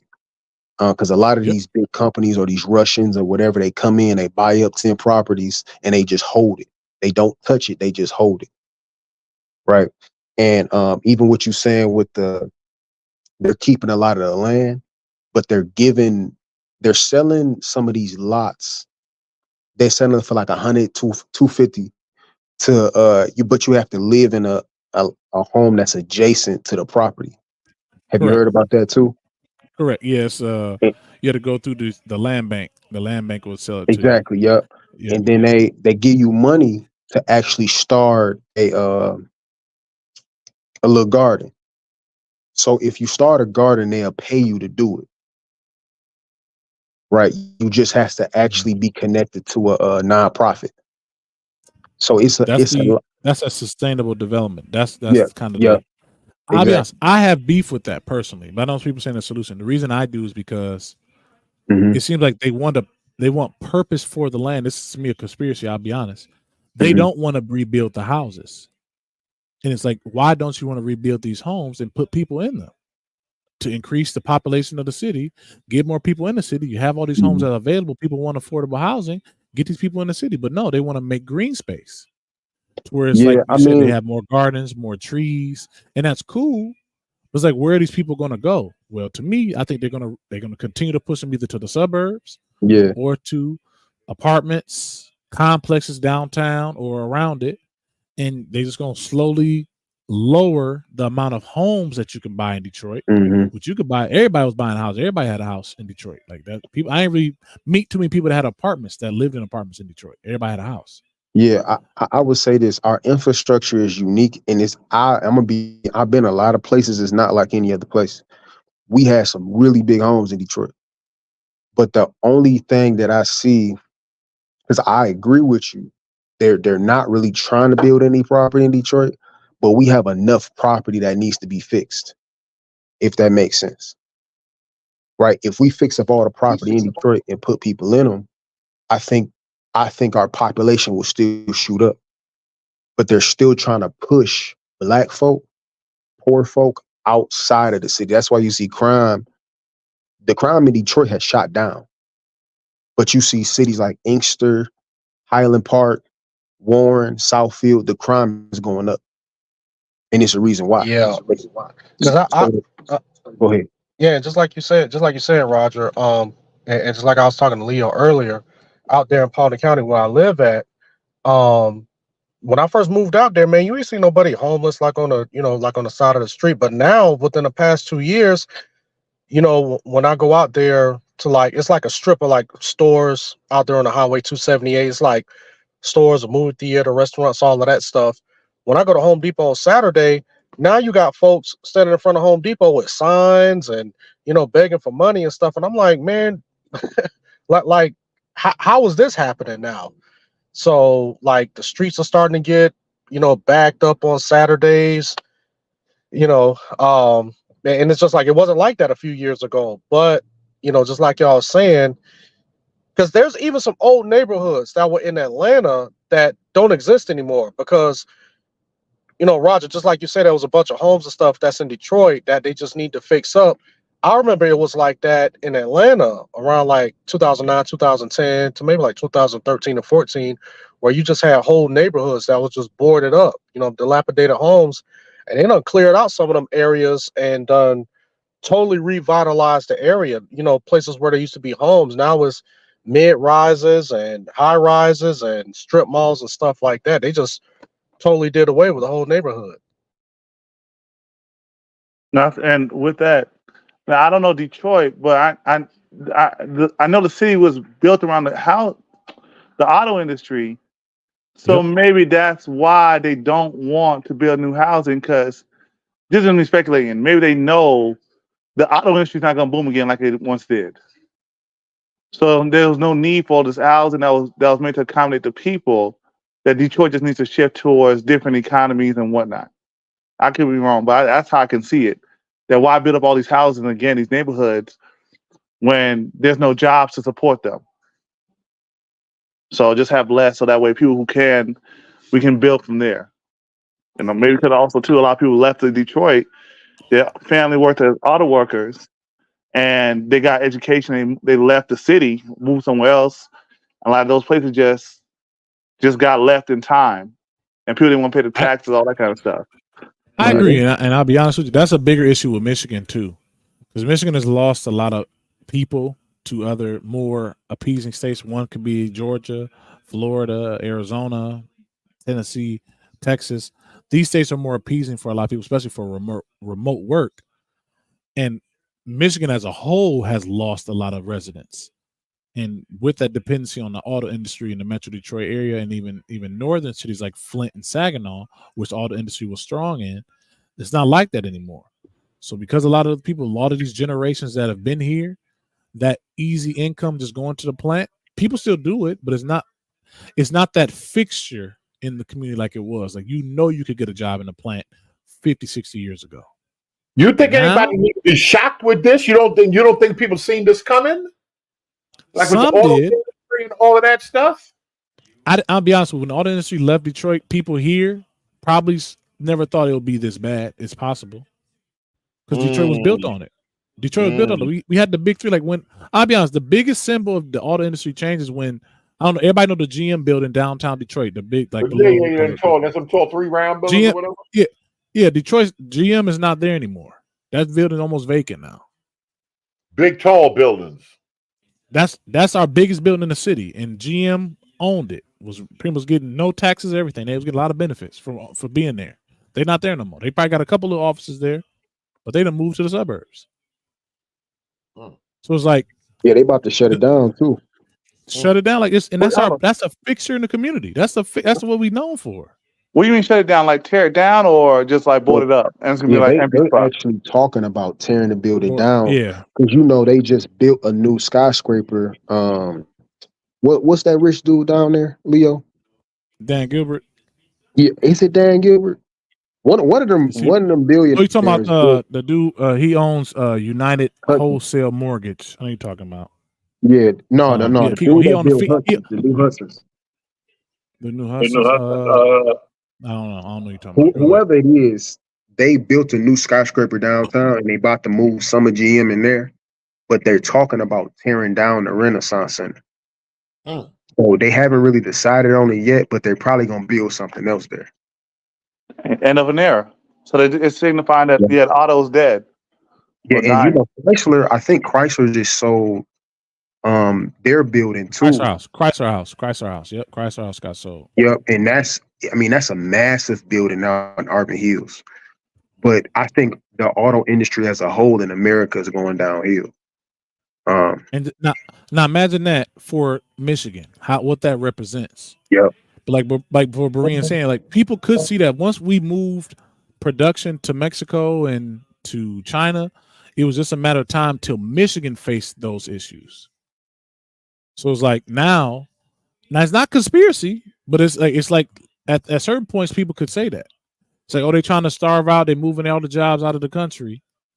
But then again, now it's like, look what's happening to the economy here. We don't have any. Go ahead. No, I was gonna say that was gonna be my next question, because can we really chalk this up to conspiracy, or just like Dunami said, just an end of an era, But that end of an era was that created to get us to this point, because that's where I would say the conspiracy is the goal. Because, like, example, like, this is why I'm getting deep in the conspiracy now. Detroit is known as the Renaissance City. And then, now the Renaissance. Let me just turn this volume up. I want to hear this conspiracy stuff, because maybe we can't adapt to change. But I want to hear this. Take it from the top. Go ahead, Leo. Talk nice and slow. Yeah, Detroit is known as the Renaissance City. So because, like I said, Renaissance, that's what it's known for. The Renaissance Center is where the GM building was. But because it's known as a Renaissance Center, the Renaissance City, people see and it connected to the Phoenix. You know, the Phoenix is it dies and rebirths. People see Detroit possibly in that rebirthing stage now. But if you go with the conspiracy, death had to happen first. And that's what the auto industry did. So now with that, the death to Detroit happened, the rebirthing is happening now. And now all these plans and visions for the city is coming to fruition. Now the push, at least for me, seeing we're going to move more to the smart city dynamic, to where they're going to push technology harder and harder here, because this is kind of where the hotbed of things are going to be used and created. Imagine, people know the first highways were created where? The first freeway in America was created where? In Detroit. The first freeway in America was created here in Detroit. One of the first main paved streets in the world, in the United States, was created here in Detroit. So it's like there's a lot of things that was connected first to the auto industry, but as we're moving away, when you have a city known for the Renaissance City, and if you play the game with the conspiracy, maybe this is the point and showcase where the world is going to go, or where America is going to go, is going to be seen here in Detroit, with the push for technology, the push for complete control. We have high crime. Then we want to go to the whole, people like to talk about movies all the time. We go to RoboCop, and we see how RoboCop was shown within Detroit and what that represented. and see how the high crime was there and what was happening. There was already automation, or what you would say robotic technology, used to police the city. It's always been seen to have a futuristic look to Detroit already. So it's like it might just be falling into plan to where an audit industry comes in, suck the city dry, suck the state dry, leave, get cheaper labor, the death of the city, not a rebirthing for whoever is next. That next wave for America is going to be seen here in Detroit too. So that's why I said the Renaissance city, you're going to see whatever this next wave for America, you're going to see it here in Detroit first. Yeah, because I'm thinking about what Roger said about the infrastructure and whatnot. And this just me speculating. But what if, like, the numbers? If we have 1 million people in the city, that's a lot of people at the police, a lot of different things, different programs, whatnot. But we have a smaller population. That's less people using the infrastructure, the utilities around, less police force. But if the prices go up, so does the taxes. So we can still cover our tax base and make our budget. In fact, we can make more with less people. But that's the key, is because they don't have an income base to meet that. But I think they will have an income base, Leo. I think they will have some kind of income base with, as they bring people in, more so executives, people more into capital, that kind of stuff. So pushing the people who are into the city as they try to draw them in, technology, all that kind of stuff. But that's that, and I'm glad you mentioned that. Is that we've had a push for more like startups, IT companies to come here. But the issue is we have a population that's landlocked here. We don't have a transit system here. But we why have don't a you have bus a transit system, and that's system? about it. Why Because don't of you have the a big three. Oh, God. Big three. We ain't about to have y'all driving trains, riding trains. We got cars here. That's why we got all these freeways. That's why we had the first, like, we were built on cars. But now that slow move is moving away. And now we're trying to push for a transit system. It took so much to even get a transit system downtown. We had like a above ground train system called the People Mover, but that was it. That only went to the stadiums and stuff. That was nothing. But they didn't really have anywhere when you can get on a train and go out of the city of Detroit. You can't do that in Detroit unless you're taking Greyhound or something, or Amtrak. You can't do that. That's Amtrak or Greyhound is where you really could do that. You had Smart Bus, but that's pretty much it. You didn't have a train that could take you from Detroit to Flint, or even and that's about a 2-hour drive. But like, you can't even take a train to like neighboring areas like suburbs. You couldn't do it. It just wasn't built into Detroit's ecosystem or transit system because the big three didn't allow it. But that's what I'm saying. The rebirthing of Detroit, which is happening now, they're changing these things. That 50-year plan is wild for Detroit. That's what I'm saying. Like, and that's why I was saying the conspiracy is like, if we start going into smart cities, sustainable development, gentrification, all that is in play here, at least Detroit. And I'm sure it's across the board, can be playing in other cities as well. But because Detroit lost so much, it's almost a blank canvas. And that's why I see a lot of people trying to buy land here, invest little by little here, because everybody lives in the suburbs, mainly here. But then now, once you see people moving back to the city, they're going to mark it off as green space, because I agree with Dude to me. You don't have the population size. But I don't see a draw to Detroit either, because Michigan as a state isn't doing well to drawing people here. Now, that's why I would say we need to have industry. We don't have industry here. Now, the IT trying to move back into that might work. But why would we come here instead of going back to go to Phoenix? Phoenix trying to do the same thing. Everybody's trying to do the same hustle. How was it? Huntsville, Alabama doing the same thing. Why would we go to Detroit and not go to Alabama? It's a better climate. I think the only thing y'all have as advantageous is Canada is right there. So maybe people who like the feel of Canada, the climate, you know what I'm saying, but just come down to Detroit and then maybe some tax breaks by leaving Canada. That's the only thing I can really see to draw people, certain businesses into Detroit. To me, Michigan is going to become more like, I hate to say it, like Iowa. I think Detroit's going to be more like Iowa. We're going to get more and more, especially if politics move the way they are. I can see Detroit becoming an Iowa, where what is known for Iowa, they do agriculture, and maybe a few other larger cities, and that's it. Detroit, we may do have some IT things here. We're still gonna have some people that just always live in Michigan, but that's pretty much it. We're not gonna be known for anything outside of a yesteryear town. That's me. Now the goal is for that to not happen. It's to be an IT hotbed. Go ahead. But Leah, what? Okay, so like at the University of Michigan, right? Yeah. What do they teach? Like, what's the biggest thing? And because the reason I asked, and business, engineering, business, and medicine. Those, well, Ross School of Business is the number one like known business school. I mean, one of the best public. It's pretty much a public Ivy. So for Ross School of Business, then the engineering school, then the medical school. So I mean, if that's the case, then shouldn't it be like medical business boom, not biometrics? They leave, bro. They come. It's like Princeton. It's like they don't stay there. They leave and go to better cities. They get that education, they leave.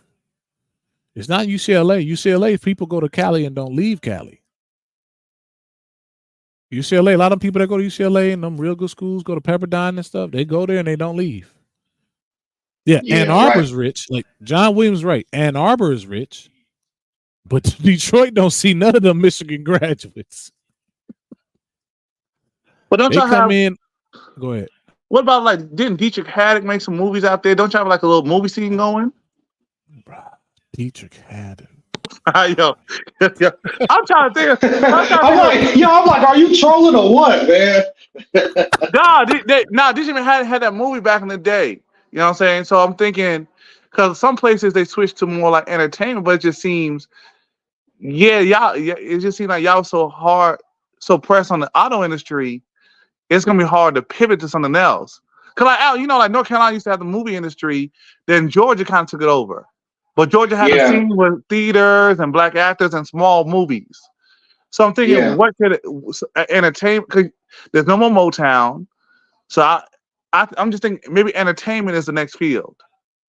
Entertainment, is great, definitely, bro. But it's definitely for it. Right. We don't have a climate. We're not New York. There's no New York. New York is a cold place. Chicago is Chicago. They got the financial division. We don't have the auto industry anymore. We don't have that bedrock for the middle class. So but then that's why going to be the bedrock. No, I don't think that's going to happen. But go ahead. Now I would, man.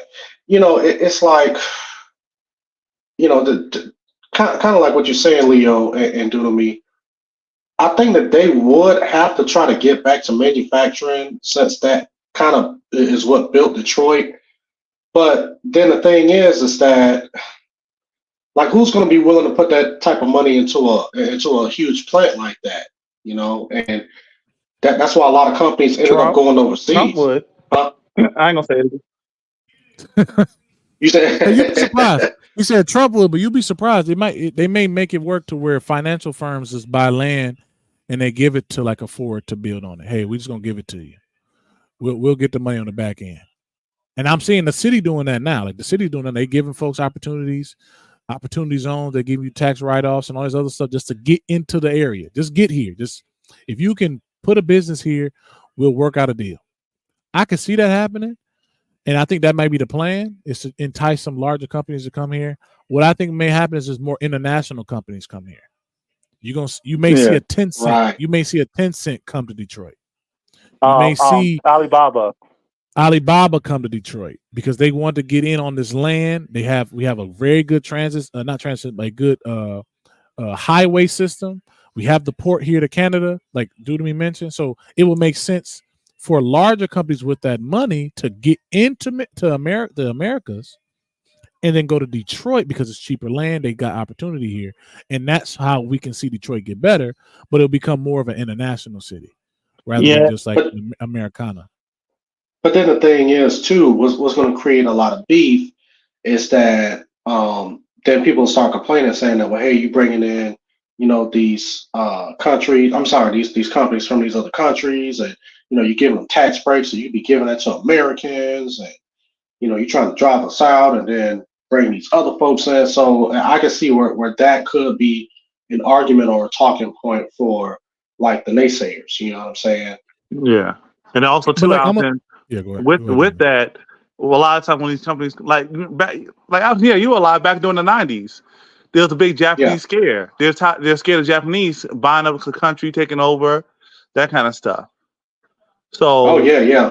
Back in the 80s and 90s, Japan was booming with technology and all of that stuff. So, yeah. And then when it comes to a country, they're most likely going to bring their fellow countrymen with them to be executives, middle managers, and they might have some Americans there, but a lot of times not so much. Because Leo, I even think maybe not Asia, maybe the Arabs.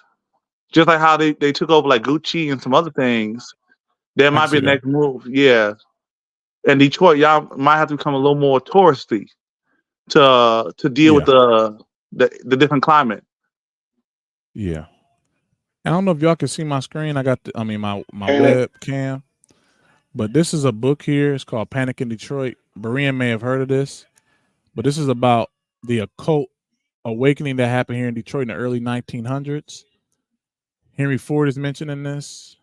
Aleister Crowley came to Detroit. Aleister Crowley came to Detroit.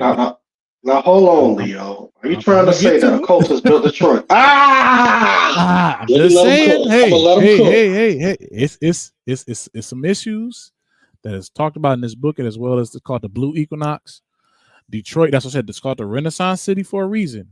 Berean. Wow. It's called The Panic in Detroit. If you read this book, it talks about somebody called Pastor Mike. He's further gone than I thought. Well, I'm just saying, hey, just gotta look into it a little bit. Let me out and just hear it out. Let him cook. Let him cook. He might be going somewhere. All right. So, let me see what he's cooking. I don't know what this kitchen be smelling like. Go ahead and cook. It's called the Panic in Detroit. It talks about Aleister Crowley. He came to Detroit. There has been rumors of connections with Henry Ford. Can't confirm these rumors of Henry Ford having a meeting. I heard about that. Yeah, having meetings with Aleister Crowley here in Detroit, doing different rituals and stuff. But hey, we can't confirm that. But there was a panic here in Detroit, verse the title, where there speaks of a lot of occult rituals that happen here in Detroit through Aleister Crowley's OTO. There's OTO chapters here in Detroit, and a lot of people know. Now, we're not going to get to the blaming the Freemasons, but Detroit does have the largest Freemason lodge in America. He said America. Now, the OTO, they wouldn't, because the Prince Hall will tell you the OTO corrupted the Scottish Rite Lodge. We're going to leave that alone, but I wouldn't listen. No. Go ahead. I know Roger don't sit next to you in church. Go ahead. Let me just say it. Now, Leo, you have to also bear in mind, maybe what's going on in Detroit is God's judgment, because what Henry Ford said about God's people.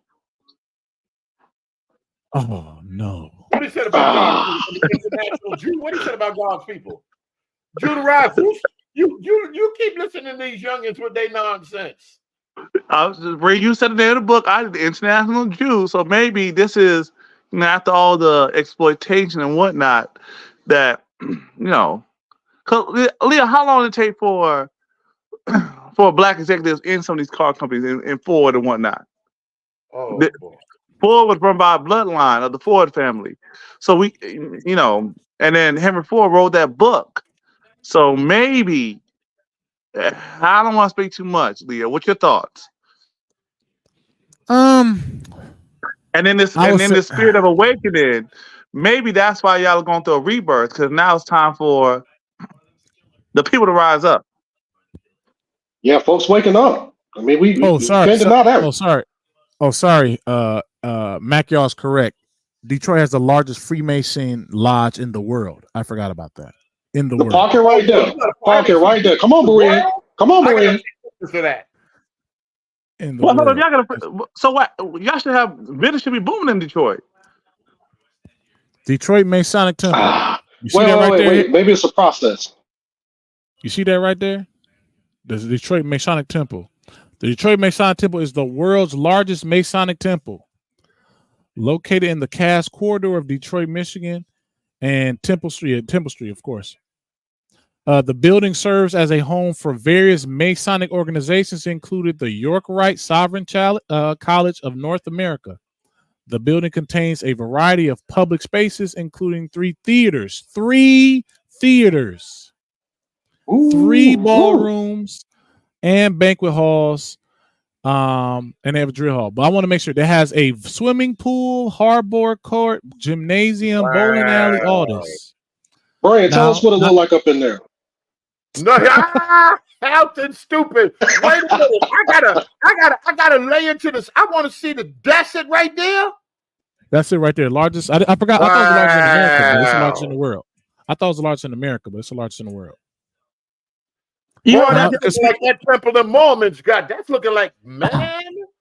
You see what Mac y'all said? They got barbershops in there and bars. What? It's a mall. Yo, y'all gonna stop lying right now.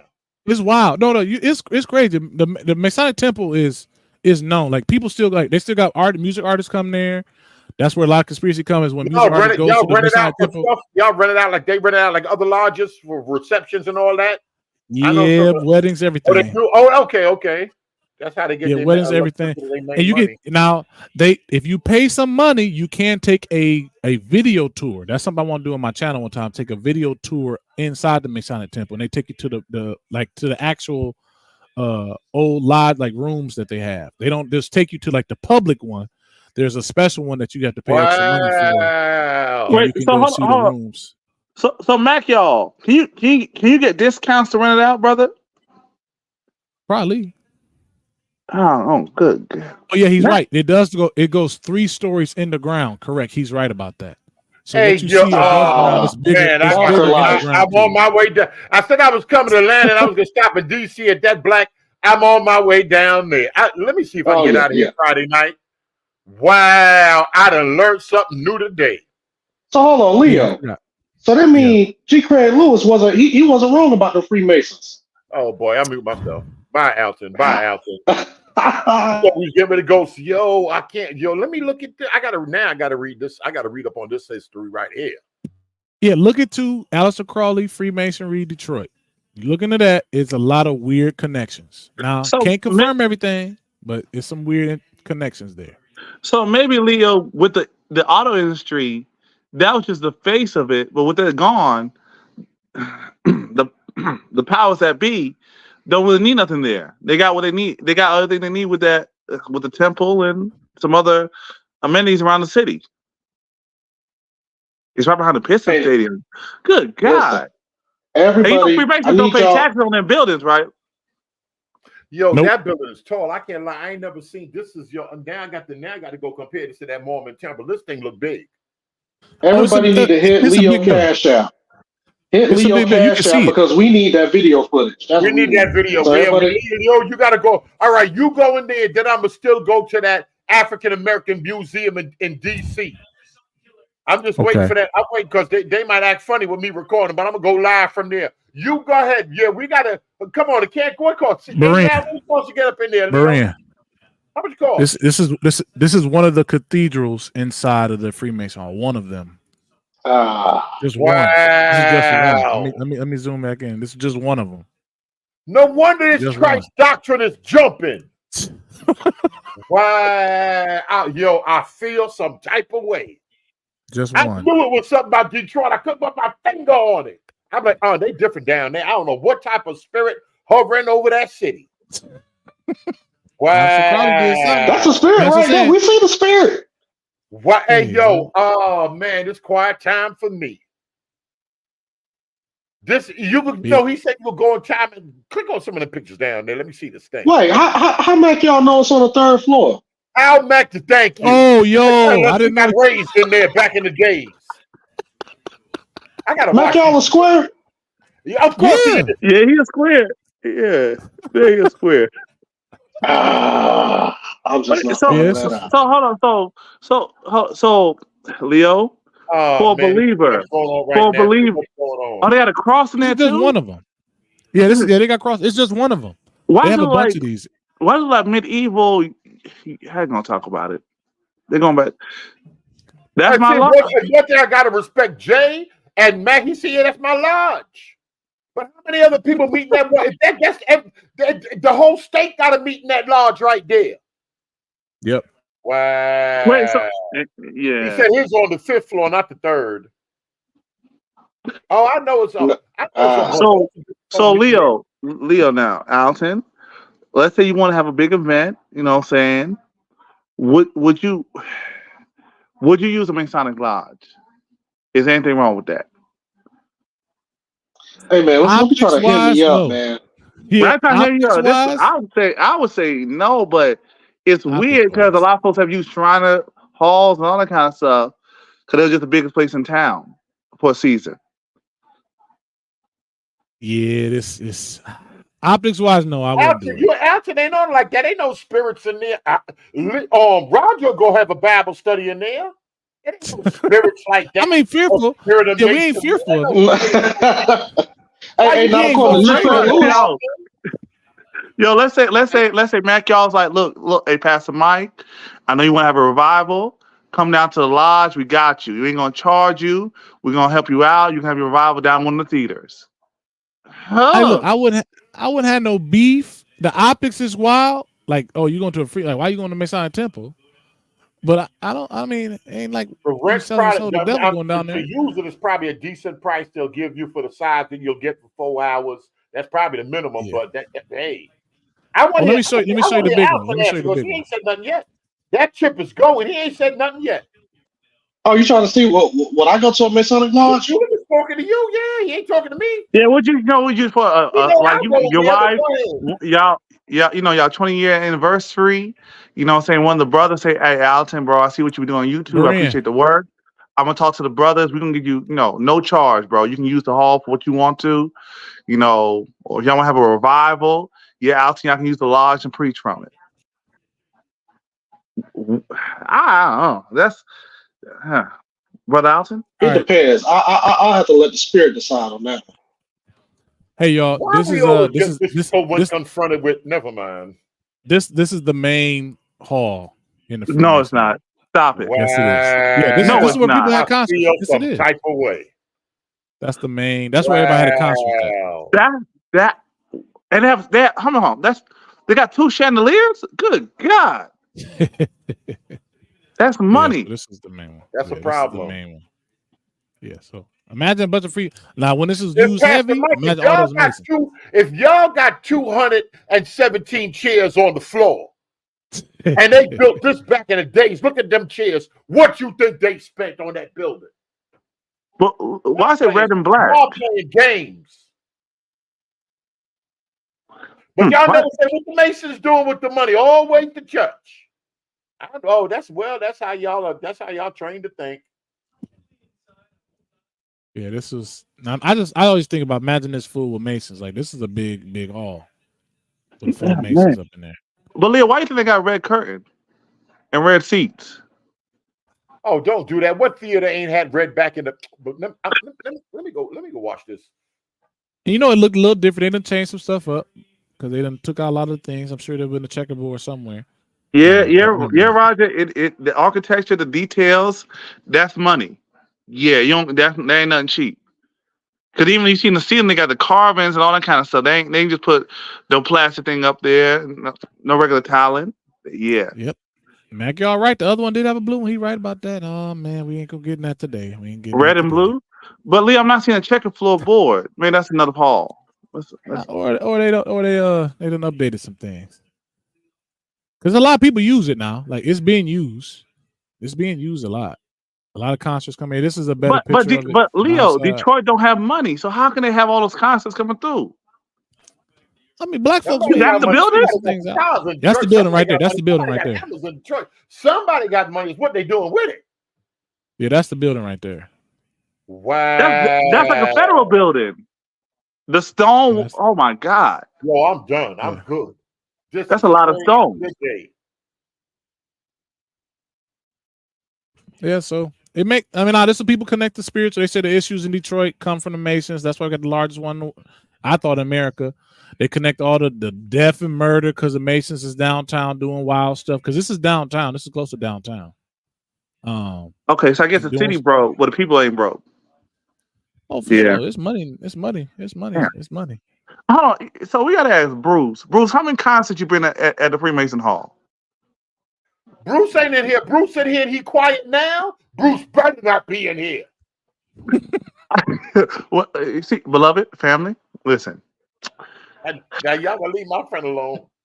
See, at the department, we got they got tickets all around, so I didn't want to go. Colonel Order, they done met down there. He done went to a reception or something down there. Oh no, y'all got to come to y'all got to come to tell the truth, shame the devil. Yeah. But it's that's why I just think it's weird though. Why would Detroit have the largest one? Why? Now people could take it to the auto industry. There's a lot of potential people that will come here. They can join up because of the auto industry. The amount of money that was here because of it, maybe, but the largest in the world. Some in the milk ain't clean, man. I'm not connected to Aleister Crowley, but he was down here a lot. So they might have cut all the land they bought up. So Leo, can you find out who owned the property, the land of that lodge before? I wonder if it was gifted to them. What year was this building built right here? Yeah. What year was this building built? I want to see the cornerstone. There's some stuff I want to see. What a big flag, big American flag way up there. It moved into its first temple on Lafayette. That's 1896. Oh, wow. Here we go. So fundraising for construction of the building raised $2.5 million, equivalent to $38 million in 2023. I'm done. There you go. There it is right there. And ground. Wow, 1920. So this is built in 1920. No, Leo, you skipped something. You skipped something. What's going on? The groundbreaking took place on what day? Thanksgiving Day. Thanksgiving. Wow. Using the same troll. Wait, hold on. What is it about George Washington? What this thing saying? Yes, what I'm saying. Hold on. The same style that George Washington had? Wow. Hey, yo, I didn't even know this. Father God, where is this thing gonna go? No, Leo, so it makes sense.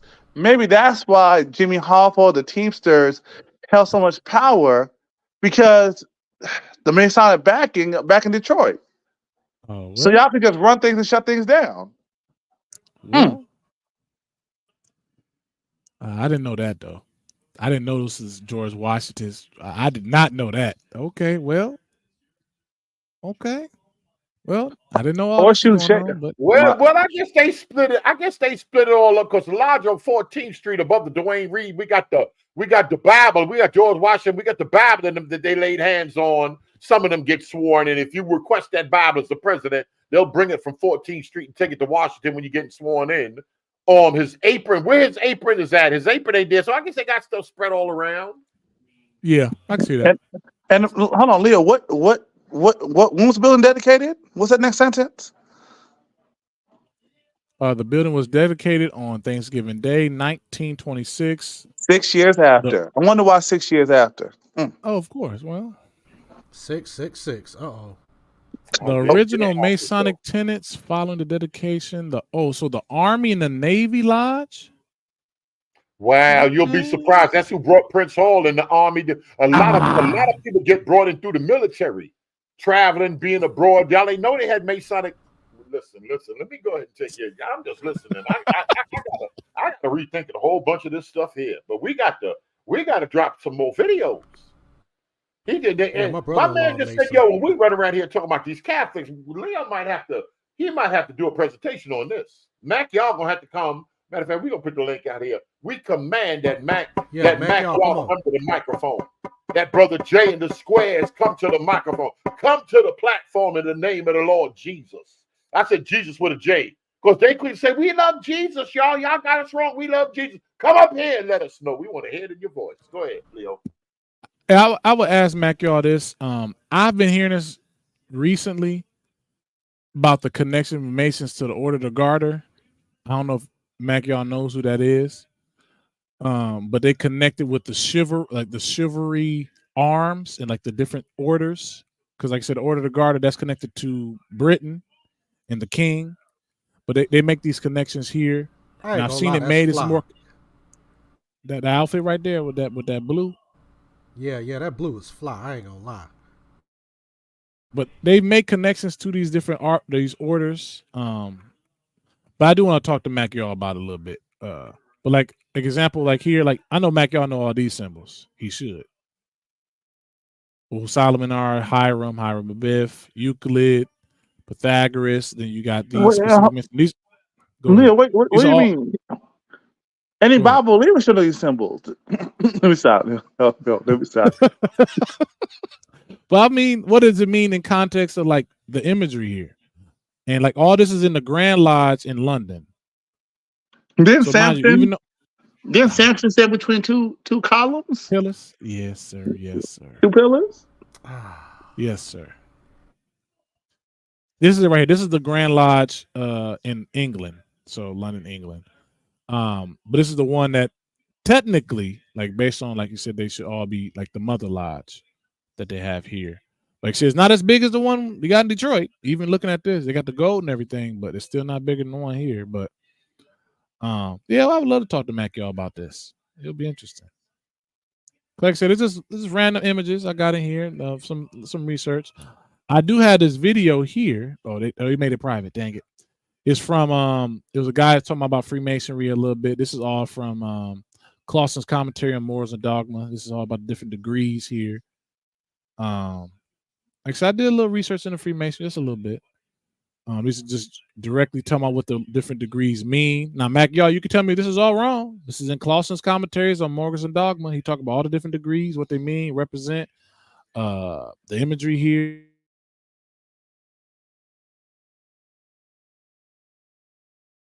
So I don't know if Mac, y'all know what this means. I looked into it a little bit.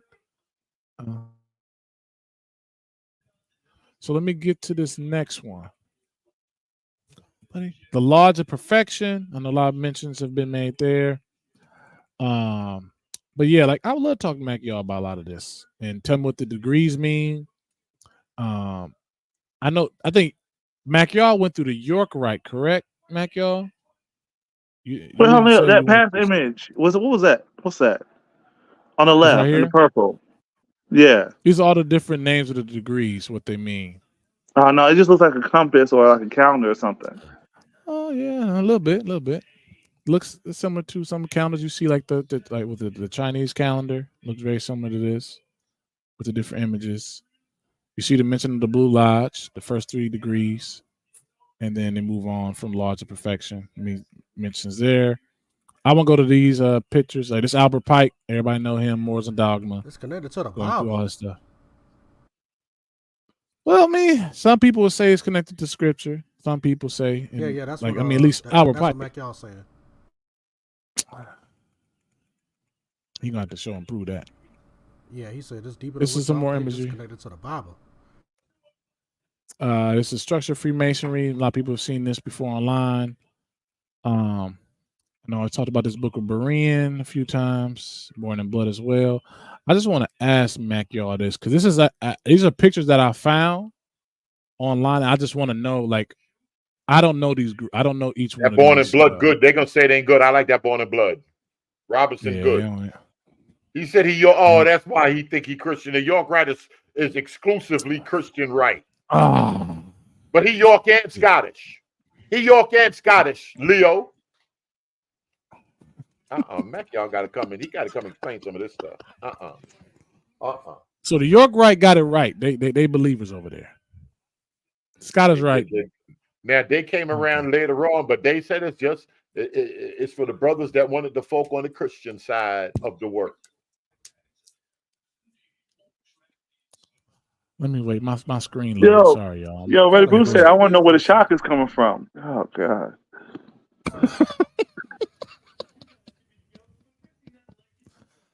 Well, one day maybe go through this stuff. But like I said, well, if we're gonna go talk about Gnosticism and all these other things, they're interwoven to a degree for some people at least, because they see secretism in Freemasonry to where it don't matter. Like, as long as you believe in a God, you know, the Gnostics some people that believe in Gnosticism connect Freemasonry to the great architect. They connect that to the true God, and like I said, I've seen some make those connections and say, well, the true God is actually what the great architect is in representation. Then they say, well, that's what Gnostics believe. So all those within Freemasonry actually worship the true God. Well, hold on, Leo, can you pull this up? Mr. Urban saying Pipe helped found University of Texas. We gotta look into that. Is that why they have the bullhorns? Yes, sir. I don't know either. So the Albert Pike. Longhorn. No, I didn't know that. But like I said, I want to ask Mac, y'all. Like, I don't know these specific. Like, I want to know, like, who are these different groups? Can you explain what this regalia is? That's the only reason I got these pictures. Can you This explain how the people regalia? don't want to talk to y'all. Gordon talking about Mac, y'all. Repent, man. You have received the wrong light. See these black So brothers right here. nobody can Mac. So Gordon, nobody could be saved and be in the lodge. Even York, right? Nobody. Can you get saved in the lodge and God give you a knowledge and you come out? You're saying nobody could be saved in the lodge. Nobody could be an alpha. Nobody could be part of the divine nine. Can you be a saved and in the Boy Scouts? Nah, I want to know, can you be saved and die being a Mason and still be saved at the same time? Simultaneously. Yeah, is that like, do we got born again Christians inside of the Divine Nine, Freemasons, all of that? Who's that? That's Farrakhan? Yes, sir. That's Farrakhan. You see, You recognize Farrakhan or them dudes right there, clandestine. These them outsiders. These dudes ain't walking in the real light. They paperwork ain't right. hold on, I'm about to make the screen bigger. Hold on a second. I'm gonna make the screen bigger because it's messing up. Because I want to show y'all, because the bottom left, I got it here for a reason. He got the honorary Omega Psi Phi too. I didn't know that. Wait, Omega Psi Phi, like the Omega Psi Phi? Yeah, the Omega Psi Phi. Don't act like movers and shakers in the black community. Don't y'all get in here and start acting crazy. Don't act like no movers and shakers. Because I asked y'all, where would the community be if it wasn't for the Divine Nine at Prince Hall? Wait, so Albert Pike's a Q dog? No, not Albert Pike. Albert Pike. Farrakhan. What's my man name? What's my Thunder don't told y'all that Pike and them was the one that messed up European Freemasonry. You can't find black folk talking about Lucifer and Prince Hall and all of that stuff. That's them other folk. Vody Bakum used to be a Q dog, I think. Yeah, he looked like he would be a Q dog. I ain't gonna lie. I think if I'm not mistaken, he don't wear a lot of short sleeves, but I could have sworn when I was at the G3, he had a brand on the side of his arm. Oh no! What's his name? Alan Parr too. Alan Parr, he was a Q dog. What? He was a Q? Oh, no. You right about that. He right about that. Yes. Wait, little mother, you were AKA or also known as? No. Oh, Father God, please Just let him talk. It's not so. Just let him talk. Please tell me it's not so. Yo, She descended from A&E and them people. I don't know how she ain't got more black power on her. She descended from A&E. That's why she thinks she better. That's how she moved the way she moved like little mother. She had them pearls on her neck. That's why. The brown paperback. This explains it. Yes, God. Just let them talk. Well, yeah, maybe one day we can go through some of this. Like I said, Berean, it's a bunch of books out here that talk about Freemasonry. Some good, some not. I definitely feel like it's an interesting subject because a lot of people talk about Freemasonry and go in on it. Like I said, I used to be one. Yeah, I just wanted to see like that bottom left picture. That's hold on. Back that up. You said that you used to be a Freemason? No, I used to believe Freemasonry was like all Freemasons going to hell. Okay. I used to believe that. Like they all serve the devil. Now, what are your thoughts? Tell me. So you used to believe that, but now that you've looked a little more into it, it's not as much devil worship as most Christians have claimed it to be devil worship. Come on, Leo. Yeah, a lot of those claims are unfounded, even when you go to some of the writings and what they're saying. Because like they're saying, like where they go to, like they have, like I've seen people say they got the Baphomet in the Masonic Lodge. And that riding the goat is them Christian lies. Them Christian lies. Because they connected to the Templars and they say they got the Baphomet. Like none of that is founded. You can't show any proof of that. All right, now hold on now, because now Alton, Mac, y'all don't just get Leo. You got to get Alton too. If you're gonna get anybody, you got to get Alton too. Hey, I ain't did nothing. Man, he wants scripture where it's not right and exact, especially the York right. See, Leo, why he can't be born again, love the Lord, and be in the lodge? That's what he want to know from you and Leo. Where the mic at? Because I want to know if this is a hugging session right now. Are we doing some hugging right now? Now this is when he gonna try to drag in Aleister Crowley and make y'all all. I hope Dan Harris. I hope Ellis hearing this. This y'all Alton. This y'all cousins. This your cousin in there. Wait, hold on. Stretch wide. Yeah, but Leo, is this picture on the screen? Is that Scottish, right? No. Nope. Well, yeah. Where's the slim guy that got the YouTube channel? Is he here? Move that picture. No, that's a big dude right here. That slim guy that got the John G. Jones channel. That's him right back there. Right back there. Wow, I didn't know. Right, directly behind Farrakhan, the skinniest dark brother, but not the darkest brother. The one next to him and between him and the brown brother. He the one that got the smirk. With the smirk right there. That smirk you got. Yes. Yeah, I see what you mean. Yes. Okay, interesting. Yes. Okay. Come on. He said, come on, Dad. It depends what degree the lodge is opened up on, how good and pleasant it is for brothers to dwell together in unity. It's like the oil come on, Mac, y'all. I ain't got to recite it for you. Come on up here and do that work. Do that work and show them this is all based on the Bible. All of it, though? Especially the York Rite. Y'all got that aluminum. What's that 13th degree over there in the York Rite? You know, that kind of slipped my memory right now. Now, the Scottish Rite is a different thing. Them Shriners, and y'all start playing around with that sword, and y'all start playing around with that Quran and dealing with that other law. That's one thing. But he said he's York and Scottish. He said he went up both sides. Show the steps. Show the steps, Leo, in that first picture. He said he went up both sides.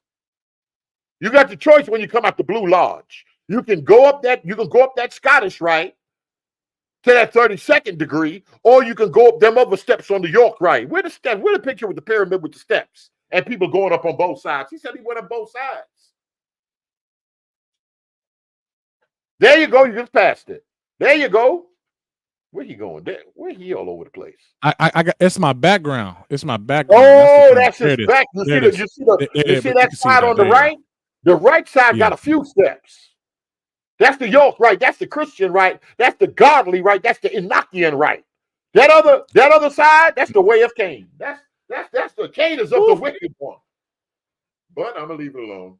Wait. Shave, hold on. Shave, you a Mason, Shave? He a true Mason. He a true bro. brother. Hold on. Shave, are you like a Freemason or are you like a Mason by the Spirit? Or by the trade, a real book Mason. Right. Wait, so why they holding hands? Right. He don't want to hear that wicked side. Wait, why is he holding? Why they holding hands together? Oh man, is this like so? Is it like the crate challenge? You know, you had to walk up the crates and walk down and stuff. Go to the top. I'm totally just far from that. This ain't that. Yeah. Brian, can I show some people in here though? Go ahead. They got. Hey, yo, don't. Is this wrong? No, is this wrong now? But he a part of what's wrong. That's a little different right there. Mac, y'all, you got to come clean this up now. I see you send me a video, Roger. So, Jay Jacks, I see a bunch. I'm just looking at my emails and stuff now. Go ahead, y'all. So maybe Leo. Oh God, I don't want to say it. Maybe this is why Nelson Mandela wasn't on that, murder, take back the land, all that kind of stuff. He was already bought. It paid for it. Yeah.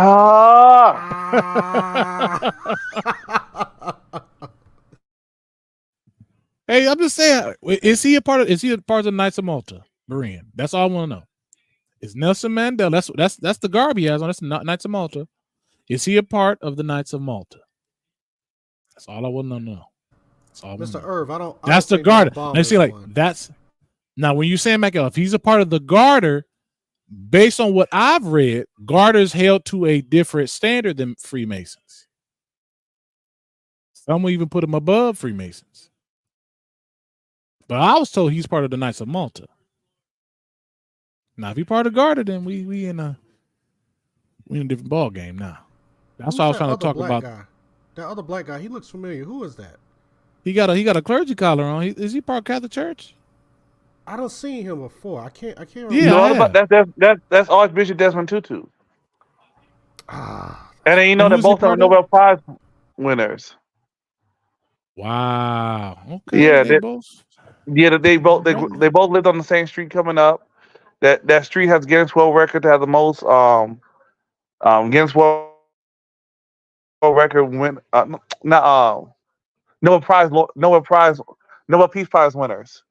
So All right, 10-4 hat time. is that a Yep, 10-4. Hey, we here now. 10-4 hat time.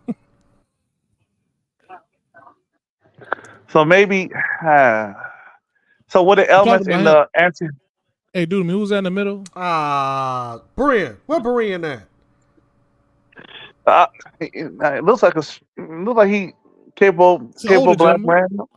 Yeah, older older. gentleman. Look like he's a leader. Might have an anointing on him. I'm not sure. He does have. I see a clergy collar, so he does have a clergy. So he's a man of the cloth. I would say. Oh, why is he wearing a clergy collar? Oh God. I'm just saying. Y'all might be connected. Oh, y'all might be connected. Hey, but I just wonder, like, this is where I would say, and Brian is right, a lot of bishops are in the Freemasonry. But this is a well-known one. I do find it funny is that, remember the issue with Carlton Pearson? Just think about it. The one that gave the ruling was a Freemason. To kick Carlton Pearson out the church, a Freemason. He finished the ruling. They all voted, and he just made the ruling. No, Leo. God made the ruling. To kick Stop playing games now. Hey, was that now we're gonna switch the subject. Was that an infallible council? Careful now. Careful. He about to drag us down a rabbit hole. No, we're not gonna do that today. But yeah, Brian, I know he's not here, but you see Shaq. I know out we talked about it before. There's some pictures out there out Shaq out there. So that's known with him. Yeah. And he's a cute dog too. Same like Michael Jordan. It's interesting. A lot of cues that go this way. But yeah, that's them. This is just imagery that I used to think all this was demonic. I'll be honest with you. Now, I'm not saying it can't have occult implications. But I would say, like, initially, when I used to see this, I used to say this is all demonic. This is demonic images. This is all spirits and all this stuff. But then that's what I used to say like that. Yeah, go ahead. But then people gonna ask you too, because they're gonna say, well, listen, if you're saying that this is not demonic, or you're not trying to say that it's demonic, then can you say that this is of God? And if something is not of God, then does that automatically make it demonic? Some have justifications that this is of God.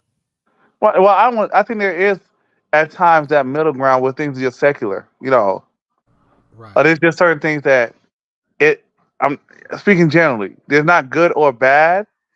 It just depends on how it works out. Like going to college isn't wrong in of itself. But sometimes you take that higher knowledge and go somewhere with it. But Leo, all they're trying to do is just tell a story. In Africa, we will tell stories through dance. Oh. What kind of dance? I don't know. Well, Watusi. Now I know, like I said, the Freemason stuff is. I mean, everybody gonna have like their own opinions on it. I know Mac, y'all not gonna agree with this. Yeah, go ahead. Wait, so I think Stormer. So Stormer, you can't be SDA and a Freemason. I didn't know that. I'm just wondering, because what didn't LNG? I ain't gonna talk about her. Hey, listen, I was thinking the same thing, but I wasn't sure. I think her husband. I don't know. I don't want to start saying stuff.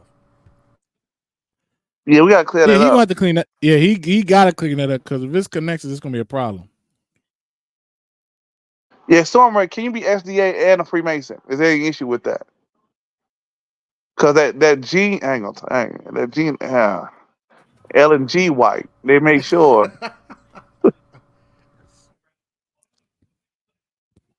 Now this is another thing too. Like if being believers, if you found out, all right, out now say this: if you found out Vody was a Freemason, would that affect anything? Yes. Why? I don't know, because I know that I've heard some sermons where he's talking about making pledges and oaths and all of that stuff. So then my question would be, Oh, okay. Okay. yeah, so if you are making a pledge and you are making an oath, then can you make a pledge and an oath to God and a pledge and an oath that may seem like it contradicts what is written in God's word? You know what I'm saying? So Yeah. That's been my issue with Masonry, is the oaths that they have to take. A lot of that. I don't really see that as a thing we should be doing as believers, personally. But then now someone would ask, what about oaths of office, oaths in the military, oaths of secrecy, all that kind of stuff. So how do we? That's where the Go ahead. See, you get some hard line reformers who just like, man, I ain't taking an oath to nothing. They won't become cops or Hippocratic oath or nothing like that. They just like, that they'll do anything else but any job that may require them to take a oath per se. So, Storm Ray is asking, who was founded first, the Jesuits or Freemasons? But Storm Ray, the Jesuits and Freemasons have been at war. I mean, we gotta look at the Boule. Why you got Dick Gregory up there? Oh, Dick Gregory. Oh, you don't know about Dick Gregory? What he said about the Boule? What? So, I mean, of course, if you follow Steve Coakley said that Dick Gregory told him he was in the Boule. But Dick Gregory is known to bang on what we would say the Boule is. He the one that showed the clip. Was it the dude that said he confessed that he killed? Got out of the way, so he could have a clear shot to shoot to shoot Martin Luther King. Dick Gregory showed that video. So Dick Gregory would seem like he was exposing something, but Steve Coakley went out and said that Dick Gregory himself admitted that he was part of Boule. No. Go ahead. I ain't seen that one, Leo. Yeah. And I got this picture up there Leo, too. You see, but with that symbol in the middle. Yes. Yeah. Leo, can you zoom in a little bit on the image in the middle? Can I do that? Yeah, there we go. Oh, sorry. There you go. What is that? Like a griffin or something? Can you put LeBron James tattoo? Yeah, on his chest? Yes, he has a griffin on his chest. Yeah, now just pull it up. We got just to have understanding. I don't want to see that man chest like that, but man. Do to me. Don't he call himself the chosen one? Griffin on his chest, the chosen on his back. Yeah. It's a Sphinx. Right. It's a Sphinx. Because they hold the secret. So. Oh, that's not clear enough, though. Well, maybe this one's better. All right. Well, it's your boy LeBron James, and we're looking at this man's chest. Blame due to me. Pause. There is a griffin. Pause. There is a griffin. Hey, it's a black man Sphinx. with dreads. Is that a black face with dreads? All right, and Leo, can you pull up LeBron James and his necklace? Pre-game ritual. Oh, the necklace. Oh no, I don't know about the necklace. What necklace? What is it called? No, it's a hand. If you know, you know. You're talking about that. I ain't talking about a Kabbalistic hand. Hold on, come on. Allegedly. Yeah. Well, I mean, that's what that hand connected to. Like that's where you see it. Yeah. Hand, I don't see it. I see a bunch of with the lion. I don't see the hand one. I typed in necklace. I don't see it. Yeah, you might have sent. Oh well, I mean they got one here, but they don't have LeBron wearing it. Well, I mean the biggest thing. Let me see what I can find. That, yeah, send it to me. That pre-game ritual that he used to do. People used to talk about conspiracies with that. But yeah, like I mean, I have these brothers up here just because of the connection when you talk about the Boule. These are like the main two that I hear the most. that bring up the Boule. So anybody know like it's a Sigma Pi Phi? Y'all look at it. These are the more of the founding members of the Boule. A lot of these folks are degreed up men. This is a book right here that is free online, y'all. The History of Sigma Pi Phi. It is free online. First of the Negro American Greek letter fraternities. Very first one. Y'all can buy this book I put in the free back online. chat. I put in the chat right here in the private chat. Okay. Okay. Oh yes, I see it now. Okay. So those are the hands that you can see in Kabbalah, and I have a picture of what this is in which presentation. Yeah, zoom in. If you can zoom a little more. I can't. It's a small. The picture's small. Let me show find out. But if y'all can see like where the thumbs and the pinkies are when they extend out like that, those are normally connected to Kabbalah. And I think I had a picture for this. Yeah, I do. Scroll up. Where is it at? No, where did I put it? I know I had it somewhere in here. Do I have it around here somewhere? Not that one. No, I don't have it on these presentations. Dang it. I gotta find it. But yeah, that hand that you see there, that's normally associated with Kabbalah. So let me see. And then LeBron had to go from the east to the west because he's trying to, the setting of the sun. It's just a little bit. Okay. Let me see. Do I have it here? No, I don't. Dang it. I thought I had that's a ham. I think G-Lo saying that's a Hamsa. Hamsa. Good job. Yeah, there we go. Well, your boy LeBron rocking all that. I do want to show this real quick. And I think this is the last thing, and I'll probably, if y'all want to talk about anything else, you can. People talk about the Boule. There's a book called, or a journal called, Is There a Black Upper Class by Monty Williams. He goes into that. You can look at The Aristocrats of Color, The Educated Black Elite of the Post-Reconstruction Era by William B. Gatewood. He talks about the Boule and the origins of it. Then another one, History of the Negro Upper Class in Atlanta. So not trying to throw y'all on the bus, but see, Atlanta been connected to a lot of this Boule talk. Well, we do have Stone Mountain out there. That's stonework. Well, nah, but the Klan used to have rallies up there back in the day, so I don't know if we can connect that. No, not so much. Yeah, the Klan used to have rallies up there, and that's where it's still at. But I don't know if you know out there, a lot of people use that for mystical encounters. The people go on top of the stone to meditate. Because it is one huge rock. Yeah. Oh. Yeah. So the Ugly Club has been connected to him. Boule here. This is random articles I was reading. The history of the Negro upper class. This part right here is pretty interesting. It said there are two leading men's clubs, both established. Talking about the Ugly Club, and the 12, established in the 1920s, are the local Boule of Sigma Pi Phi, a national business and professional fraternity, and the somewhat more recent 27 Club. Approximately half of the original 13 members of the Boule belong to old elite families. So this is a power move. Now, you'll start going to conspiracy Illuminati talk. Hey, I'm not saying we're going there, but if it's true that the original 13 families of the Boule were all families, why is it 13 members again? Well, because Bible.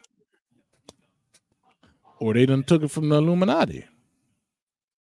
The original 13 members of the Boule are elite families, and then it's 13. The original 13, 12 disciples plus Jesus. Sweet Jesus.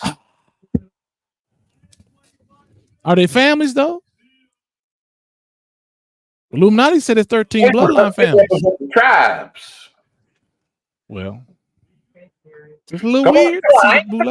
Y'all, Mac, y'all. It's a little weird. A little weird. Why would a Boule have 13 elite families that they connected to? Well, Yeah, like I there's said, I'm 13 not. bloodlines in the 13 bloodlines and I ain't gonna talk about it. Y'all know who the Big Six is, right? Y'all heard of these folks? No, I don't think so. I've heard of the Big Five. I heard the Big Six.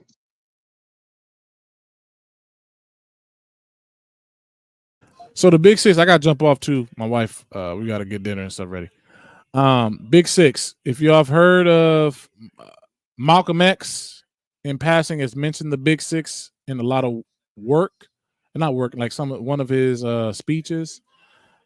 They have been connected to the gatekeepers. You see, MLK is in there as well. Also, John Lewis is in there as well. No, Leo, what happened was, he was just walking past MLK, right?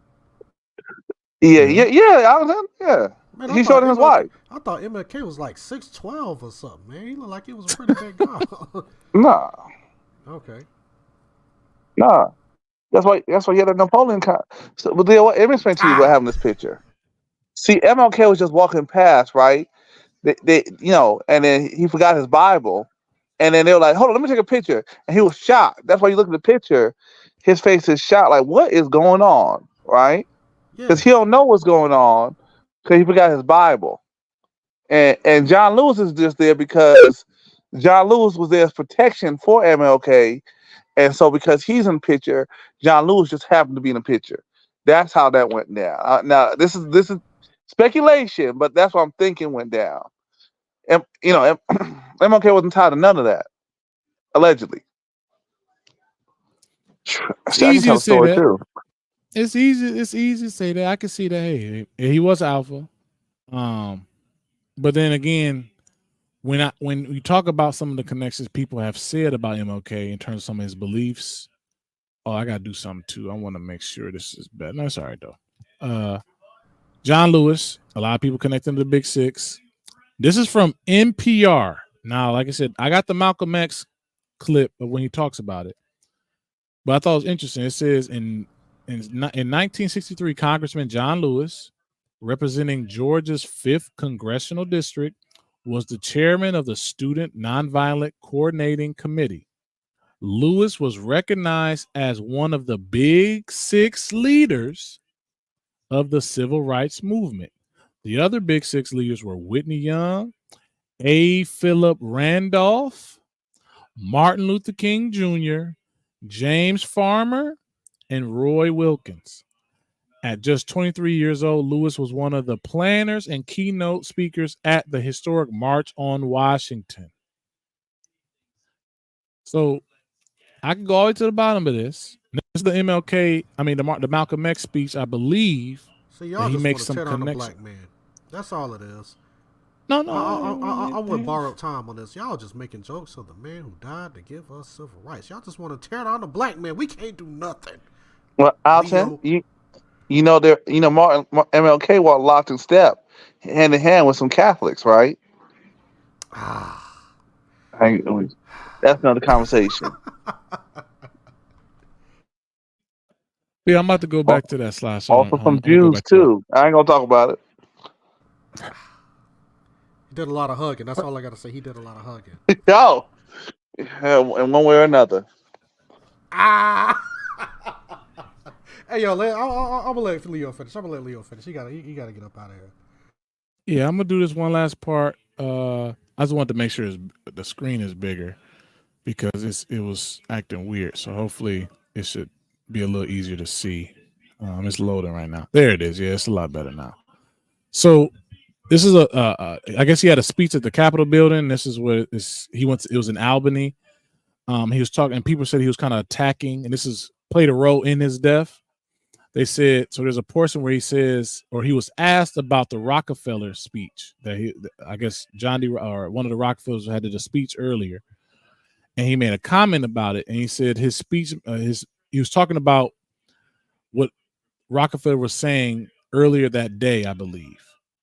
and he was pretty much attacking him, saying that he didn't really say much about civil rights.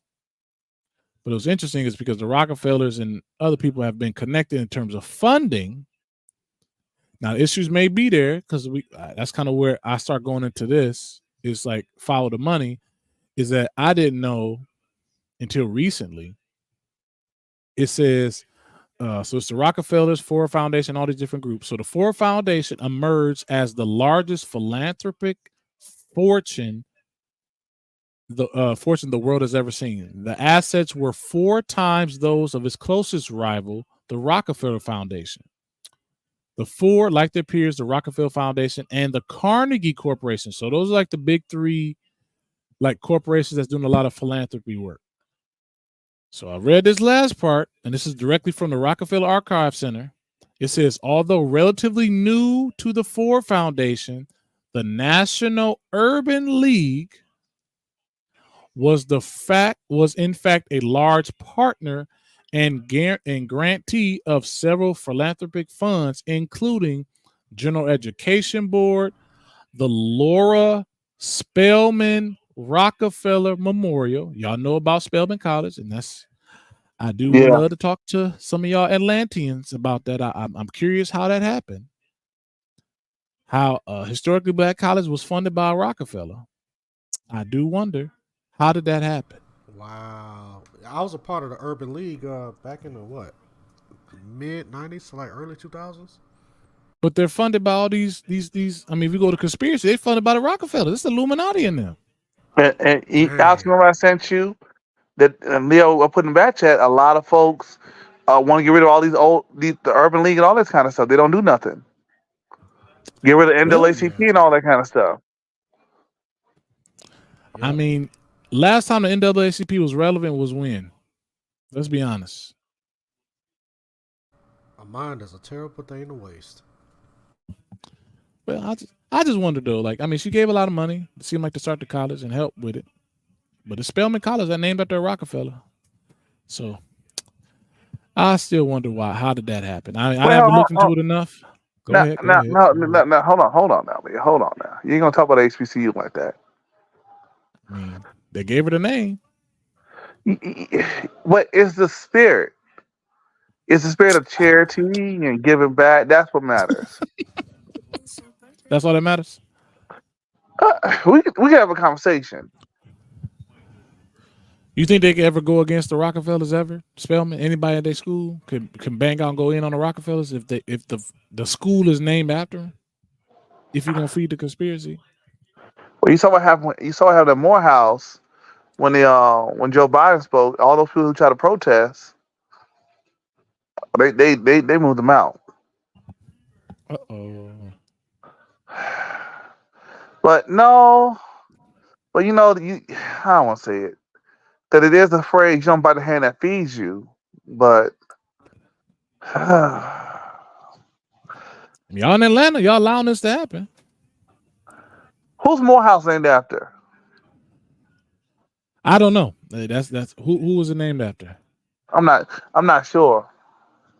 I knew the Spelman one because I heard sad to say it, Umar say it, and I was like, oh, I don't believe that. And I went and looked at it. Yeah, but Umar might be saying that because he ain't get Leah, you think if the Rockefellers gave Umar Johnson $1 million, he taking it?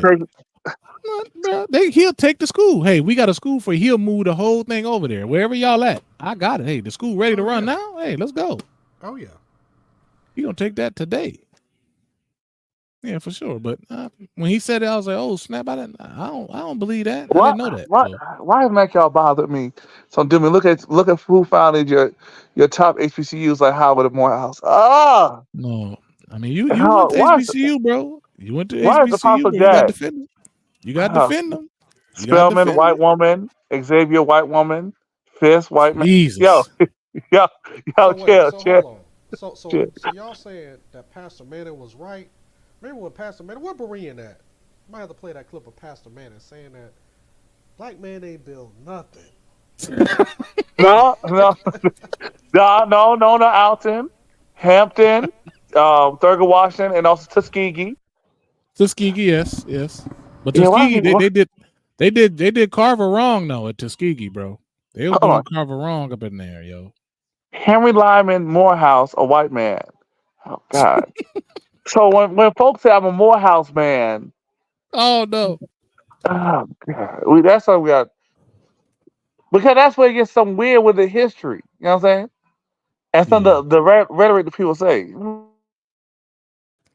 I got a Coakley video here, but he be going in. I don't know if folks ready for this. After this, I'm done. He talk about the talented 10th, and I've come full circle on the talented 10th now. So, I'll play this little clip. Y'all tell me beef or issues with this. There is no record of Jewish philanthropy in the black community. 1915. Now, you remember that the Urban League and NAACP was 1908, 1909, and all the rest of that. You remember that? All right. Wait, I just want to issues away. So, but these were predominantly being assisted by Anglos.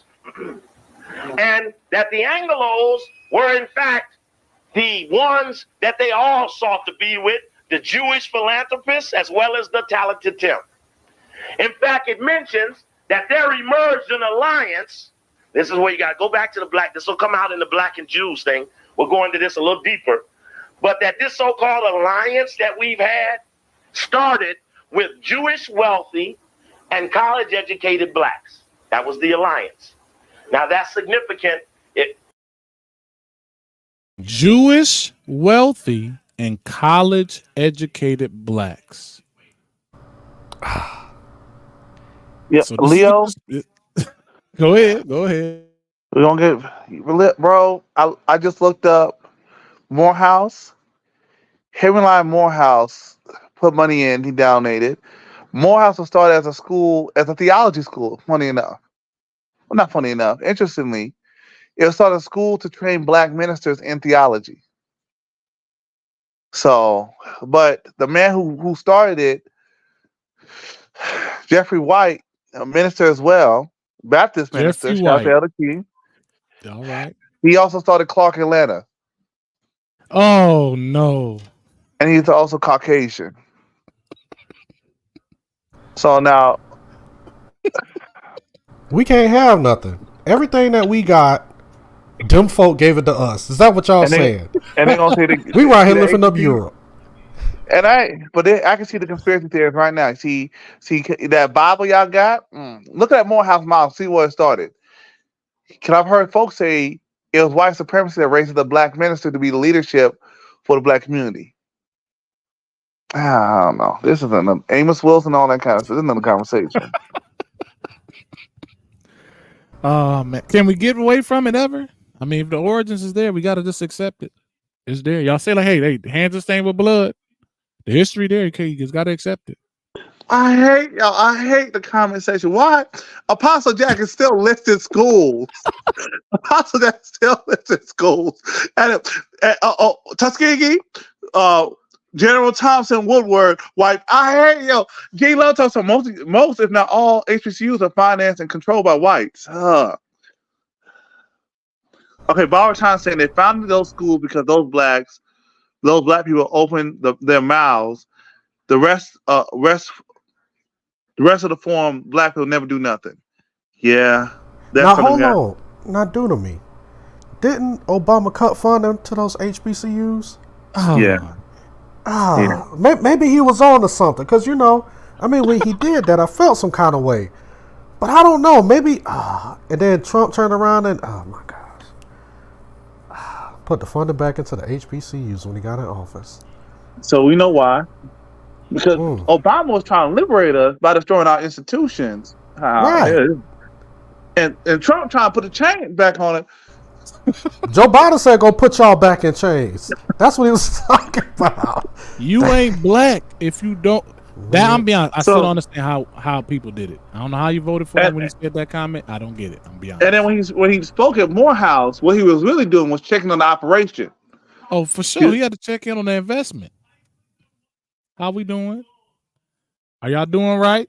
Y'all putting out? Because I found this out recently that was it Grambling, Howard, and I forgot what the school are one of the top FBI, CIA specific schools that they go to recruit black educated individuals. The government goes Leo, the CIA will come to my school often. We're close ties with DOD and all that kind of stuff.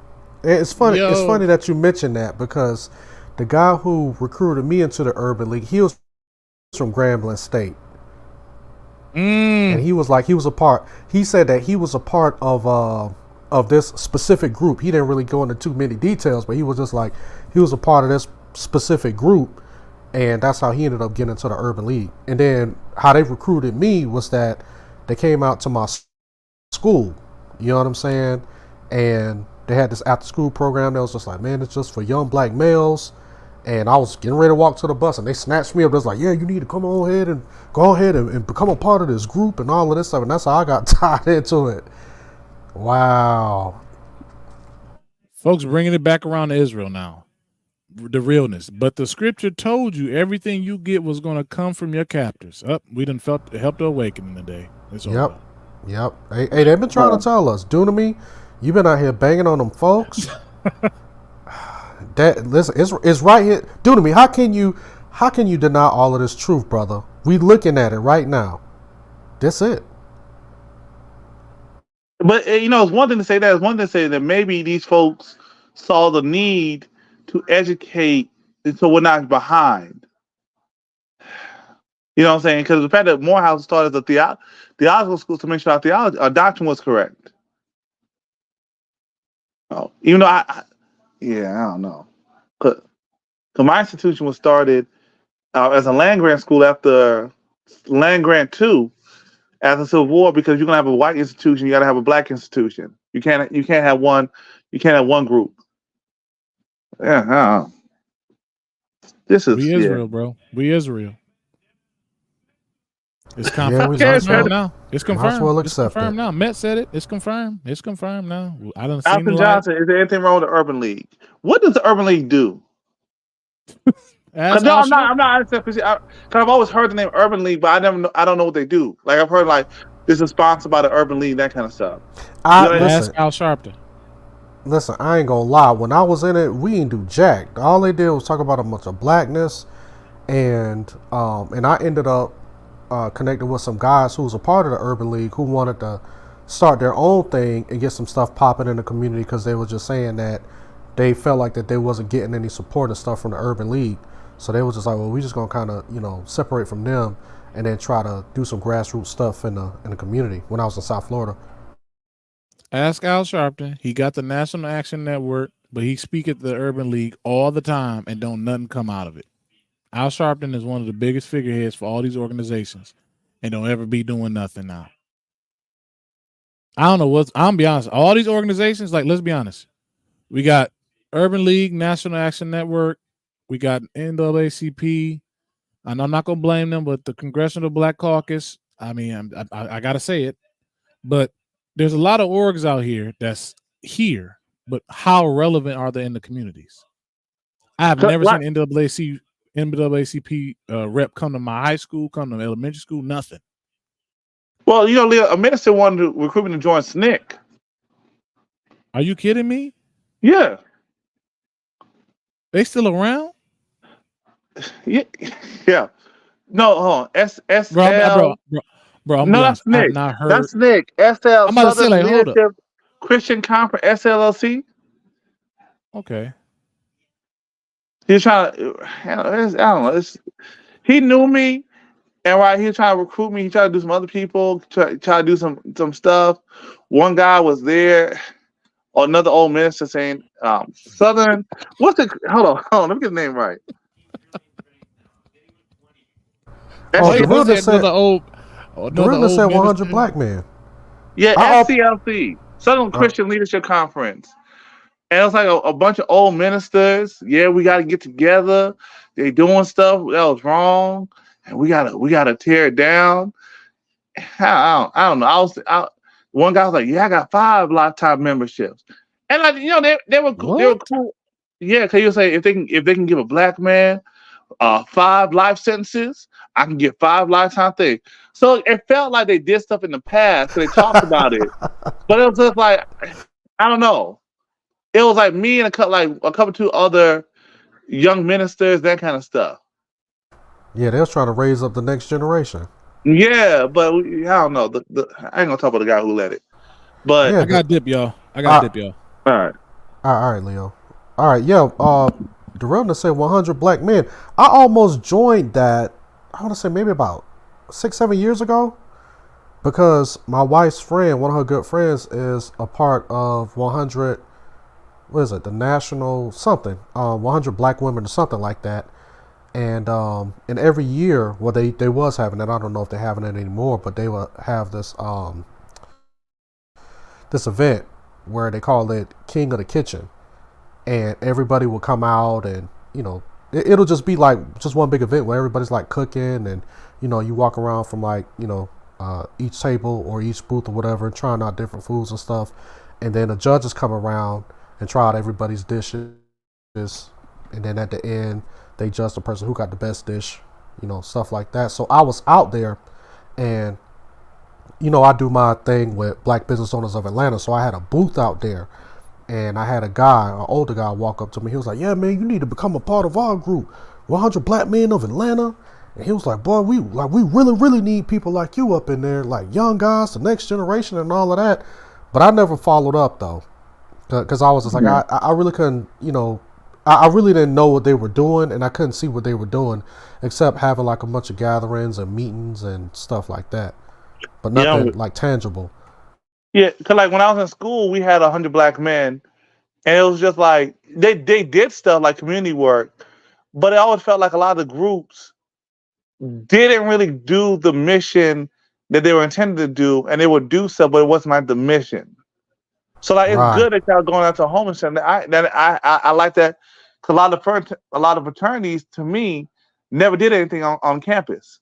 It was just for show a lot of times. Or if they'll do something, it'll kind of be like they'll copy another organization's community outreach project, and like, but y'all guys can do something else. But I don't know. I don't know. Well, a lot of these orgs.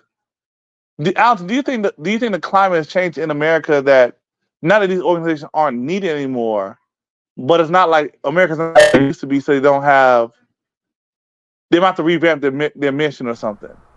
Yeah, because I mean, the thing is that I don't think that they have an audience that they can really hone in on, because I mean, I travel a lot, and like I'm pretty observant, especially like right now, since I'm working for a company and we deal with student housing.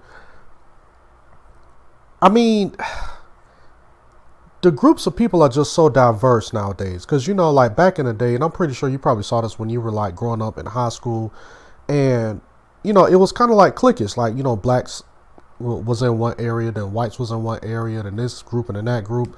But now with these new generations, I mean, like some of their best friends is white, and some of their boyfriends and girlfriends is white, and now you got some of these kids who got parents who are mixed. I'm sorry, like they're mixed, and they're dad's white, mom is black, vice versa. And then at the same time, like I was just talking to somebody recently about this. I mean, you got some of these kids who they make thousands of dollars just making YouTube reaction videos. You know what I'm saying? So it's just like they don't really feel the struggle like that.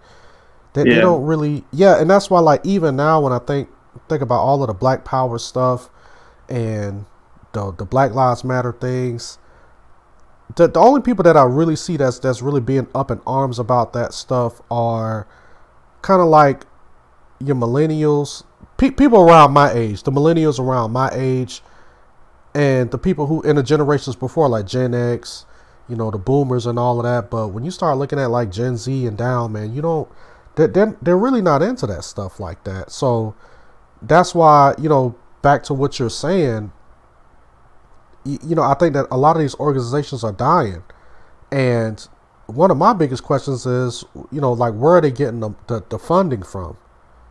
You know what I'm saying? So how are they still alive? And like when you look at the NAACP, like why are they at, why are they, I don't know. They don't really hold a position in Congress, but I know when they were doing the State of the Union. I know when Joe Biden be doing a State of the Union, they be sitting in that room, but I'm just like, well, what are you doing? Like, why are they there? Like, what is their purpose? You know? I think with that, it's just I don't want to say it, but they kind of become like that black face that you need. You know what I'm saying? To where that if we want a black face for something, we go to them. You know, like tokenism. Not tokenism, but like I would say more like tribalism. Ah, okay. Like if you want okay, we need some Hispanic representatives. So who's the Hispanic organization that we go to? You know what I'm saying? Like NLH's just been around for so long. They're that group. You know, and I think they've just been around so long that they just have a certain amount of funding. You know what I'm saying? They don't need too much to run. Yeah. Especially with the national. Now, local chapters, they might struggle. I think that's what the whole thing is, but the national is always going to be around. And it's always like college students you can always appeal to with the history, and they want to get involved, make their mark on society, so you can always draw in from them. Because like the only groups I know like that were really active was like the Negro College Fund and Thurgood Marshall Fund, but those two organizations are beefing with one another. They're like in competition. So yeah, is the United Negro College Fund still a thing now? Yeah, they give scholarships. Oh, okay, and okay. If companies want, that's why I think Thurgood Marshall and that company, from what I was told, are beefing with one another because they want to control the black dollar that's going to the university. You know what I'm saying? Ah, okay. So okay, Ford, you want some black students? We'll set up this program for y'all, and y'all just fund them with your name on it. And we'll have a leadership summit. Because a lot of times what they do is just have leadership summits throughout the year. Different organizations and whatnot. Or they might switch up do like coding boot camps. But you need someone to oversee it to be that middleman. So I feel like NAACP might be that too, but more on a grander scale. You know what I'm saying? Where they have money coming in. If a billionaire or millionaire wants to donate towards blacks, you know what I'm saying? Okay, donate to the NAACP. And they can sustain themselves. Yeah, that makes a lot of sense. Definitely. Robert Pearson says, is the Black Caucus being forced to give support to the LGBT, or are they voluntarily doing so? I mean, if I gotta answer that, I would just say I can't say for sure, but I know when it comes to like politics and social issues and stuff like that, majority of this stuff to me, it just seems like a big money grab. You know what I'm saying? Because if you look at back in the 60s, 70s, even in the 80s and into the 90s, where you had a lot of blackness that was like big and it was just kind of like jumping off. I think a lot of people start organizations, or they kind of promote a lot of these organizations more so they can get more people to donate to them. So they can kind of, line their pockets. You know what I'm saying? So when I'm looking at the National Black Caucus, they'll ride the LGBTQ train because that's kind of like the group that's in the spotlight now, So they'll attach themselves to that, and then they'll say, well, Black trans lives matter, or Black queer lives matter, and stuff like that, in order to kind of keep somewhat of a base or an audience. You know what I'm saying? To kind of say, well, hey, if we attach ourselves to these group of people, then now we can kind of garner funding for them. Because to be honest, I really think that the whole blacks are the most oppressed group in America and all of that stuff, that narrative, I think is dying, and it's getting to the point to where I think, especially with this election, you can kind of see that people are kind of moving away from that. So now people are looking to other groups to kind of rally behind and lock arms with, so they can continue to keep pushing like certain narratives. You know what I'm saying? And especially when the narrative is about justice and equality, it's easy for some people to infiltrate those messages to say, well, do we have that? So it's like it's a mixed bag to where you got to keep the movement going, but then there's not too much to go on. What do you do? So, yeah. Yeah, exactly. And like you said, they do also get that funding too from lobbyists and whatnot. So they don't see working with those groups or being a face at times is against the message. Because not as faith-based anymore. It's more so just fairness-based. You know what I'm saying?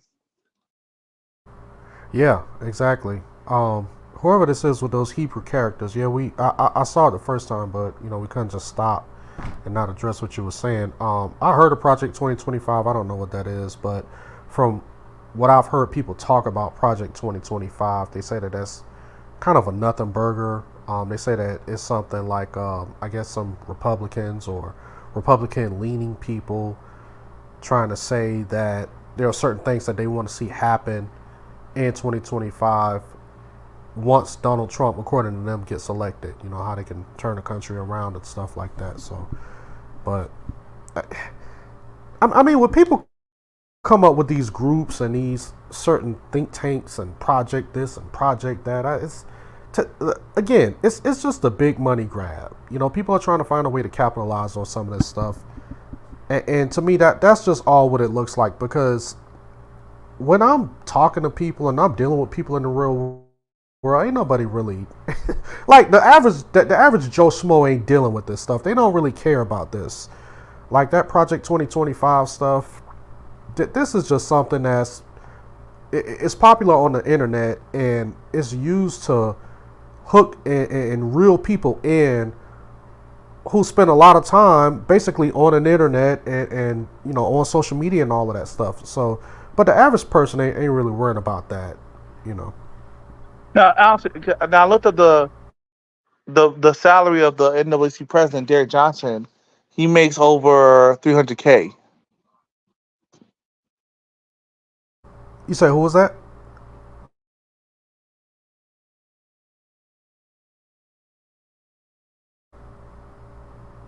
Oh, did I go out?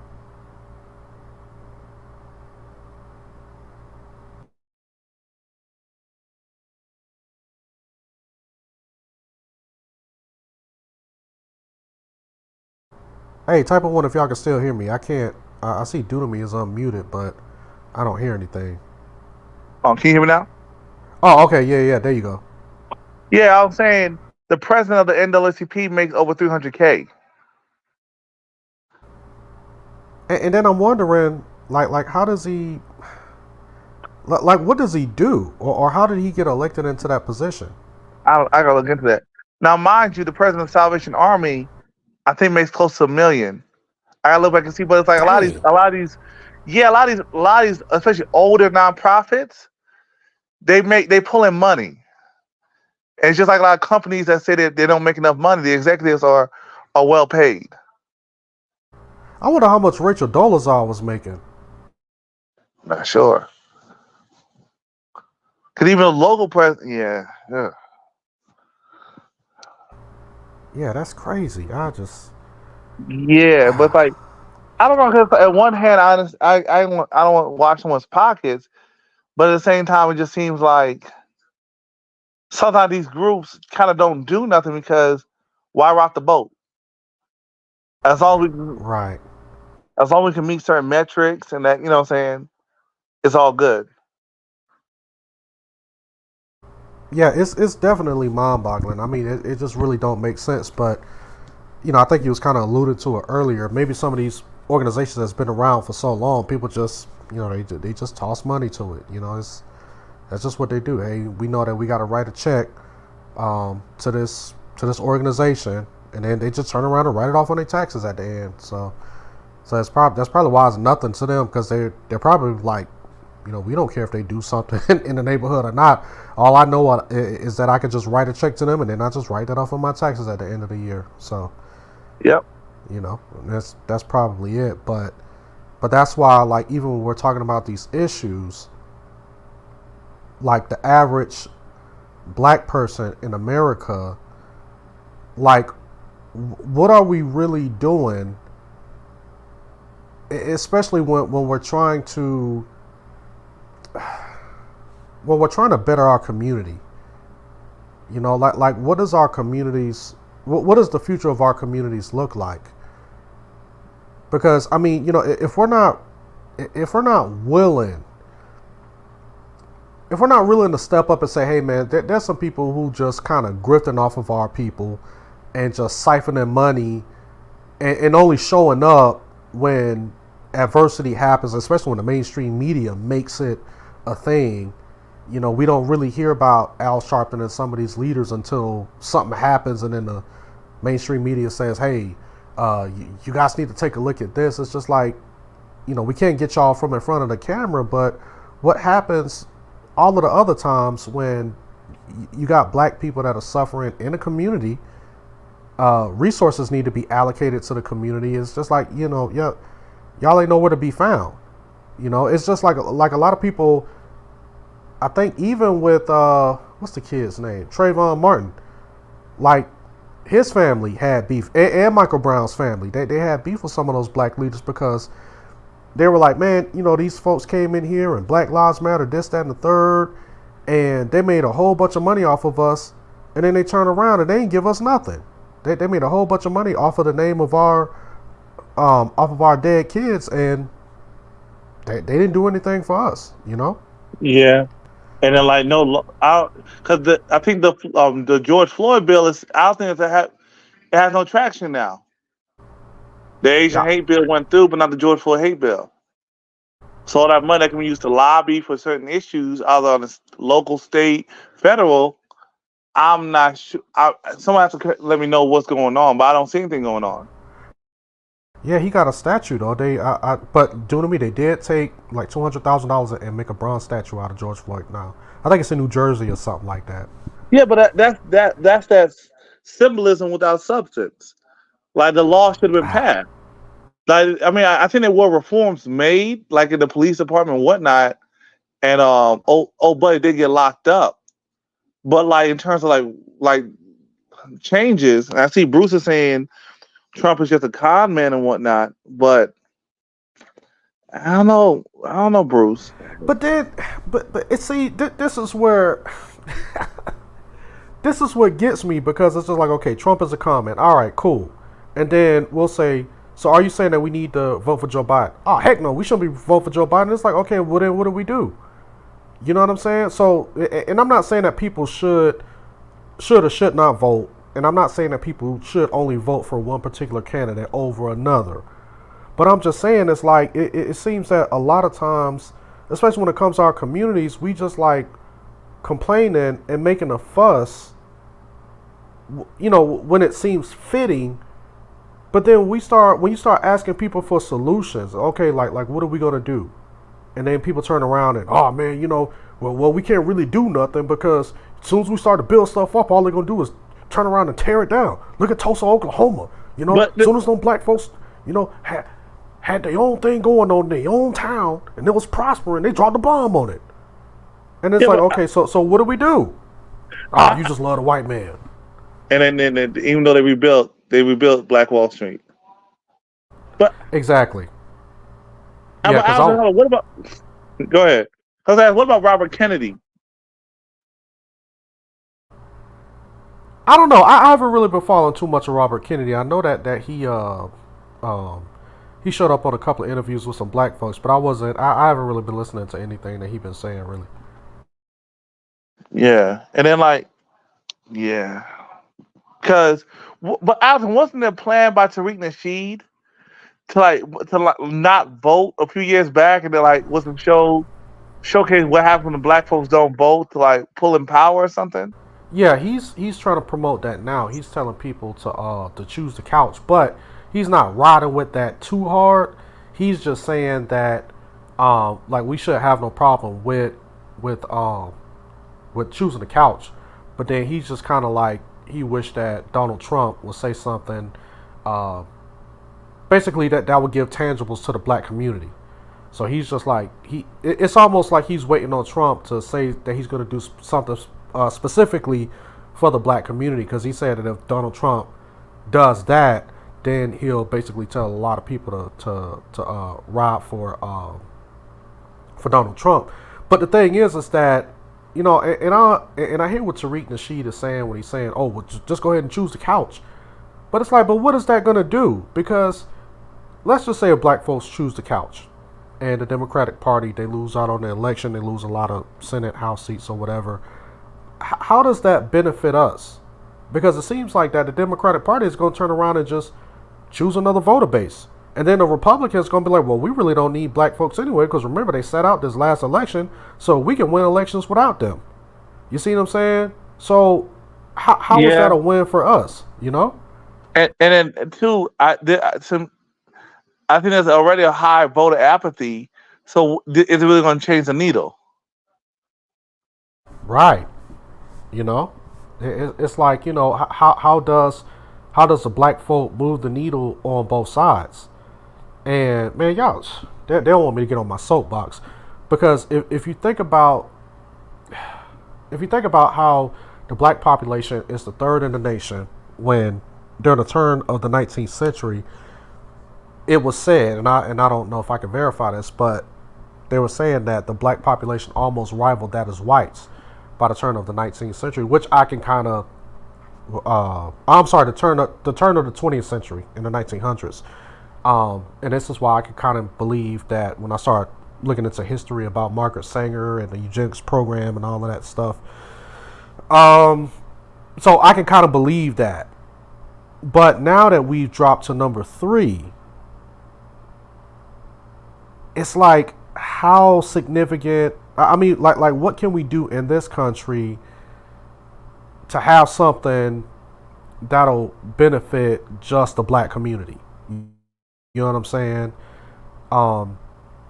Because right now we already know that they're focused more on the Hispanic, you know, community, because Hispanics make up more numbers. I mean, even Joe Biden said that. He was just like, hey, you know, if the black community wants something, you know, y'all need to start working with Hispanics, you know, because they are the most diverse group of people on the planet, and you know, they're going to be the future of this country. So, Yeah, but I mean, I was out now. After that, I went to the Tweet and Sheed Hidden Colors Museum. Yeah, you said that it was closed. It was closed. The guy who worked next door said like he didn't let him come inside. So and I talked to this one guy who's a local organizer there. He said his fans basically took over LA. So You it's know, like I almost went. The past couple of times I was in LA. Well, I wasn't in LA. I was in Lake Elsinore, which is like, depending on what time of day it is about 2 hours away from LA. So, and there was a couple of times where I wanted to go, and then I said, man, I don't know if I want to go. I don't want to go all the way down there and then just and be disappointed. So when I heard that you had went this last time, when I went to California, I said, man, I ain't even gonna go, because I would hate to drive 2 hours all the way to LA and get there and then the doors are shut. You know what I'm saying? Yeah, and there was a nice. It's not a pretty bad neighborhood. They have nice murals and that kind of stuff. Right. And there's another Black History Museum in LA, or like around there. You know, it's not too far from the beach, but yeah, it was disappointing. And it just Yeah. seems like I was saying, like Joe Biden's gonna work with Hispanics, but I don't know how that's gonna play out, because LA, there's beef right now with the blacks and Hispanics, to where Hispanics are basically taking over like what used to be black parts of town. Right. So Yep. it's more complex. Yeah, that's even happening in South Florida, where you know, you have a huge Hispanic population. Heck, even in Georgia, man, up there like Buford Highway and 285, man, I don't even recognize that area anymore. I remember when I first came in 2006, it was, you know, you kind of had a mixture of black people and Hispanics, but now it's mostly Latino now. I mean, you drive by and there's like billboards and stuff up that's in Spanish, you know. Yep, a lot of taco joints and all that kind of thing. Yep, and don't even talk about Houston, man. You go down to Houston, I mean, it's a heavy Hispanic population in Houston, you know. But hey, you know, that's why when we start to talk about these political issues and people want to bring up these arguments that are non sequiturs, and I'm like, but what's the solution though? You know, if we're gonna talk all this Black Power stuff, then what do we need to do? Because there's other people out there making moves. You know, they making moves. And I think what's sad is, cause I stay up in Gwinnett. I used to stay in Duluth.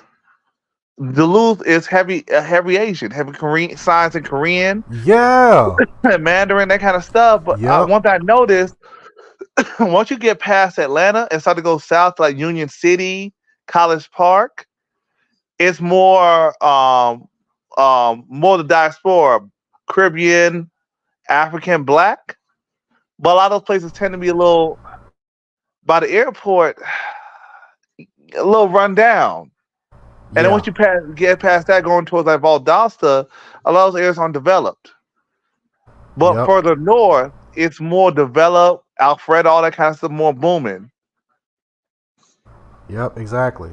And it's almost like, because I remember at one point, and I haven't been down to McDonough in a while, but I remember they was doing a lot of building down there in McDonough and Hampton, and there was like a larger Black population down in those areas. But yeah, you're right. Yeah, when you get up there in Duluth, you see a lot of signs of like Korean. You know, it's like a huge Korean town up there. And what tripped me out one time was that I was driving past a Burger King, and they had like some of the words on the sign in Korean. You know, on the Burger King sign. I was like, man, that tripped me out. I ain't never seen that. Dang. And it's Atlanta, because you know Korean is the third most spoken language here. Really, I didn't know that. Yeah. Huh. So, yeah, I see Bruce saying not the Afro Latinos, but Bruce, if I'm being honest, sometimes with ADOS and people who are not ADOS, there's tension. To where folks can speak on code, but because you're not ADOS, you're not going to understand the situation fully. Yeah, and then at the same time too, one of the beef is that a lot of folks with the FBA and the ADOS movement will say that Afro Latinos are not us. So just like you was just saying, Dunami, and they don't look at us as the same. So they don't think that Afro Latinos and Black people are the same. So therefore we got different struggles. So the Afro Latinos would kind of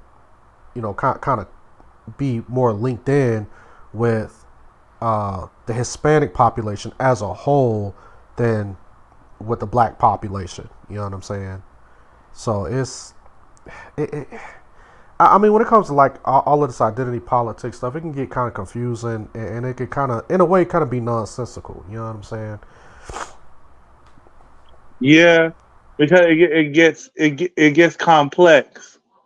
And a lot of folks, once it gets to a certain position, like with every revolution, once you win, the only enemy that's left is just those who thanks to you. Yep. Exactly. You see that often. So, Mr. What do you mean by their tethers? They tethers, break that down. Yeah, he must be watching a lot of Tariq Nasheed.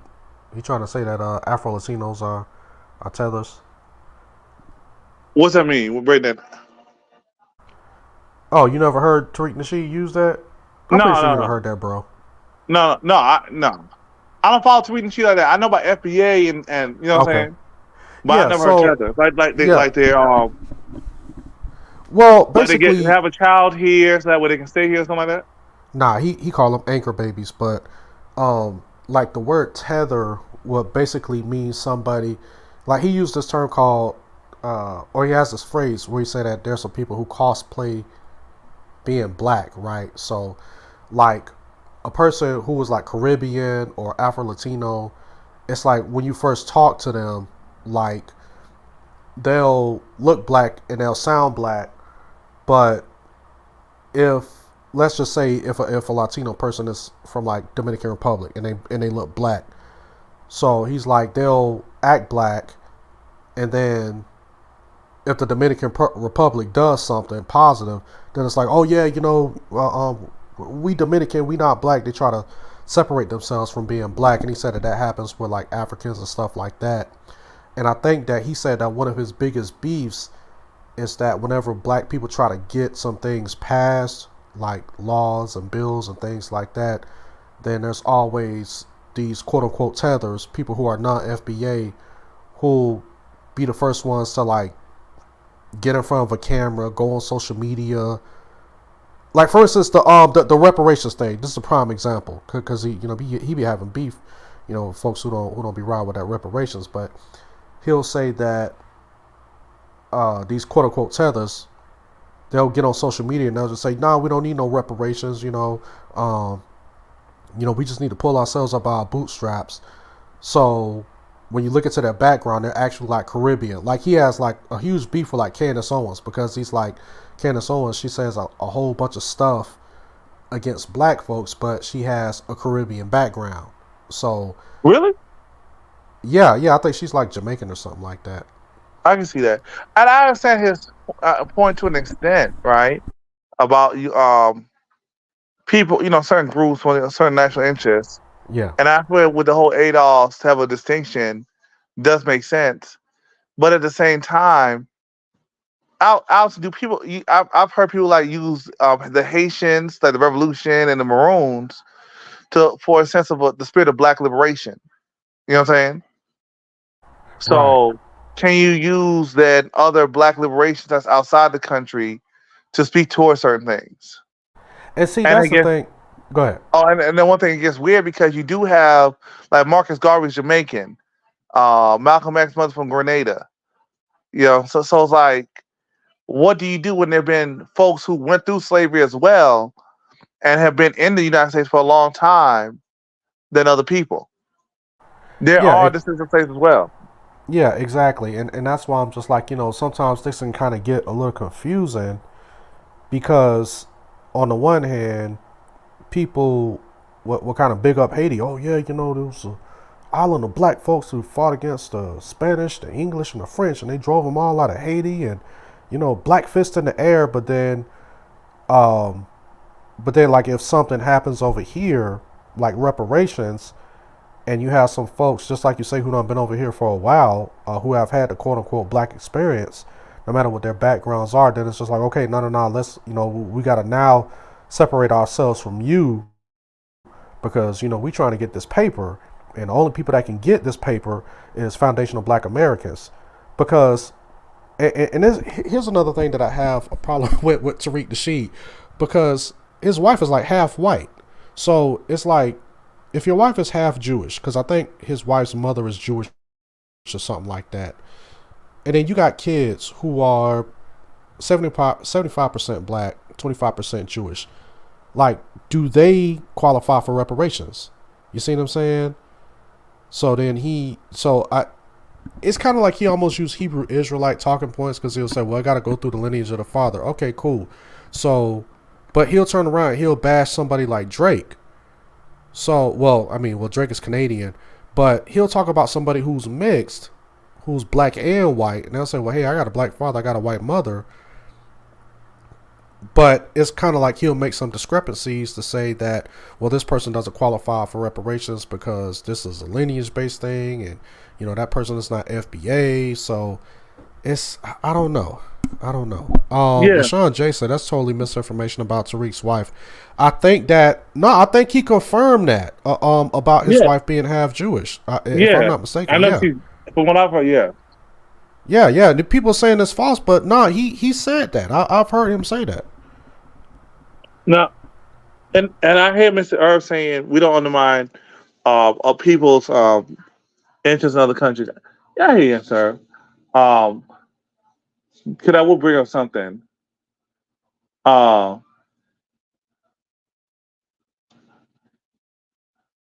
that would bring up something to where it is, with undermining. Because I think that's where during COVID and the push, this is where it gets weird. Because like I was in the leaders of BLM, they're ADOS, right? Nah, I think a couple of those girls were Caribbean. Because I think it was I think that they were lesbians, or well, what's his name, Yeah. Jesse Lee Peterson. It was like, yeah, BLM was started by 3 black lesbians. But I think that even with Tariq Nasheed, I think he brought that out. See, people think that I don't be listening, but yeah, I listen to Tariq Nasheed stuff. You know what I'm saying? So that's Because why when that people was the telling me that I'm time. false, I'm like, huh? Yeah, because that was the time. To try to Yeah. make a distinction. What does ADOS really mean? Right. Right. To have like how they do in South Africa, with certain distinctions. So that way, there's a class. Because I can see that, because sometimes there are things that are supposed to be for blacks, but it might go to someone who's like Nigerian or something, and that might raise an issue because it was are you just looking for a black face, but not truly someone who's of the descent from the group you're really looking for. Yeah. Yeah. Yeah. Because I think that, even to your point, even Nigerians are like really tribal. You know what I'm saying? I remember one time, this was when I was on my Pan-African stuff. I was talking to this, actually I got a couple of stories about some Nigerians, but this one lady, I went to go do some work at her house, and I was like, yeah, man, Nigeria seems like that they kind of thriving a little bit. And I told her, I was like, I said, shoot, and this is like during Obama times, and I was on that, man, I need to get up out of here, man, I need to go move out of the country, I need to leave America. And I told her, I said, I don't know, I may look into moving to Nigeria. She was like, don't do that. I was like, why? She was just like, you see where I'm at, and I'm Nigerian. She said, you see where I'm at, I'm raising my kids here. And she said that one thing about Nigerians is that, like, they're really tribal. And she said that and Nigerians do not like foreigners. You know what I'm saying? She was just like, they just don't like foreigners at all. And she said, you will not fit in there. So she kind of gave me my Negro wake up call at that point. Because there's a lot, even with Ghana as well. Oh, and look at this guy, Apostle Jack, talking about some go to Ghana. No, man, I was just watching a video where this lady was just like, and there's so many videos of black folks getting finessed out of their money when they go to Ghana. Folks taking their money, say, yeah, we're gonna build you a house, we're gonna do this, that, and the third, and them folks get over there, and these people just take their money. They just be like, yeah, we're not giving you no house, we ain't building you no house. And there's nothing that they can do. And they said that black Americans, a lot of black Americans done been scammed over there in Ghana, and there's a lot of videos going around with that. I even talked to a guy who, you ever heard of this guy on YouTube called O'Shea Duke Jackson? Yeah, over in Uganda. Yeah.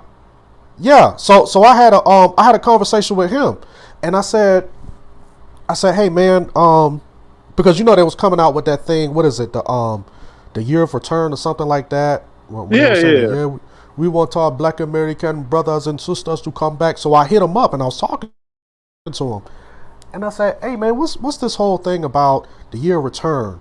Because they talking about black people can go back to Ghana and all of this stuff here. And I said, I know that you live in Africa, and I know that you've been in these places. So, like, what would I need if I wanted to consider going to Ghana? He was like, man, first of all, if you ain't got 100,000 in your bank account, he was like, don't even bother. And then he said, second of all, like, you better have some connections when you get over there, because if you let's just say if you got 100,000 and you go over there, he said, them folks, they gonna end up scamming you out of your money, especially if you don't know anybody. So he was just like, the best thing for you to do is just, either make some connections over there in Africa, or, just take your money and invest it, here in America, Wait, how you know O'Shea Duke Jackson?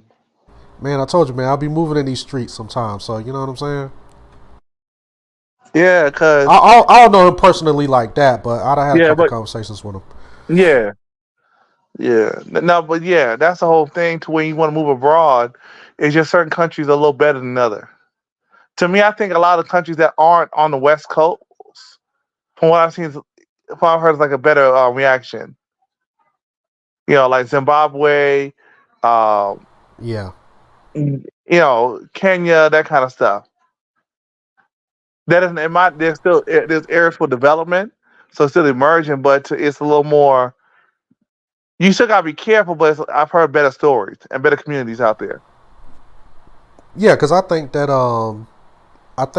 O'Shea, he might still be in Uganda, but I think that he was in Kenya at one point too, and I don't think that he ever had any problems with Uganda or Kenya. So it might be better there, huh? Even Rwanda's on the rise. Oh, okay. Yeah. Okay. Yeah. Hold on. Wait, Zimbabwe. That was Rhodesia, right? Which one? Which one of those? Huh? Let me look. Yeah. I think one of those countries. I think it may have been Zimbabwe that was called Rhodesia at one point. Because I think, if I'm not mistaken, yeah. Didn't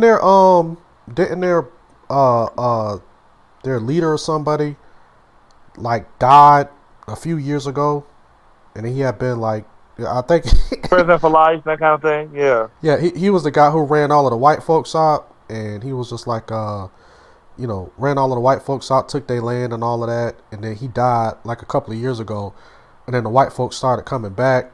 And then and then all of the white folks was like all of the Africans was looking for the white folks and stuff. You know, escort the white people back to the land.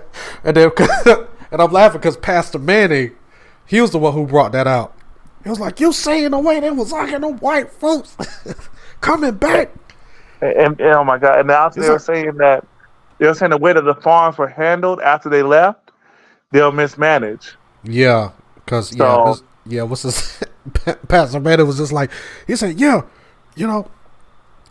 all them dumb African folks. See, they left y'all with the land, with the equipment, so y'all couldn't operate none of that."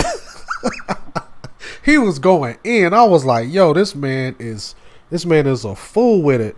But he was just like, for the 30 years that it was up under that dictatorship, like it did nothing. Like those folks did nothing. So he was just like, you ran all of those folks out of there, and nothing happened. And now when this guy dies, now you bringing the folks back in, and hopefully the country can be on the rise. You know what I'm saying? Because he said that it was starting to prosper when you had, the black people there. Yeah, Mugabe. Yep, Mugabe. Nanya B. Yeah, and then people like this? Go ahead. No, because I was gonna say Go ahead. There's one with Dr. Rachel who talks about different things, business on like you can do with Africa, that kind of stuff. But yeah, you gotta have no people. Right, and because like I was thinking about trying to invest into some stuff over there in Africa, because I was looking at Liberia at one point, and I was just like, dang, I wonder how would it be to invest in Liberia. And I was and I was watching now. Huh? Yeah. It's stable now. Yeah, they've been doing a lot of work over there in Liberia. Like it's some big companies, and I think it was a couple of companies from like France and Germany or something. And they've been like working on the infrastructure and all of that stuff. And one of the things that a guy was saying about Liberia, he said, listen, he said that the best industry to get into is to he said if you got like a couple of dump trucks, he said, man, you can make some money over there. He said you bring a couple of dump trucks over there. He said you'll make some really, really good money, because he said that that's basically what they need. They need like trucking is in high demand over there. A word?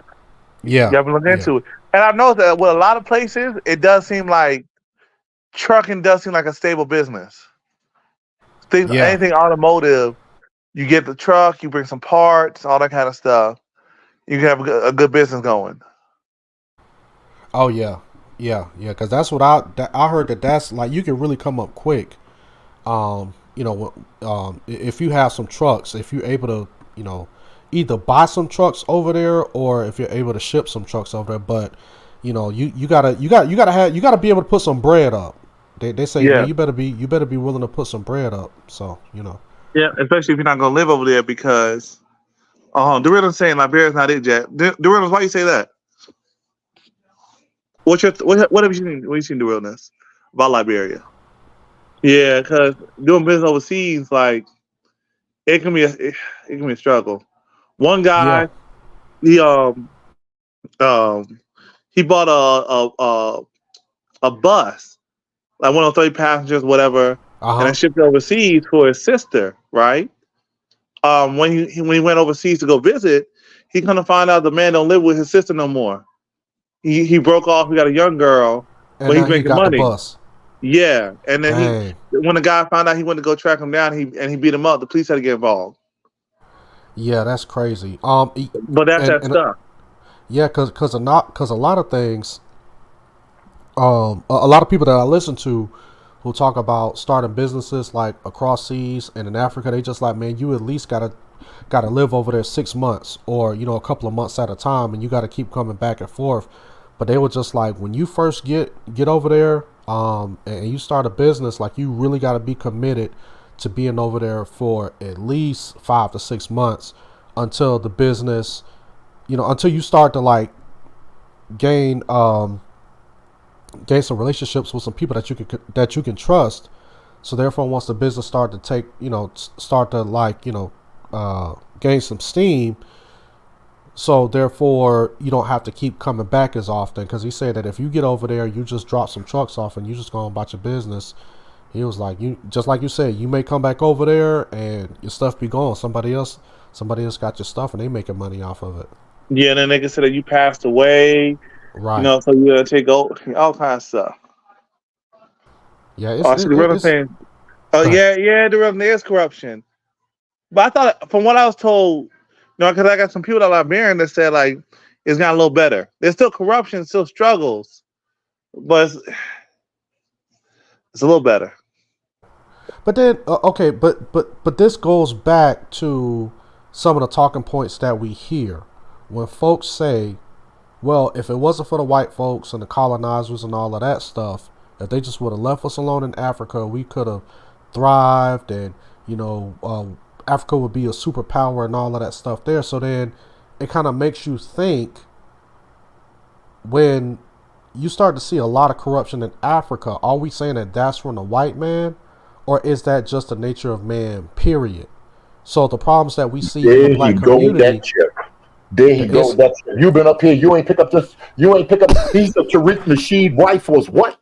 I'm sorry. Go ahead. I'm sorry. I had to step away for 1 second. Where Bruce? I figure Bruce would be in the green room coming to straighten it out. Go ahead. Let me hear. I'm listening. I'm gonna turn this up. But yeah, it's like, but then when you think about it, but because a lot of people like to they like to blame all of the stuff that's happening in the black community on white folks. But then when we see a lot of corruption and a lot of problems, like over there in Africa, I mean, are we blaming that on white folks as well? Because even when you look at Ethiopia, you know what I'm saying, who a lot of people brag about, man, Ethiopia ain't never been colonized by white folks and all of this stuff here.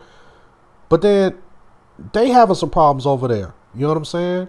Yeah, but I think them and their trio is at war and all of that. So yeah, I think part of it deals with, is twofold in my mind.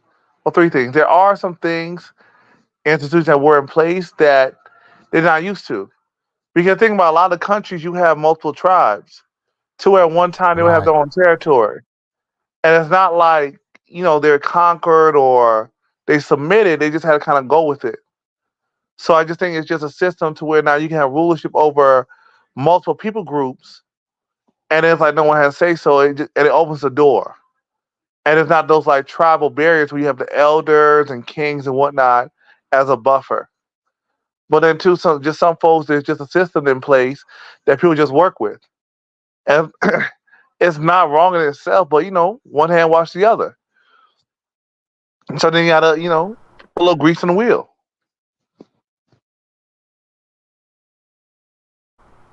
Yeah, I think a lot of this stuff it becomes complicated. It becomes complicated.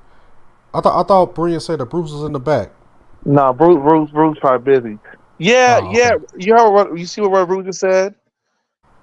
He said Master Musa. Okay, go ahead. Yeah, Master Musa is praised, but he banked up his own people trying to ball out. Yeah, I heard that Master Musa, that what he did, They say some of the elders don't praise that action. Him going to Mecca, that kind of stuff. The non-Muslim, it's like at the end it didn't help out the people. So do you think that black people, all right, do we got a spirit of ball out? Do we got that spirit of ball out on us? Because, Berean come on here talking about how he was overlooking the city and how he had that truck riding on them things. He had the wood grain. I remember when, what was that? About 5-6 years ago, when Berean used to go live and he used to have that camera turned on from his phone and be showing the inside of that vehicle, wood grain, steering wheel, console, all of that. Do you think that it's a spirit on us? That we gotta ball out. We gotta show it off. We gotta have the finer things in life. We gotta have the jewels blinging. We gotta have the rims shining, spinning. We gotta Beamer Bentley. My Jesus, now be careful now. They're going too far. Big should have gone too far. Go ahead. He said leadership. Red letter said leadership is the problem. Yeah, and I that's why there is a standpoint. Leaders were killed, like who was it? Sierra Leone. The guy, he was a communist. He had a guitar. San Marino, he had a guitar, a bike. Oh God!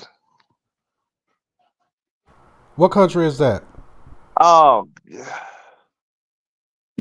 He put a link back there. Would you want to play that link? All right, go ahead, y'all. I'm listening. Yeah, for the comments. Can you hear him? Is he talking? Yeah, his he's unmuted, but it seems like we can't hear anything. Oh, can you hear me now? Yeah, go ahead. Yeah, Thomas Sankara. Yeah, and how he caused reform in the country.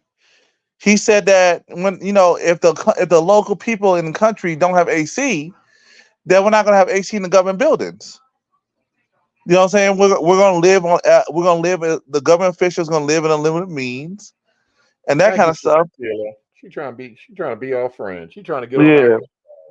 He pushed back, and he wasn't going with the U.S. or with the Russians, and he was taken out. Lombana, and that was on the Kennedy, who was taken out as well. So it does seem at times there are leaders who are taken out who do have the people's interests in heart. And then, like, you have what's his name, Aristide in Haiti back in the 90s, where Aristide, once he got in power, he got on his Tariq Nasheed, and it was like the French need to pay us some reparations. And right after that, 6 months later, they was moving him up out of Haiti. You know what I'm saying? So, I mean, even when we go back to the tinfoil hat time, you know what I'm saying? Like, are there some conspiracies that are out there that certain situations, like for instance, what we just touched on, are there some conspiracies out there to keep black people from progressing? Is there some truth to whenever black people try to rise up and liberate themselves, there's always going to be another entity, aka them folk, to come in and try to stop it? But I'll see you. I got to find that video. There's a guy that said, one of the biggest issues in Africa that caused that to develop. What is it? Corruption? Communism. Oh, he said a lot of folks thought capitalism was the enemy, but if a lot of countries went more capitalistic, they would be booming. But yeah, that is. Yeah, I believe that. When things, when big industries are nationalized and whatnot, it opens the door to a lot of corruption. Yeah, I think that you get people who just they want to rule until they die. Then they want to have stuff set up to where, like, when they die, then the sons take over, and then the grandsons take over, this, that, and the third, and the cousins, and then like we had a phrase where I'm from in Guyana, Apanjat. It's a Hindi phrase like vote Indian, And the phrase kind of evolves into when an Indian gets into a business or a company, in a few years, they're going to have 10 other Indians working there too. They bring in their own. They look out for each other. Wow. So like when they got into power, now you have some black people who make money, but a lot of times they're just cronies of the Indians. So there's a lot of racism in Guyana between the blacks and the Indians. Yeah, same thing like in Trinidad and Tobago. Yeah. Yeah, because I got some I got some friends who's like they're Trini, but they're Indian Trini. You know what I'm saying? And they was talking about like there is racism and stuff over there in Trinidad and Tobago when it comes to that. So yeah, I don't know. It's a lot. It's a lot. Yeah, I think there's certain things. Now, yeah, there's something we got to talk about, and I think the solution, though, it does start with us as individuals to make sure we have our finances right, make sure we have our house together, all that kind of stuff. But Right. it's about finding individuals who are like-minded that we can move with and build with. Yeah, and my thing is that, and this is where people be saying that my chip be firing off, because I'll be like, man, you know, we can't move with everybody. All skin folk ain't kinfolk. You know, like I'm willing to draw that line, and trust me, I done been a part of groups, you know, some of these groups inside the black community to where we're just like, man, let's just try to get together and do something positive for the community, and it just never fails. Something just always come up that'll bring infighting within a group. Then everybody want to split off, branch off, do their own thing, and it's just like, man, this is just so simple. Maybe we can just come together and just get something popping, but something petty can just pop up, and the next thing you know, the whole group just split up. So, I mean, are we? Listen, dude, I gotta ask you a question, man. Our brothers gonna ever work it out? You know, Willie Hutch back in the day, he said, brothers gonna work it out. Can we work it out, brother? Man, I don't know. Cause like I don't think O'Shea Jackson, Tommy Sotomayor, and there's some other YouTube personalities. If they had worked it out, they would probably been multimillionaires now. Yeah. Coming together, have a collective voice, programming, doing online, doing stuff offline, touring, speaking engagements. But what happened is things just fell apart. And then you had folks like Kevin Samuels who came in and sucked in a lot of the energy, used the talking points, and made money until he passed. All right. Then you have Fresh and Fit, did the same thing. Kind of rode it on the wave. Yeah, because they were all part of the Black Manosphere. You know what I'm saying? And they had, I guess it was kind of like an unofficial group where it was like O'Shea Jackson, Kevin Samuels, and I think Fresh and Fit was a part of it briefly, because I heard that Kevin Samuels was trying to basically coach Fresh and Fit because they was the way that they was moving, basically the way that they moving now, and they would just get women on the show and just be degrading them and talking all down to them and stuff. And apparently Kevin Samuels had a conversation with those guys and say, hey man, maybe y'all shouldn't be doing stuff like that. And so they ended up going their own ways. But yeah, it was actually quite a few of those guys running in a circle, calling themselves the Black Manosphere. But I don't know what happened. Apparently all of that stuff has dissolved, so those guys ain't really, linking up like that anymore. So I hate Mr. Irv. I hate Mr. the government. Yeah. yeah. And it's just like a lot of those dudes. I think there's a lack of vision. You know what I'm saying? There's like some people will settle for $100,000 a day, well, we can make $1 million next year. Right. I think that some people just like going through the process, and then, but once they get to the end goal, I think that some people, they just they don't know what to do, because the thrill of the struggle, and I think that that's probably something, especially when it comes to black folks, like we like the thrill and the thought of the struggle.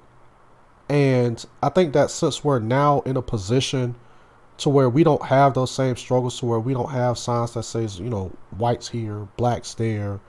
Now we can hold positions of power. You know, we have some black CEOs of some major companies, this, that, and the third, and basically opportunities are wide open. I just think that there's a lot of black folks who they just don't know what to do because, you know, we've been taught to fight, and nobody has really taught us how, okay, well, you know, they haven't really taught us the next step. Okay, now this is how you take all of the stuff that we fought for and that other people have fought for. You take that and then you can apply it to better the next generation or the community. You know what I'm saying? So, and I think that's what I see. You know, that's what I see, because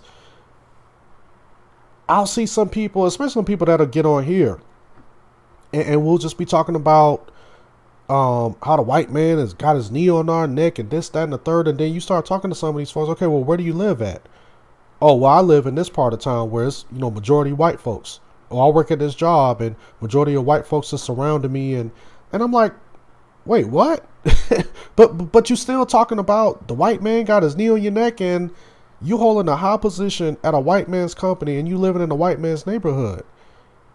And then your son, your children playing soccer, basketball with you. Right.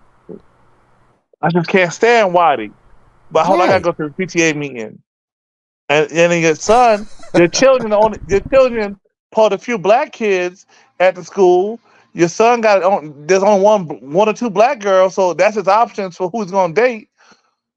Cause you want to stay black, but Dad, I don't like Sharonda, son. Yeah, we want to stay black, right? Yeah. Well, y'all really thought this thing out. Generalize, you listening to this? Well, they really thought this whole thing out. Like Bronny. What do you think was going to happen? Most likely he was going to date a white girl. Right. You know, and then, you know, folks get called sellouts, coons, this, that, and the third. It's just like, I mean, we don't really teach our people how to move in society, how to say that, hey, listen, I went through this, you know, when I was growing up, but therefore I'm gonna move to this area so you don't have to worry about that. You're gonna have your own struggles or you're gonna have your own fights. But all of the heavy work has been done. All of the heavy lifting has been done. So this is how you need to take what you've learned and what I'm teaching you and apply that, so therefore you can advance yourself and then for the generation after. Because that's one thing that I know a lot of people, especially Black Americans, and I know, Dunami, you grew up Guyanese, and your culture is like Caribbean.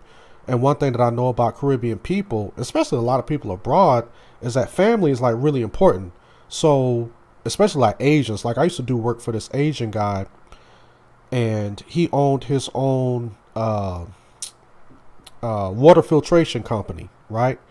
And I would go to his house. He had a really, really big house out there in Alpharetta, but he had his parents and his wife's parents living with him.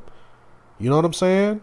And I mean, you had 4 senior Asian people in the house. You know what I'm saying? Because like in their culture, you know, you're going to take care of the family. Like that's expected. You know, once people get a certain age, it's expected that you take care of them. You know, and it's just like, that's just the type of culture that they have, to where us, from what I see, us as Black Americans, you know, we don't really have that. We just like, you know, hey, you know, moms better figure it out. Or not saying that everybody's like that, but you don't really have that sense of culture like that. You know, like even my grandmother, before she died, I wanted to move my grandmother up here to Georgia.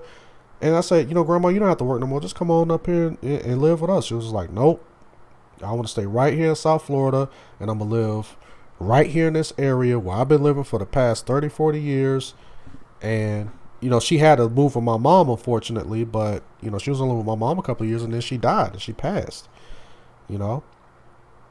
But I just think that... Was the area good for her? Huh? Was it a good neighborhood? No, it wasn't. It wasn't good. It was it was in the hood, man. Oh You know, it God. was in the hood. So why would she Yeah, want to put herself through that? I don't know, man. Like, I don't know. You know, and if anybody from South Florida who especially lived in the Fort Lauderdale area, there's a place called Franklin Park. Franklin Park it is not a good area. You know what I'm saying? She lived over there in the Green Apartments. You know, everybody know where the Green's at over there in Fort Lauderdale, and it's the hood. And She owned a house, so she lived in an apartment. She was renting an apartment. Oh God. man, yeah, she was renting out an apartment, in the hood, and that's just where she wanted to be. You know what I'm saying? I used to talk to her, and I say, you just move on up here, you know, live with us in Georgia. And she didn't want to do it, man. She really didn't want to do it. Like, even my mom is getting up there in age, and I've been talking to her. I'm like, hey, you know, whenever you feel like it, come on up here and move with us. And my mom's like, nope, I just want to stay down here. My mom live in a better area, but she just don't want to. She's just like, I don't want to be a burden. I'm like, you're not gonna be a burden. I want to be able to take care of you. You took care of us.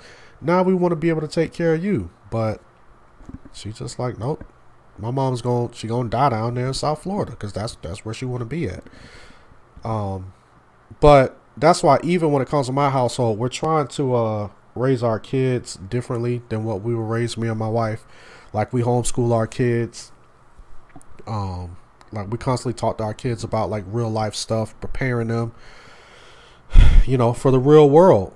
And especially like, cause we got one who just turned 18 last month, and we just like, you know, you're technically an adult now. You know, she's still my baby, but you know, I'm like, you're technically an adult now, but these are some of the things that you're going to run into. You gotta be able to prepare yourself when it comes to money. Even my son, I talked to him about finances. You know, my dad didn't really talk to me about finances because he was still trying to figure it out why he was younger. So like, the little bit of stuff that I know, I try to talk to my son about finances because he's trying to work. And I said, listen, I said, if you go work for somebody like Walmart, because you know a lot of kids they start working at these big companies.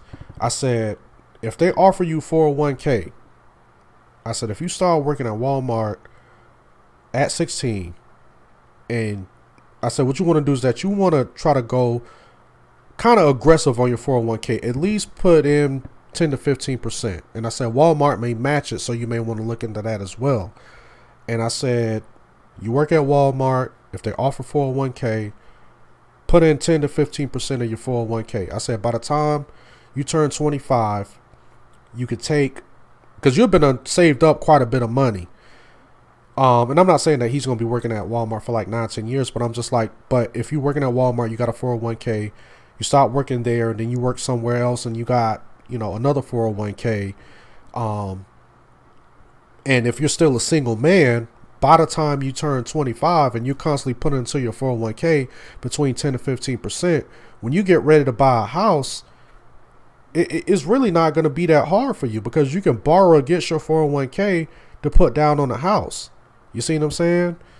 And, you know, it just teaching them stuff like that because I didn't learn, I didn't learn all of that stuff until I got ready to buy my own house. So now I'm like, now I can pass that down because I wish when I was, 21, 22, when I was working at jobs that was offering 401k, I was like, man, I ain't finna have no extra money being taken out of my check.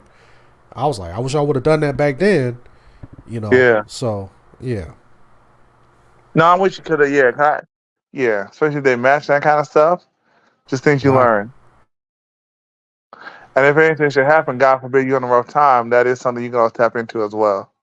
Exactly. So, I'm just trying to teach them stuff like that and practical stuff. And I know people be talking about Bakun chip firing off, but here's another thing. When you try to box yourself in and only surround yourself with a certain group of people, you really limit yourself because I done learned so much stuff from being around other folks, especially them folk. Like, I just be talking to them. I'll be like, man, like, how do you get this? How do you live in this area? You'd be like, oh, man, shoot. Man, you got to do this, that, and the third. And if you want to try to get set up to where you want to, like, put away some money and all of that, man, I got a guy. I can have you talk to this dude. He can hook you up. Tell him that you know me, and you'll be in. So I mean, when you really start trying to limit yourself and white folks this and I don't trust this type of person and that type of person, it's just like you really limiting yourself from a lot of opportunities that you could be open to. You know what I'm saying? It's just like you just, why sit back and limit yourself when you can use a lot of these opportunities that are around you. Yeah, and then sometimes folks yeah. No, sometimes folks are more in tune to stuff that you're not, because I know a lot of Indians, a lot of Asians who are big into STEM camps. Right. Nigerians, and it's like there's certain folks I didn't know. Like some people in high school, they might not have to get a summer job. They can get go do a camp at the university and get a stipend. Yeah. And they still want to work. They can still work too, but they're preparing themselves for the future. Yeah, and now that I work, because I work at a corporate position at my company, and what I'm finding out, man, it really doesn't have to do with what you know, but who you know. Wait, hold on. St. Jojo Jack said that Hassad Sakari left. What? Yeah, he left Sakari. What? Where did he go to IUIC or something? I want to be careful because these are troubling times. We just gotta pray for the brother. Okay, what's going on? I think he just said there's just issues that he left, like Act 15. He said nothing about sinner scandal, but he's going on something new. Oh, dang. So, Father God, we just pray that you guide his path right now as the brother's on this journey, and just guide us all into the fullness and understanding of our purpose and where you want us to be. Let our words be full of truth. Let it be full of love, and let it be seasoned. Just pray for his heart during this time, that as he's going through this transition, that he won't be pressured or stressed, and that wherever he's going, you just really guide his steps. We just cast down any retaliation or backlash that's unwarranted against the brother. In Jesus' name, amen. Hey man, yeah, that's man, that's news to me. And what, they've been slandering the guy since he